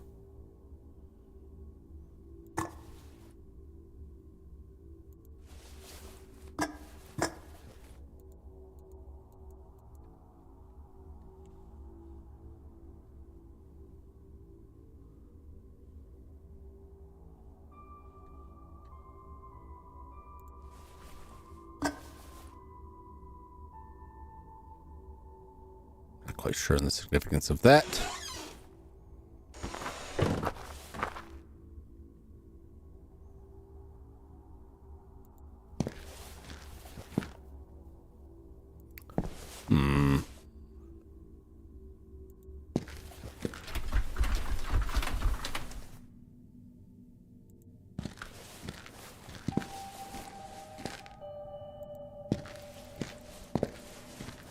Damn it, Lenny. Let me through! Lenny, Yes? is there anything else? No, Nothing? I don't. Did you hear? Hmm. Nice talking to you, Lenny.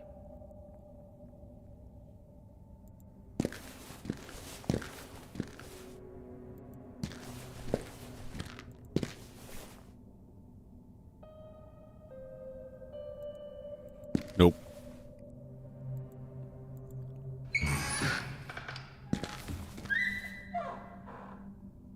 What haven't I found? What haven't I read?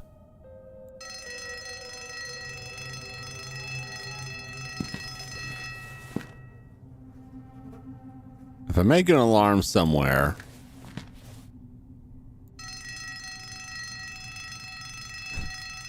can I get patients upset and then maybe get in and get keys? Is that possible?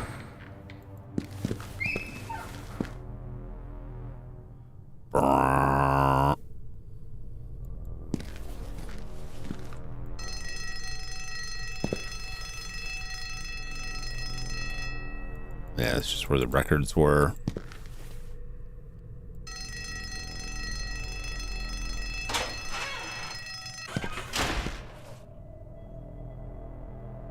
Can't get in there. I just keep coming back to Bruno.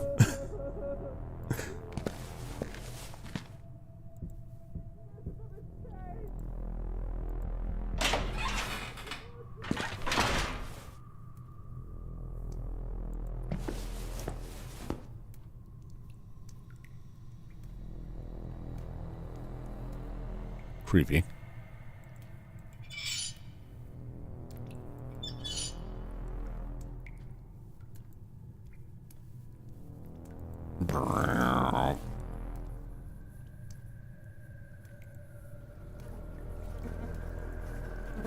Somehow I could relate to its situation. Rejected and discarded by society. Was Robin locked up in this institute?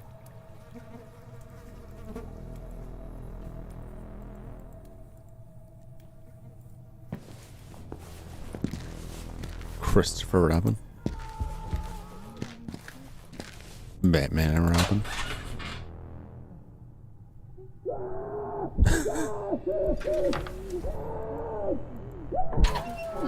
Yes, yes, yes.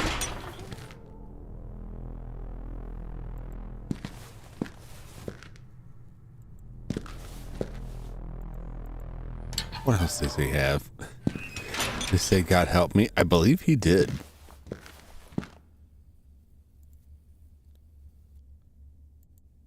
I wish you could give me more info about it. You are giving...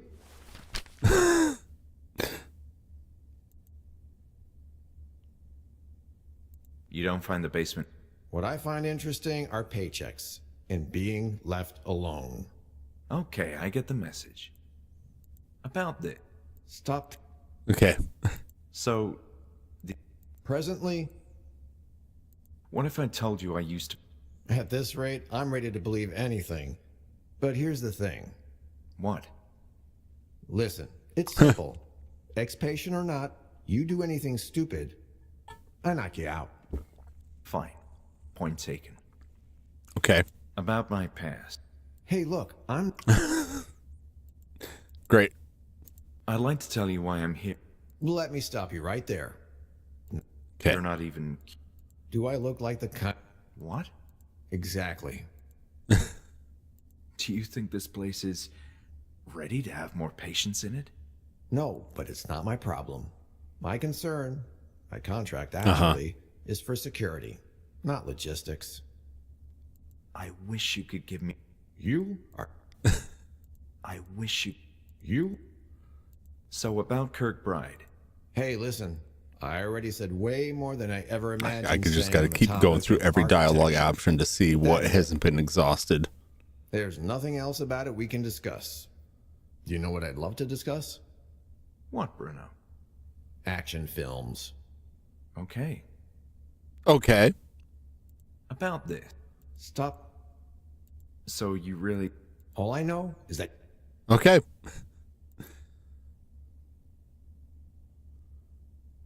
I wish you could...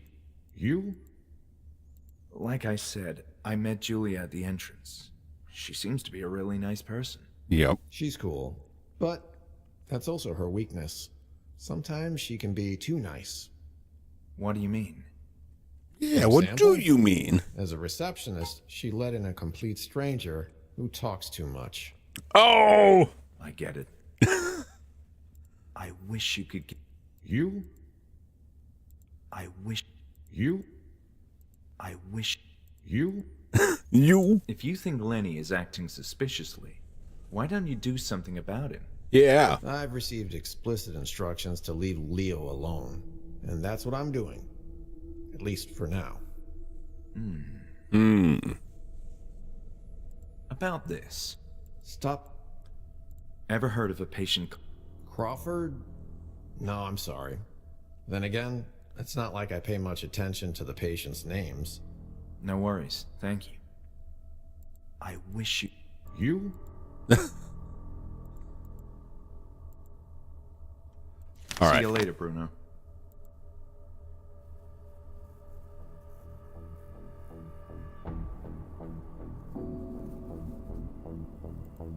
I exhausted every option with them. Hey, leave the patient alone.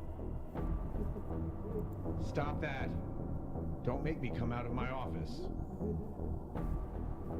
Stop that. Don't make me come out of my office. Okay.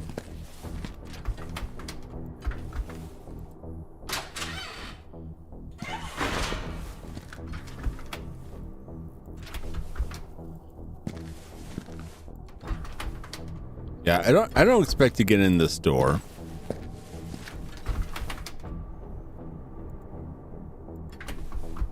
It's got weird electro problems. All right, I've exhausted all the dialogue options. I think of everybody everywhere. I've been told to explore the basement. Make sure I can't go in this door on the right. That's Bruno. That's that. Do I want him to come out of his office? I'd like him to, but he just keeps saying, stop that, I'll come out of my office. He's never actually going to do anything. I don't believe. It's one of those, you must click it 50 times. Well, that's their fault.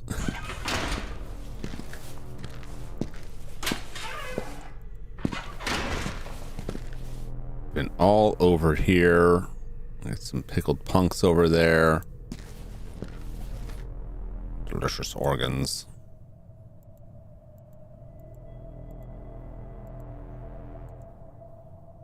Wonderful artwork there. There were familiar faces.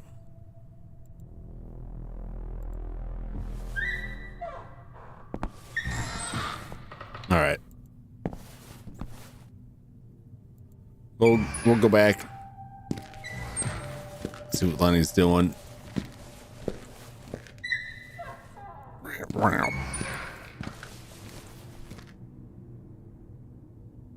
He's still there. If I do this.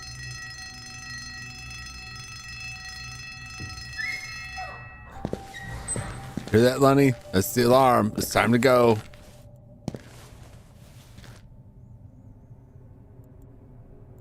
Lenny, Yeah? did you hear? Did you hear? Nothing. I don't want to. Did you hear? Nothing else. I don't want to.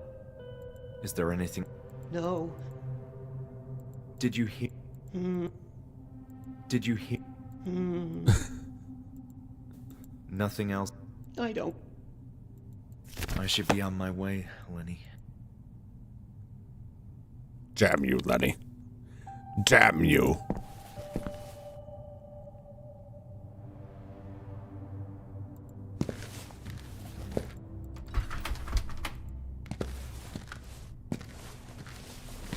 All right.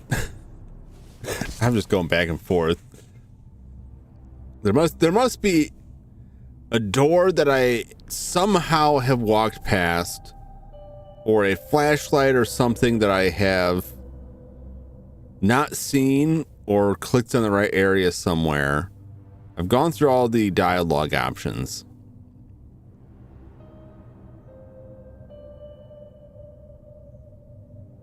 I don't remember anything else besides like an oddball like wall switch in one of the doctor's office.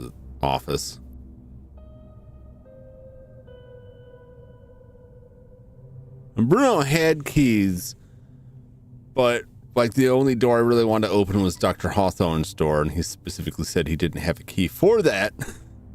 So he's not getting, I can't get into that.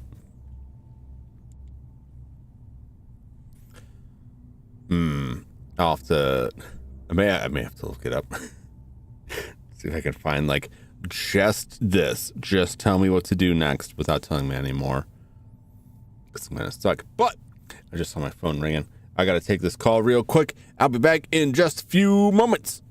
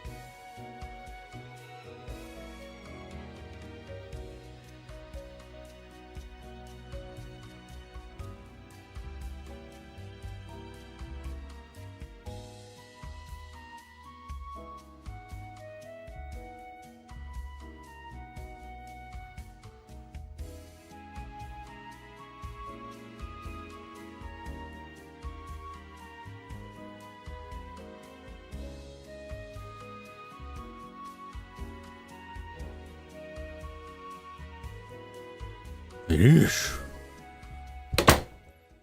Oy. Oh, I'm back. Sorry about that. That was my dad. The physical therapy place. He's not impressed. Always tell me I don't sound too impressed either. I don't know how long he's going to be there. He needs physical therapy. I mean, I'm not going to let him dodge out of that. But one of the things he told me was, right before we get back to the game, I found the spot.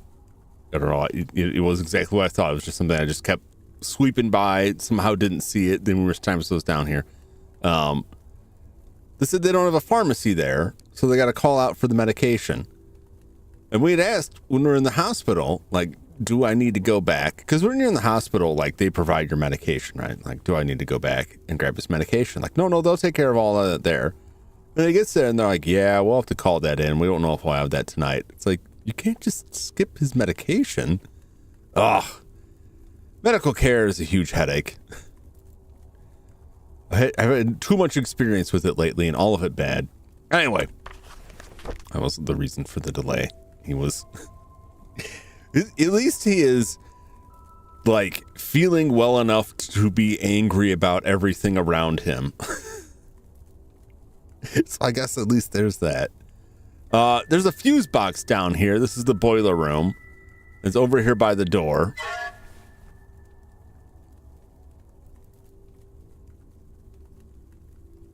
So what do we got here? It seemed to be a diagram for the wiring in the basement. Okay, fair enough. We need those lights to work that way.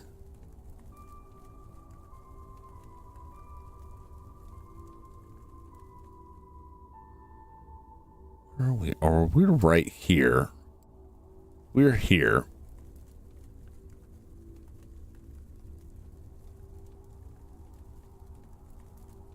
What does this mean? Right on top, pulling the bottom. Okay, we'll see what this means.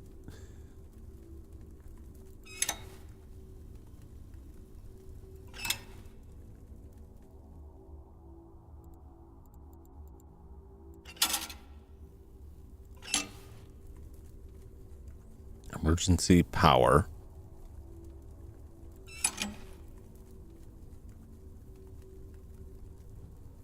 A lot of sparks on that side.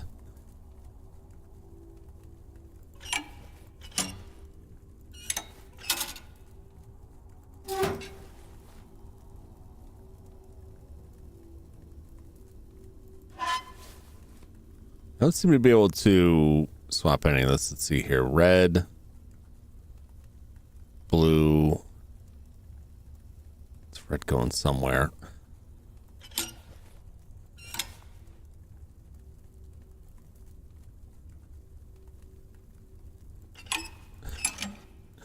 A lot of sparkle. Let's see if that does it.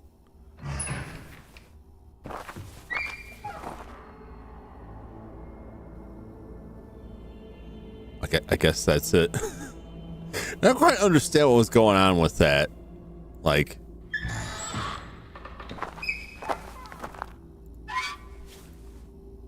it seems to work, but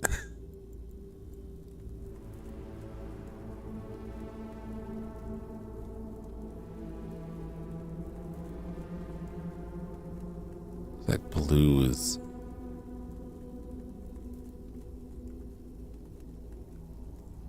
I guess what we want.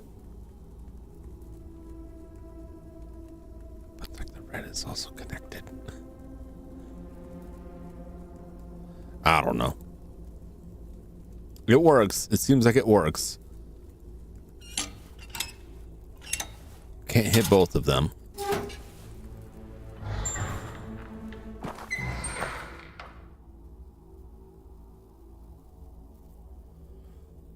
All right, well, we'll see. What's this? The gate was locked. Echoes of distant flowing water came from downstairs.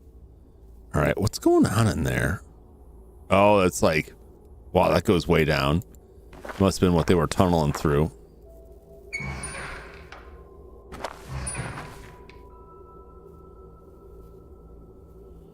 Wow, it's very dark in here, isn't it? It was a wire cutter. I gotta cut some wires here. It's impossible to see. Okay.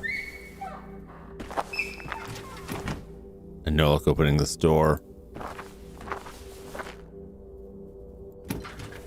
I doubt the door could open without the help of heavy equipment. It's hopeless. The door was firmly shut in place.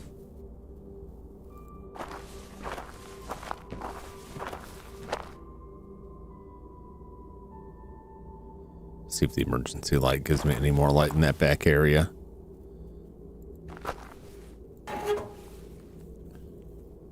Oh my God. The problem was clear. A rodent had chewed on the wires, short-circuiting the lighting in the basement and killing the rat in the process. There was nothing I could do with the circuit box where there was electrical current in it. I was bound to suffer the same fate as the rat. Okay.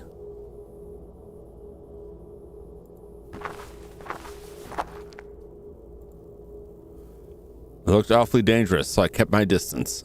All right.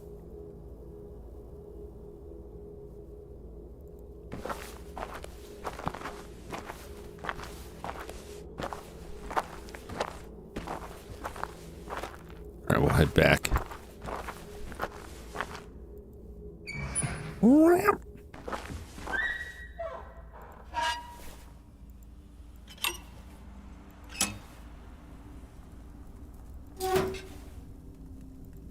See what the emergency says.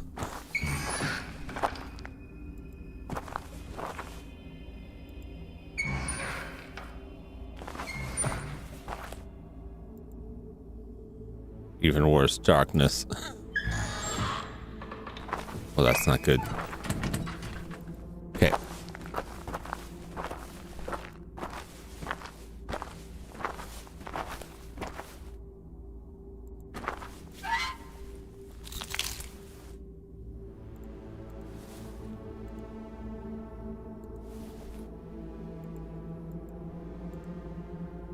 I didn't need to cut that. No, I could have hurt myself. Okay. Was that just it? I mean, we got the wire cutters. Oh. Scrolly wheel. Wait, how did that twist up? It was not the most professional electrical job, but it would hold. Okay. Hopefully, the short circuit in the basement area would be fixed now. Figured the door would lead back to the high-risk area, but that short electrical lock prevented it from opening. It looked awfully dangerous, so I kept my distance. Okay.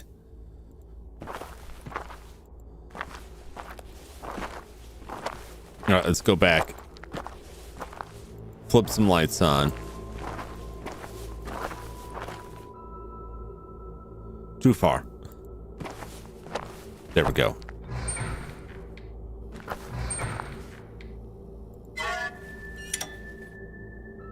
Aha! Don't you hate it when you find rats in your wiring? Ah. Tools and machinery lay scattered across the construction area, seemingly abandoned in chaos. Walls were cracked, peeling under the weight of the years, and the metallic scent of rust mixed with an earthy smell permeated the room.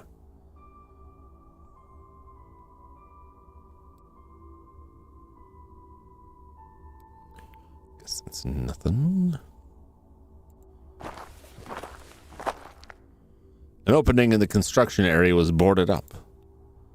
There was no way I could remove any of these boards with my bare hands.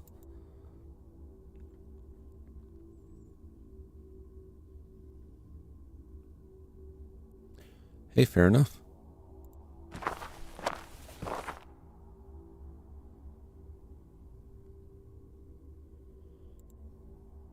A cart which had seen better days was in the corner of the construction area. There was not much that could be done with this cart. What are they excavating?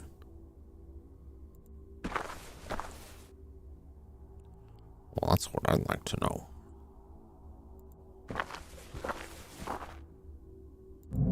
Ooh. Oh! More flashbacks. They got us mining down here. Yeah, I found the fuse box that I kept walking past. Which is what usually happens in these. Oh, it was right there the whole time. For the first time, I felt like there was a clear purpose or meaning behind a vision. My mind was trying to unearth an important memory. What were a group of patients doing in the basement? What were we forced to do here? The tools seem oddly familiar to me.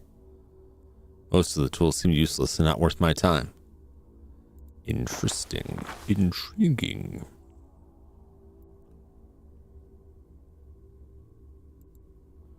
The cart for transporting construction materials was in the center of the room.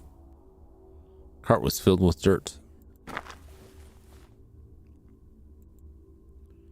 The wheel of the cart firmly rusted after years of neglect. Nope. Alright, I need to find some oil, I presume. You're confused. Yep. Only the children yearn for the minds. Well, some of these people were described as having the mind of a child. Oh, we passed an hour.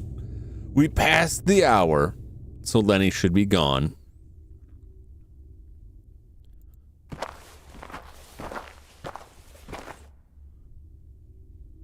See if we can open that door.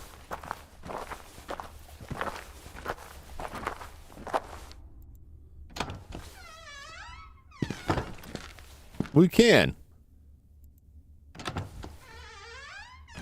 All right, I guess that'll be useful later. Right now, we're just going to go back to Lenny. We're going to see if he's gone.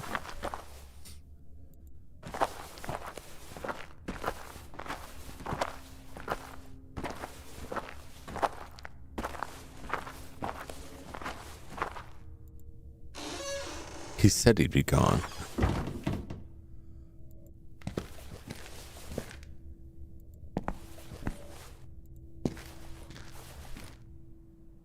He is gone. Oh, now we have choices.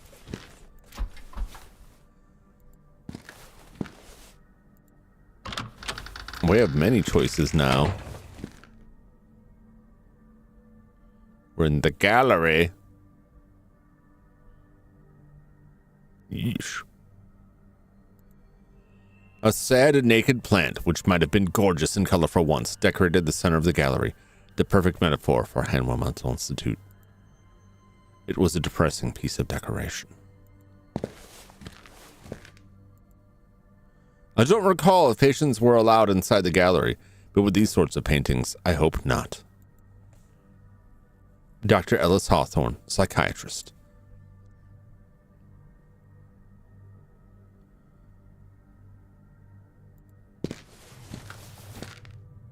Dr. Ann Ebersbacher, psychologist. Chilling.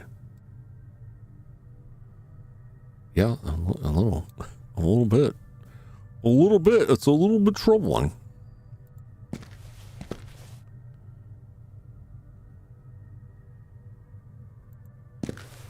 What's over here?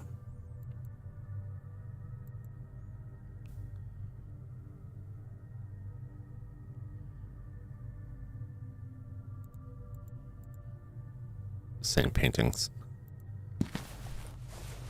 Is the lady? Yes. Yes. Chopped up. Ermengarde is the lady. Yep.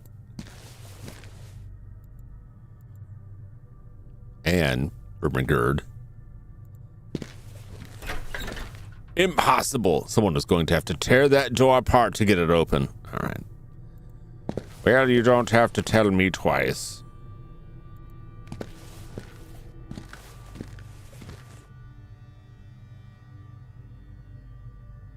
Somebody scribbled all over the paintings.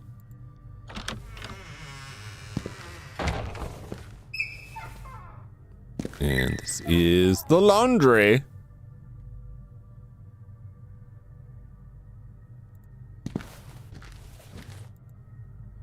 To think these clothes had been worn by patients, people I may have known in the past. Had they been discharged? Were they still alive? Or sane? I pondered these questions in the lonely night. It's kind of dramatic. Let me in! The majestic yard in which so many patients communed and healed together was now in a sorry state, barely serving as a mere shortcut across the building.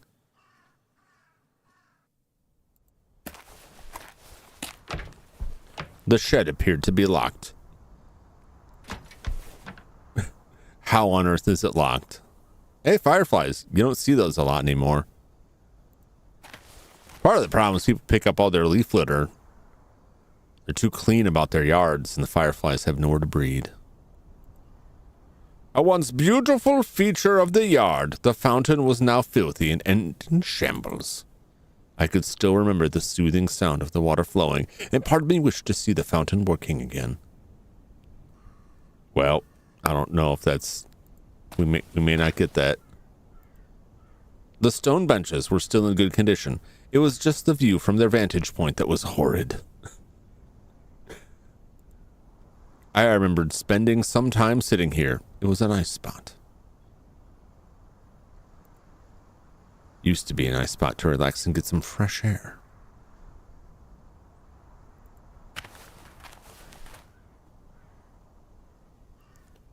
Who doesn't enjoy some fresh air? There used to be such a pleasant smell in the yard. Hopefully, they'd be able to help this place regain its former glory.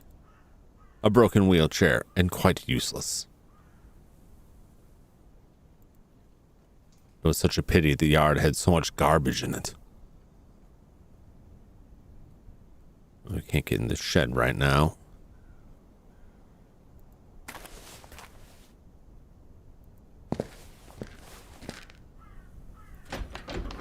We can, however, unlock that. The worn out tool fell apart when I used it for the second time. Well, hopefully that doesn't cost me. Wow. All right, back to my original mission. I'm just opening up shortcuts galore here.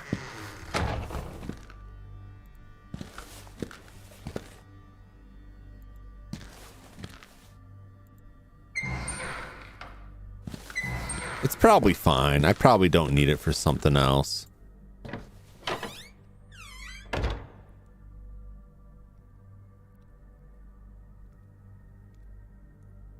Jesus. Oh, I saw this roughly humanish shape, and I'm like, is there a dead body there? The state of abandonment of the bathroom was evident when looking at its facilities. Indeed.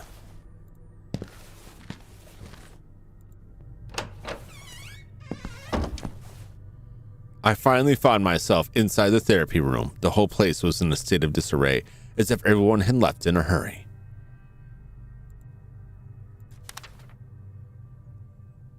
Group therapy responses.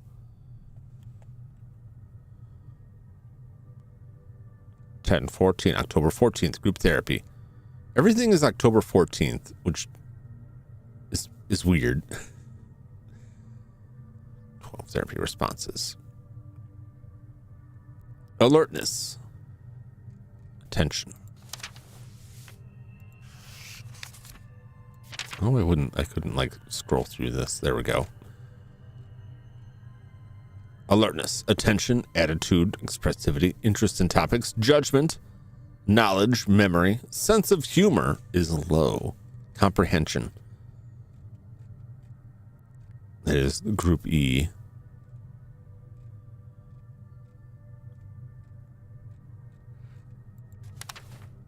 It's group E didn't find it funny.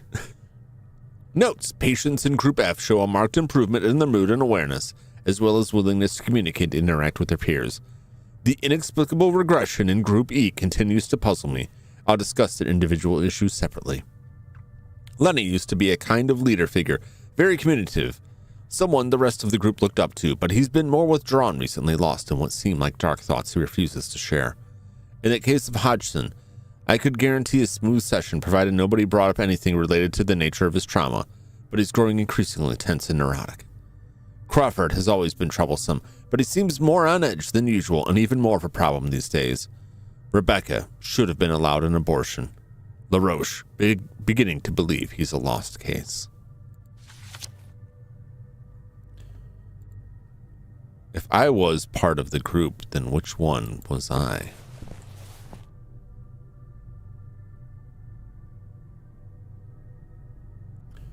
Well, that door just goes to the outside.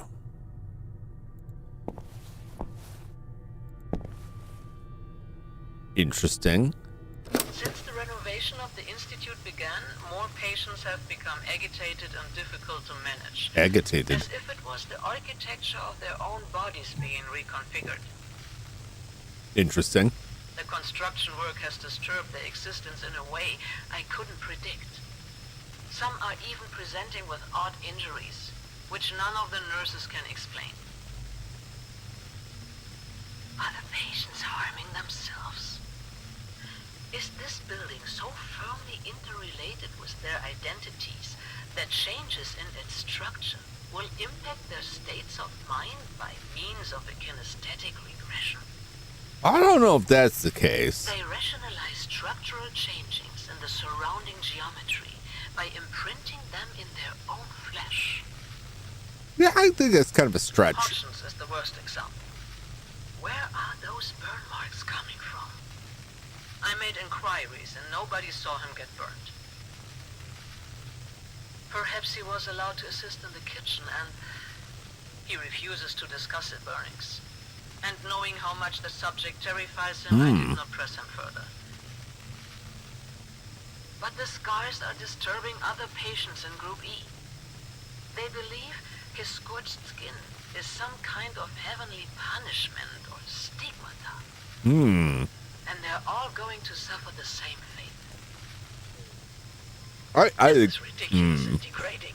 I have They thoughts. were my best group, my most remarkable achievement. Yet no one gives a damn. I swallowed my pride and consulted directly with Alice. But the pompous asshole suggested it was my inexperience at fault, my responsibility to ensure the safety of patients. So what the hell are you supposed to do then? Instead of hiding in your office, do something about your staff. And when the moron isn't jerking off at his desk, he supervises the construction work. Why is a psychiatrist so deeply involved with the conversion to the unit system? None of this makes sense. I hate myself for losing my mind. Every therapy session is now a burden. Damn. I need to reconnect with the patients. They must tell me more. Lenny is still more forthcoming than the rest, but he won't say a word about the bruises. And Hodgins, how did you burn yourself like that? If not the kitchen, the only other place. No. Impossible. They're not allowed down there. Ooh, they're going down there. They're going down there all right. Did he burn himself in the boiler? Did they burn themselves on something they were digging up? They're digging something up. They're talking about labor, but they're digging like tunnels. They're tunneling stuff. Did they find some kind of gold or something that they're digging up, and they hit like a chemical deposit? They're getting wrecked by it. Patient records of no importance. Okay. Whoa!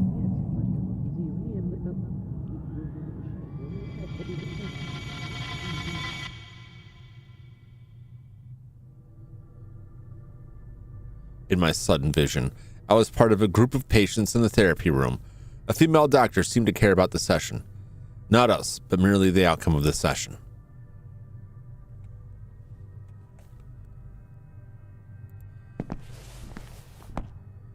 What have we here?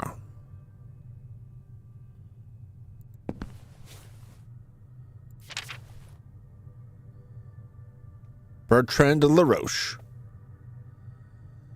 Age 35. Condition moderate. Block mail wing. First floor. Cell 102A. Therapy group E. Bertrand LaRoche is a curious case. He is a shy, docile patient with a mind seemingly trapped in his innermost recondite thoughts. Coming from a family of French immigrants and having experienced a troubled childhood afflicted by war, LaRoche has always had issues making friends, no doubt in part thanks to his monotone, outlandish manner of speech. His verbal expression often devolves into unintelligible murmurs during otherwise plain and straightforward conversations. The current diagnosis is that this is assumed to be a schizophrenic behavior. That being said, once someone earns his trust, LaRoche can become a capable and pleasant conversationalist. Yet recently, the patient seems less keen on communicating, often spending an unusual amount of time simply staring out the windows in the game room. Specialists feel he will succumb to an irreversible state of catatonia. Tragic. The projector wouldn't work without a reel in it. Now case is empty. It seems to be missing a reel.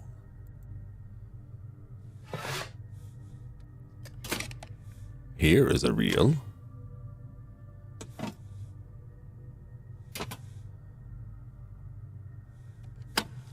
Yes. Yes. Fire it up. How are you feeling today? Tired. I want to sleep. I'm sorry to hear that. How was your day? It was fine, I guess. We played some games in the afternoon. They are always the same, but I still like them. But the others aren't so happy.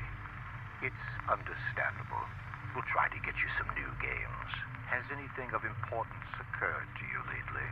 Yes. A new woman arrived today with a big baby. She is pretty. I like her. But she was hysterical and punched Nurse Marion on the face. Damn. I know, and we're dealing with that. But I was referring if anything has happened to you lately. I don't know. I am so tired. Why are you tired? Tell me. We're here to help. This guy looks like he fell out of a Tool video. Working with all the dust and the bugs. It's too hard. I'm too tired. I can't stand them anymore. What is this that you can't stand anymore? The voices. Hmm? They are everywhere. And they whisper inside your head. Uh-oh. They are evil. Evil voices that they dug up from the underground and bugs. Is there more?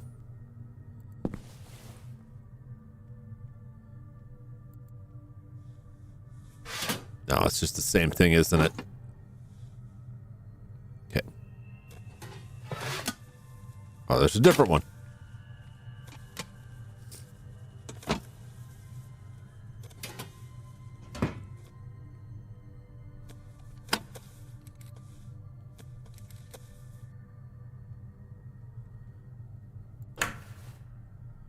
Are you feeling better today? More or less, I think. Are you getting along better with work? No. I don't like the tunnels. It's suffocating in there. Man, doesn't want his tunnels. You'll get accustomed in time. No, it's not fair. I shouldn't be doing this. What makes you say that? Because it doesn't feel right. Being there. I don't think that is what I was brought here for. But you are helping. You should feel proud of yourself. Are you Nothing bad. All right. Understandable. It is getting late. Thanks for hanging out, Anna. Yes. Thanks for the look. Appreciate it. Hope you get a good night's sleep, and I hope tomorrow's looking up for you. To be all right, but I'll catch you on the next one. I could feel the monster Take coming care. for me. Monster? What monster? The monsters. Hope things go well for you too. I appreciate that. We shall see. We shall see.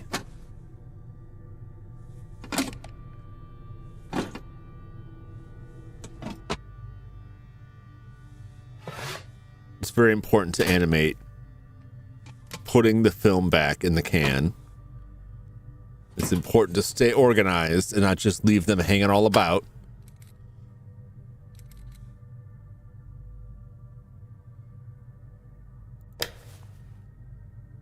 Bertrand, are you feeling all right? Poor Bertrand. He's falling apart. Don't make me lose my patience. I don't have all day. Leave me alone. I understand you must feel angry, but we're doing this for your well-being. You are lying. It hurts. I can't sleep. There are dark things in my dreams. Just calm down. Take a deep breath. What are they digging for? We'll explain it to you, but you have to trust me. I don't know. I am so tired. I can't think anymore. What about your fear? Think about your last session. Tell me about your fear. Remember now. There's only darkness, and it moves there. It's been waiting, and now it knows we're here. Well.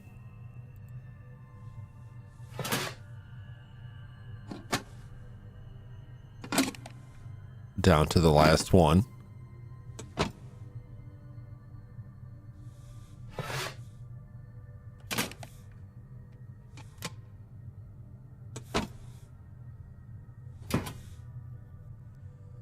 The modern day, this would just all be on a computer someday, somewhere. We'd be hunting for SD cards in a toilet. You are not in good shape, Bertrand. You know it will only get worse. You must talk. I hate you. I hate this place. You're all bad with me and my friends. You'll come to understand, Bertrand, eventually. But we must deal with this. You have a chance to end it right here, right now. I don't believe you. You have been lying to me all this time. That's not true. And if you tell me what you saw, it will all be over. It's that simple. Well, I can't remember. It's too fuzzy and dark. Come on, Bertrand. Try harder. No. I'm scared. Come on. Tell me what you saw. No. It will come for me. It knows. It knows. Calm down or I'll have to call the guards. It's inside me. What? What is inside you? well. Is that the incident? Did Bertrand snap and take a bite out of them? You snitched.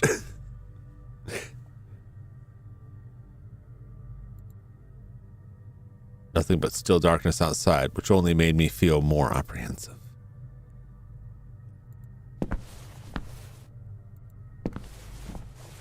Well, I think we passed therapy room. Visit before is investigate about Bertrand. Patient from the tapes is Bertrand, whose name sounded oddly familiar to me. Seemed to have been subject to a disturbing interview. For what purpose? I had to learn more. A new area in the building was available for me to investigate. What a thrill of veiled mysteries awaited in the corners of the second floor. The weird vision that assaulted me, I could recognize Lenny, and surely more patients with us. What had ensued in this section of the building? Why were we taken down there? It was imperative that I asked him. Construction works. Weird that Bertrand's not on that list. Okay.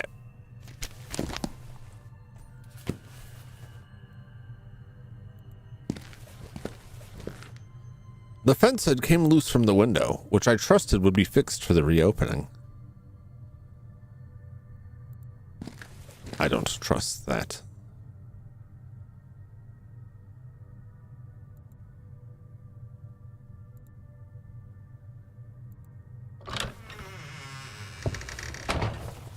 Finally, some food. Oh, no, wait, this is the game room. The game room used to burst with activity in its heyday. It was a fine accomplishment in the institute. The patients could go as peacefully playing games together, but now it was just all falling apart. Delicious crayons. Red crayon was in better shape than the others, so I took it with me. A box of crayons. The nurses always encouraged us to draw. Just an old toy.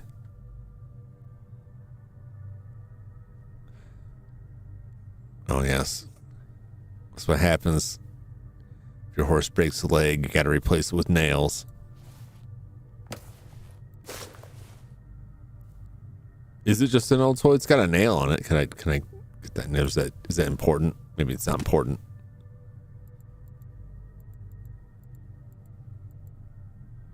It was quite an inspired piece of art, in my opinion. Some of the drawings by their patients could sometimes get a little scary. This sofa might have been comfortable once, but at present sitting here was out of the question.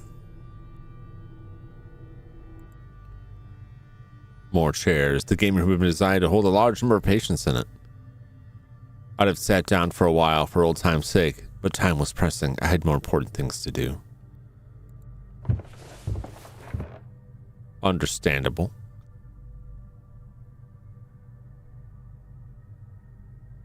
Anything worth looking at over here? What a mess. What had happened in this place? Ominous, but with a hint of beauty. The fireplace was a nice way to get the room warm back then, but the staff needed to keep a close eye on the more unruly patients. At least 2 patients suffered burns during my stay because of this open fireplace. Wild that he remembers that.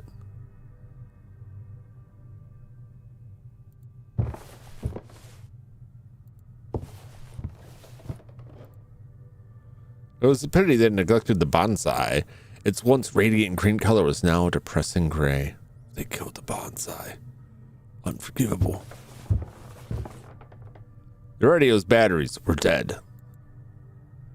Too bad it didn't work. I could have used some music in this desolate room. Yeah.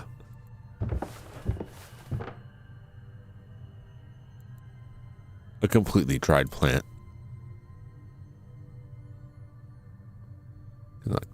Take a nibble off of it.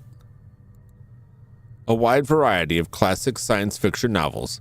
Patients were lucky to have access to fine literature in the institute. The chairs had been positioned as if to look at some enchanting view outside the window, but it was currently dark and ominous outside. What lies beyond? Books. Light switch. Nope. Okay. No idea which books were at the end of this ladder, but likely the more boring ones. I didn't even hear watch Bleach. I watched like maybe the first season of Bleach. I kind of lost track of it and never got interested enough to go back. A varied selection, which unsurprisingly didn't match the category of this section.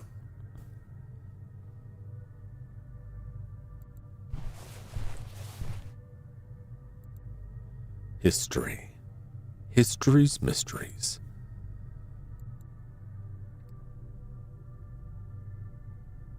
Well, yeah, they're really digging into them there.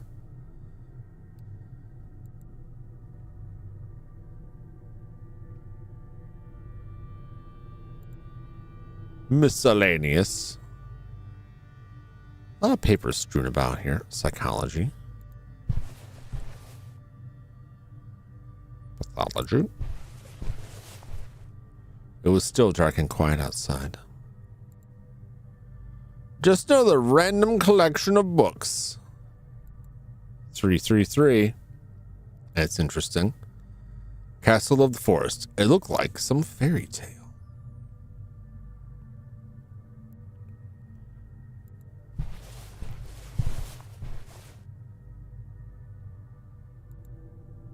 The volumes were stained and quite old. A few of them would probably crumble upon the slightest touch.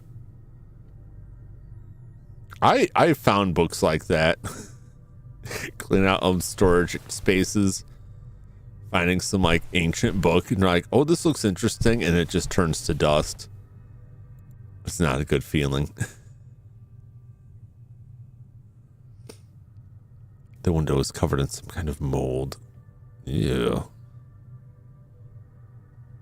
Nasty.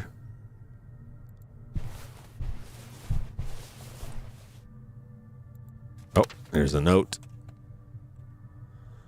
Some days ago, I casually read a newspaper article about Dr. Walter Handwell, a general surgeon with extensive knowledge of mental illness, who recently founded his own hospital for the insane. In his impassioned words, I could sense a sincere concern about the consequences of mind disorders. In that same article, Handwell's notable technological advancements in his field, a discipline in which antiquated practices are often ingrained, elicited a feeling of excitement that I hadn't experienced in a long time. The fine trajectory of this kindred spirit compelled me to write him a letter, disenchanted as I was about ongoing problems in my local medical center, which I concluded was managed by closed-minded individuals. Dr. Handwell responded sooner than I expected. We exchanged various experiences from our respective fields of expertise. In an engaging debate that I finally remember as a deciding factor that would dictate the rest of my career, we agreed that increasing reports of developing mental abnormalities were a consequence of a degenerate society, that minds operating outside the boundaries of morality would inevitably deteriorate until no shade of humanity was left. There was a mutual agreement that the fabric of our culture, our breed, was eroding. As admired professionals, we have an obligation to guide our peers into the blistering light of cognizance. We see and perceive what others don't. Not taking action would be a shameful disgrace to our human condition. We continued talking about how a mental hospital should be managed under the strictest of conditions, and how a symbol of solemn authority was of the utmost importance for ensuring smooth operations. Suffice it to say, I became enchanted with Walter Handwell's grand vision, his endless quest to correct the course of society, beginning with those who had lost their way in the most profound and visceral sense, the decay of their own minds. That's some kind of like, I mean, that's pretty real for the history of psychology, but that's some twisted stuff. They're like, mental illness is caused by a degeneration of society. Is it? Is it?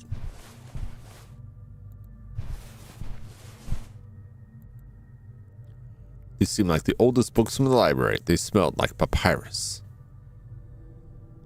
How would you know what papyrus smells like? Just yellowed old pages. I couldn't say if there was anything of importance written, as they were utterly unreadable. All right, no getting in that way. Getting to the dark part of history, yeah.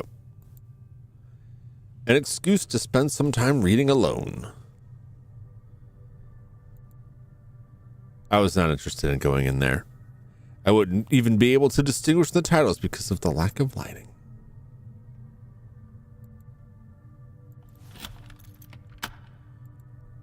Excellent. Once this is now opened. I can get into the kitchen now.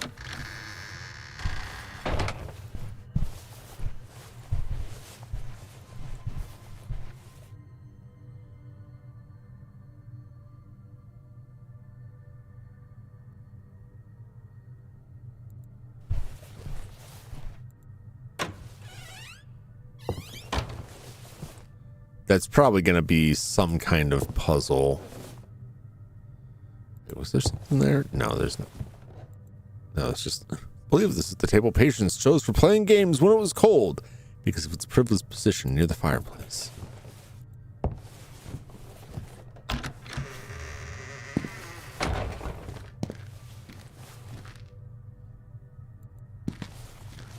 Which I don't think I can get to the kitchen. Right? Yeah, because unless. Door is firmly shut in place.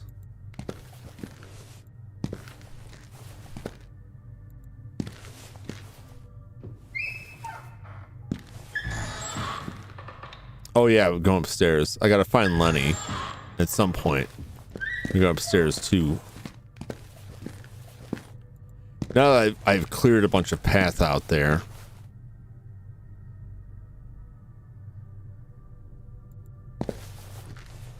Here we go. Finally, the upstairs. No one can stop me now.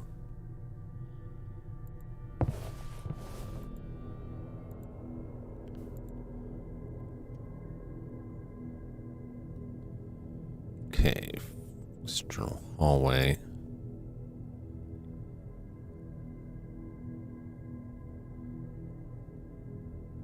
I'm back here.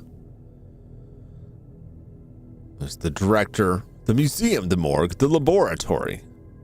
Passage heading further in. Done. Cleaning rounds, night shift. It's all Larry. It's 12 p.m., 11 p.m. Corridor is on floor 2. All right, he should be on floor 2. Or he could be on floor 3. He may have already finished. If he signed off on floor 2, he may have finished it and gone up to floor 3.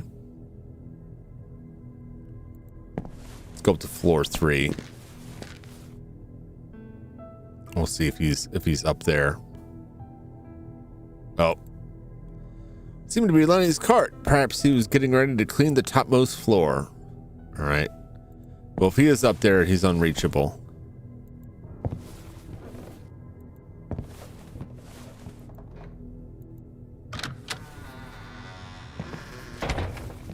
Get into that morgue in a minute here.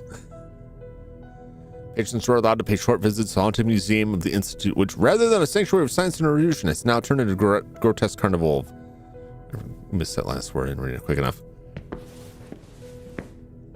Some instruments for unknown purposes, which I didn't want to discover.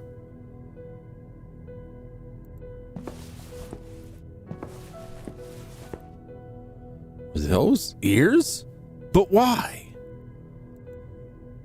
Well, because they look neat. This exhibit displayed hands of various shapes submerged in some kind of liquid.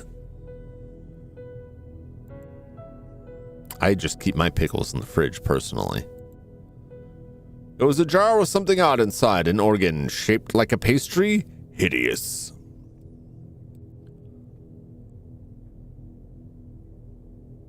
Subdural. An abomination of nature, a baby with a gut-wrenching birth defect.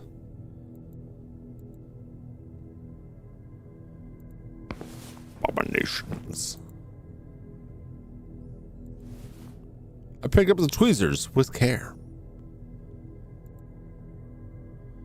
Typical glass slide for putting tissue samples on it. This could come in handy later. It seemed like a convenient spot for placing a glass slide to place samples on it. Okay.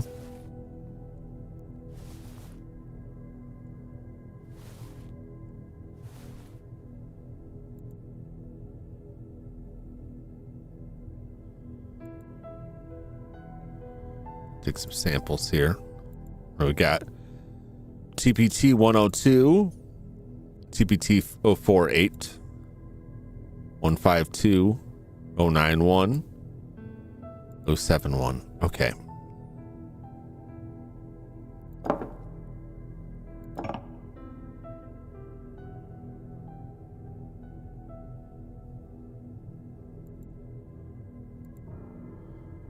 This wasn't needed anywhere else. I left the tweezers in the exhibit. Okay. We got, I'm sure there's a microscope somewhere. Oh, it looked like some kind of animal. Another twisted feature of this gloomy museum. Yet another disquieting feature of this atrocity exhibition. A most macabre exhibition. A series of radiographs showed various areas of the human body. Oh, you know what? There's probably in the laboratory. What was the point in displaying severed hands? Sort of quite hideous hands there. Human brains, charming. Like I'm all sliced up. pirate.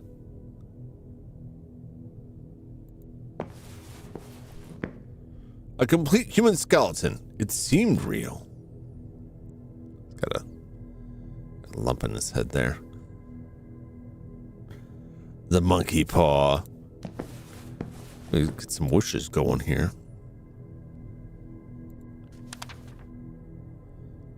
Oh, I think that was the person that was in our car. Rebecca Bierce. Age 31, condition unstable. Female wing, first floor, 107B, therapy group E. Rebecca Bierce did not suffer any specific ailments early in life, but fell victim to violent sexual assaults as an adult. She was found in a state of shock by the authorities who rescued her, and after a medical examination, Rebecca was found to be pregnant. The perpetrator was never apprehended. During the period following the assault, Bierce exhibited delusional behaviors and panicked whenever men were in the same room as her. Thereafter, following strict attention and care, she gradually began to recover and return to her senses while coming to terms with her new condition. Bierce eventually managed to begin socializing with her peers and to feel more comfortable in the presence of men. Regrettably, she has recently suffered an inexplicable breakdown and is experiencing frequent neurotic fits. She mistreats both her peers and the nursing team using foul, highly offensive language while screaming and kicking. In 2 incidents, Bierce was found repeatedly hitting her stomach and insisting that her unborn child was spawned from hell. Medical instruments of various types. Well, that is a troubling report. Oh, there's so many skulls in this museum. A display with many skulls and various instruments.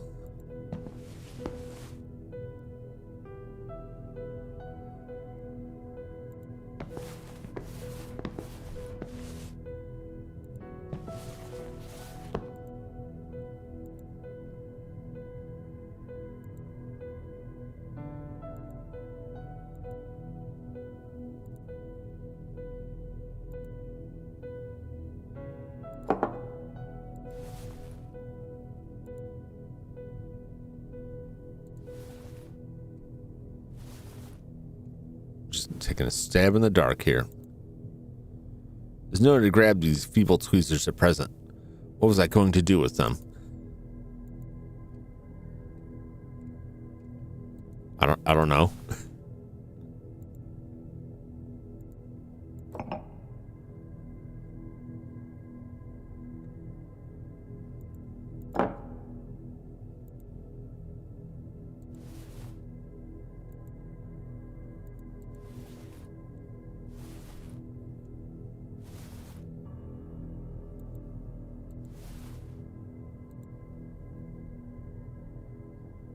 Okay. I get it. All right. Nope, leave. So they'll ask me to do something with that.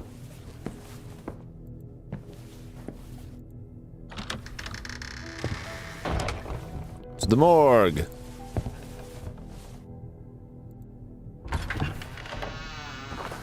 This isn't the morgue. I'm going to go here first. The solarium used to be a clean and beautiful spot to relax amid the sunbeams, quite the opposite of its present and sorry condition. I felt a brief sense of melancholy. The solarium was in shambles, with debris and assorted garbage scattered all around. The window was shattered, allowing a cold breeze to chill the room. The renowned surgeon who keeps receiving echiniums from his peers, Dr. Walter Hanwell, director and founder of the mental hospital named after him, has made public the number of patients hosted by his institute. At 272 patients and 54 staff members, the establishment has positioned itself as one of the most highly populated mental institutions in the world. It has become the pride of our region. Dr. Hanwell recognized the importance of the Kirkbride design and architecture system in serving to house large numbers of patients in a healthy and comfortable environment. However, reputable psychiatrists disagree on this and warn about the dangers of an overcrowded building, including managerial problems and ethical dilemmas. According to the Kirkbride plan, a hospital for the insane should not exceed a maximum of 250 patients, contrary to Dr. Hanwell's claims. We acknowledge the mandate of the Kirkbride plan, and my talented staff is keeping our patients under tight control, said Director Hanwell. Our methods are efficient, and my experience in the field has allowed us to improve upon Kirkbride's August design. State cuts 10.5 million off. Anyway, all in all, this is a pretty lousy decade. I'm not talking about the economics or deal or politics, but entertainment itself. I'm just looking at like the rest of these stories. Been there, done that. Another aspect that remains almost economic ordeals. Politics, entertainment, media itself.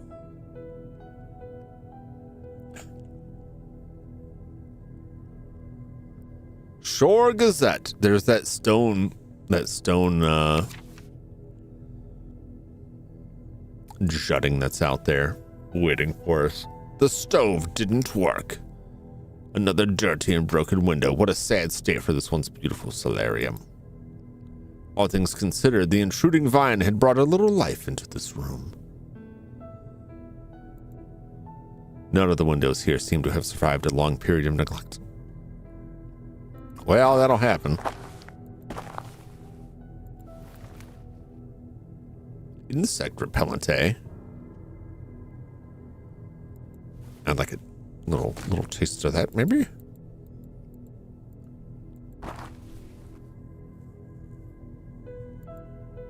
Suppose not. Wah, wah, wah, wah, wah, wah.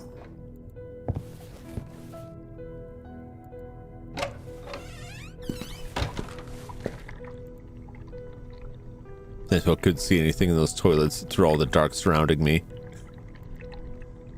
The foul smell from the broken urinals permeated the whole room. I mean, people are like here working right now. What are they using for a bathroom?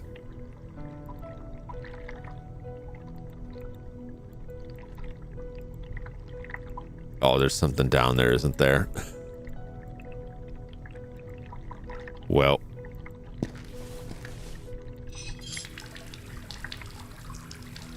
The water seemed clean.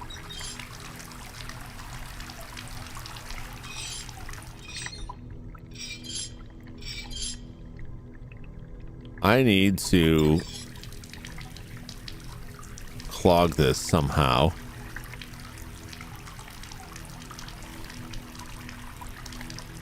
Okay.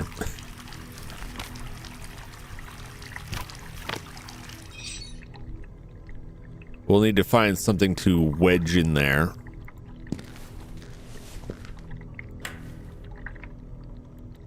The lights didn't work here.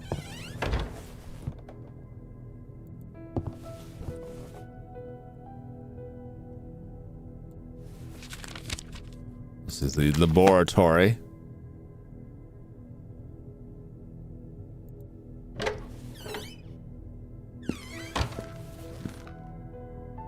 Laboratory greeted me with a hint of sinister ambience. The greenish lighting and fetid smell only contributed to convey an eerie sense of the organic. Also, who is that man in the corner? How much is that doctor in the corner? Tables in disarray, many gadgets scattered around, several empty test tubes as well. Some games that go hard in the lore. Yeah, I mean, this game is 90% lore. No matter how hard I forced it, I couldn't open it. It's all atmosphere and story.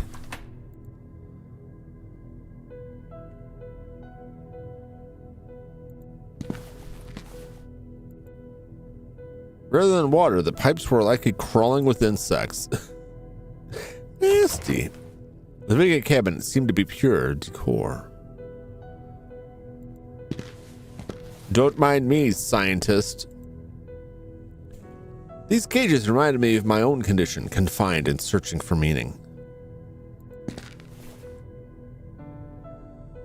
Jeez. Nothing of note.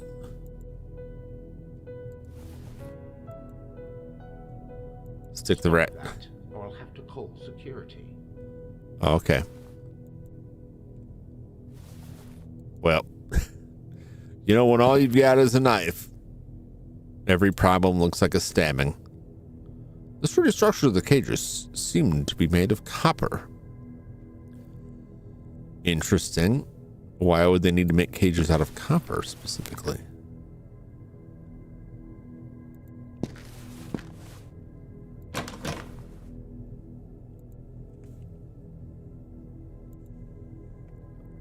Yeah. What? Faucet's so rusty it couldn't be turned. So what's this guy doing here? This place is just like a hellhole that nothing works.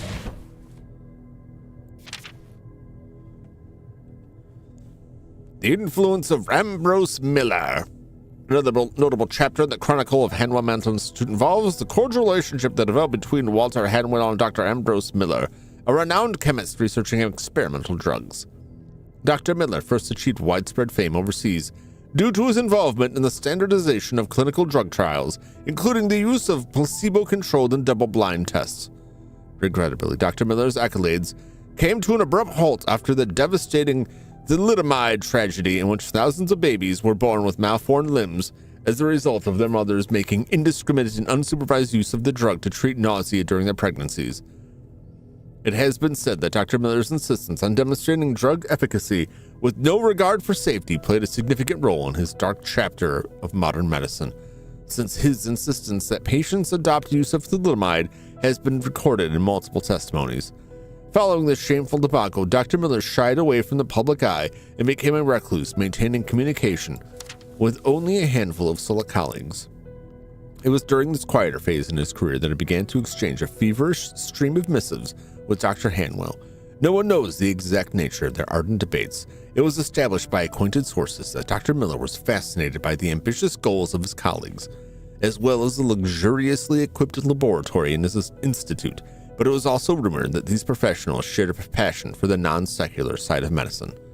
More recently, Dr. Miller emerged from his seclusion and during an interview expressed interest in becoming a staff member at Hanwell Mental Institute. Interesting. Couldn't see anything of relevance here. No, I already did. Just let me, there we go. I'll get this one out.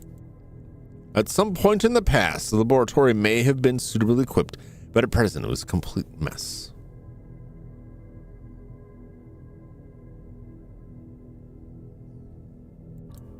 I guess nothing for me to grab. Well.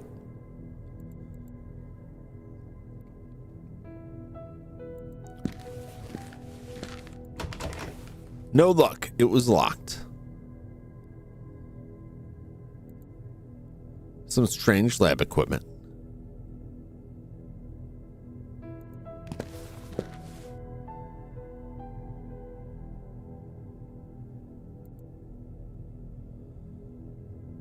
Hello. Hello? Am I interrupting something? Who are you? I'm a former member of the Institute. I came here tonight to look into some docket.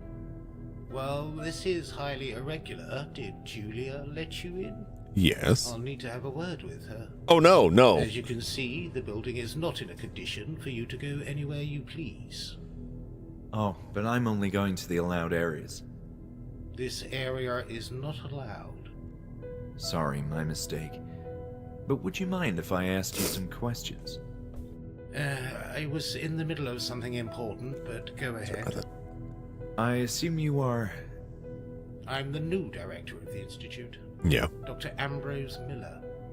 My purpose here is to honor the vision of my former colleague, Dr. Walter Hanwell.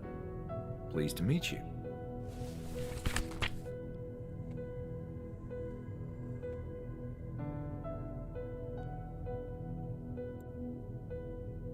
So, I assume you were acquainted with Walter Hanwell.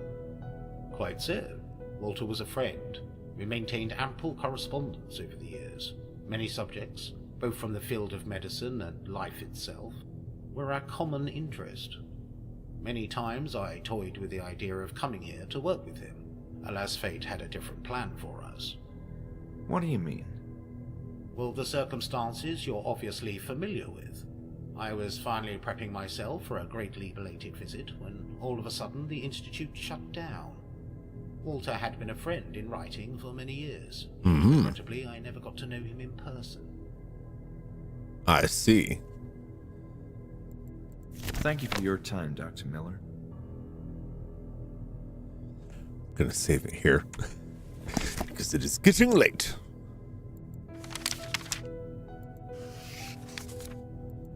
Yes. And we'll return to this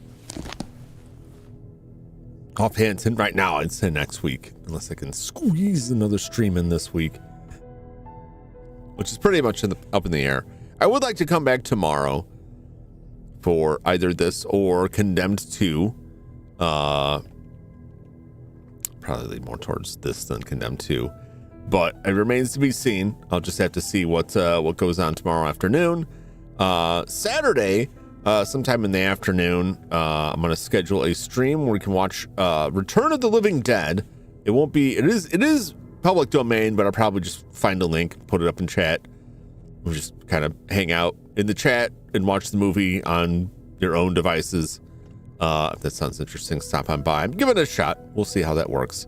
But I'll try to get that stuff scheduled. I haven't had a chance to get things scheduled or make thumbnails. I've been running back and forth all the time. So we will continue this another time. But don't go anywhere for now, because it's time for Bomberman. Unreal Engine crashed. Well, at least it waited until I was done with the game to crash. It's time for Bomberman.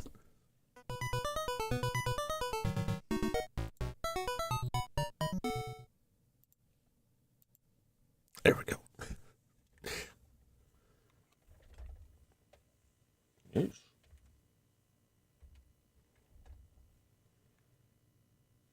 I don't know what that just stumped up against, but it's fine. All right.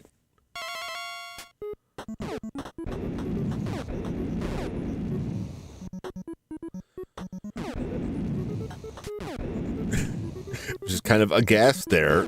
It came very close to getting eaten alive by those things. Hello, friend.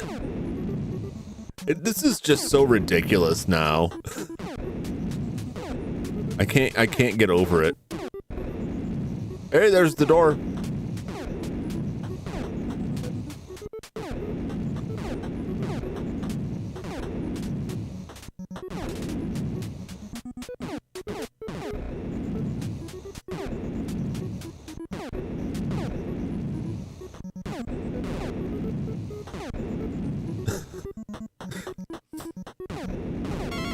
Hello, friends. Goodbye, friends. Yeah, once I can see. I mean, it's not hard to like understand why they would take this function out of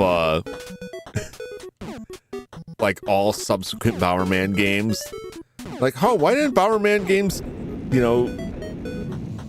keep the ability to survive your bomb blasts? Well, because it makes the game insanely easy. Oh, you can still die, but it's pretty unlikely.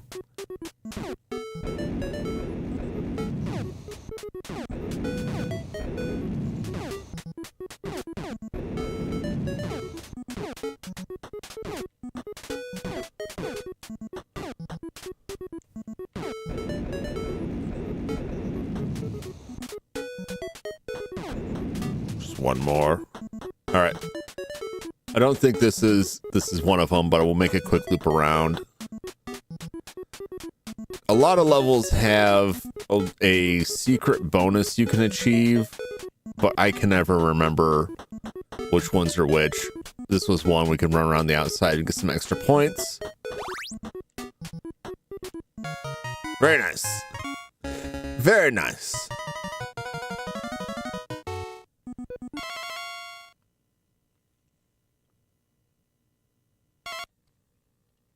Okay, we'll go ahead and save that. Wow, those dudes are just going absolutely insane over there. They do not know what to do. All right, let's see who is around right now. Lord, I'm tired. The same thing happened when I was playing games last year. I get very engrossed with them, and then I'm just like, man, I don't want to stop. I want to keep playing this, but I have to stop because I gotta wake up in the morning.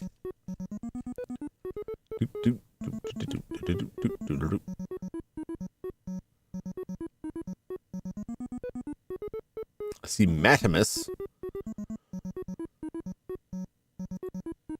is playing Tales of Monkey Island. Matimus is always a good time.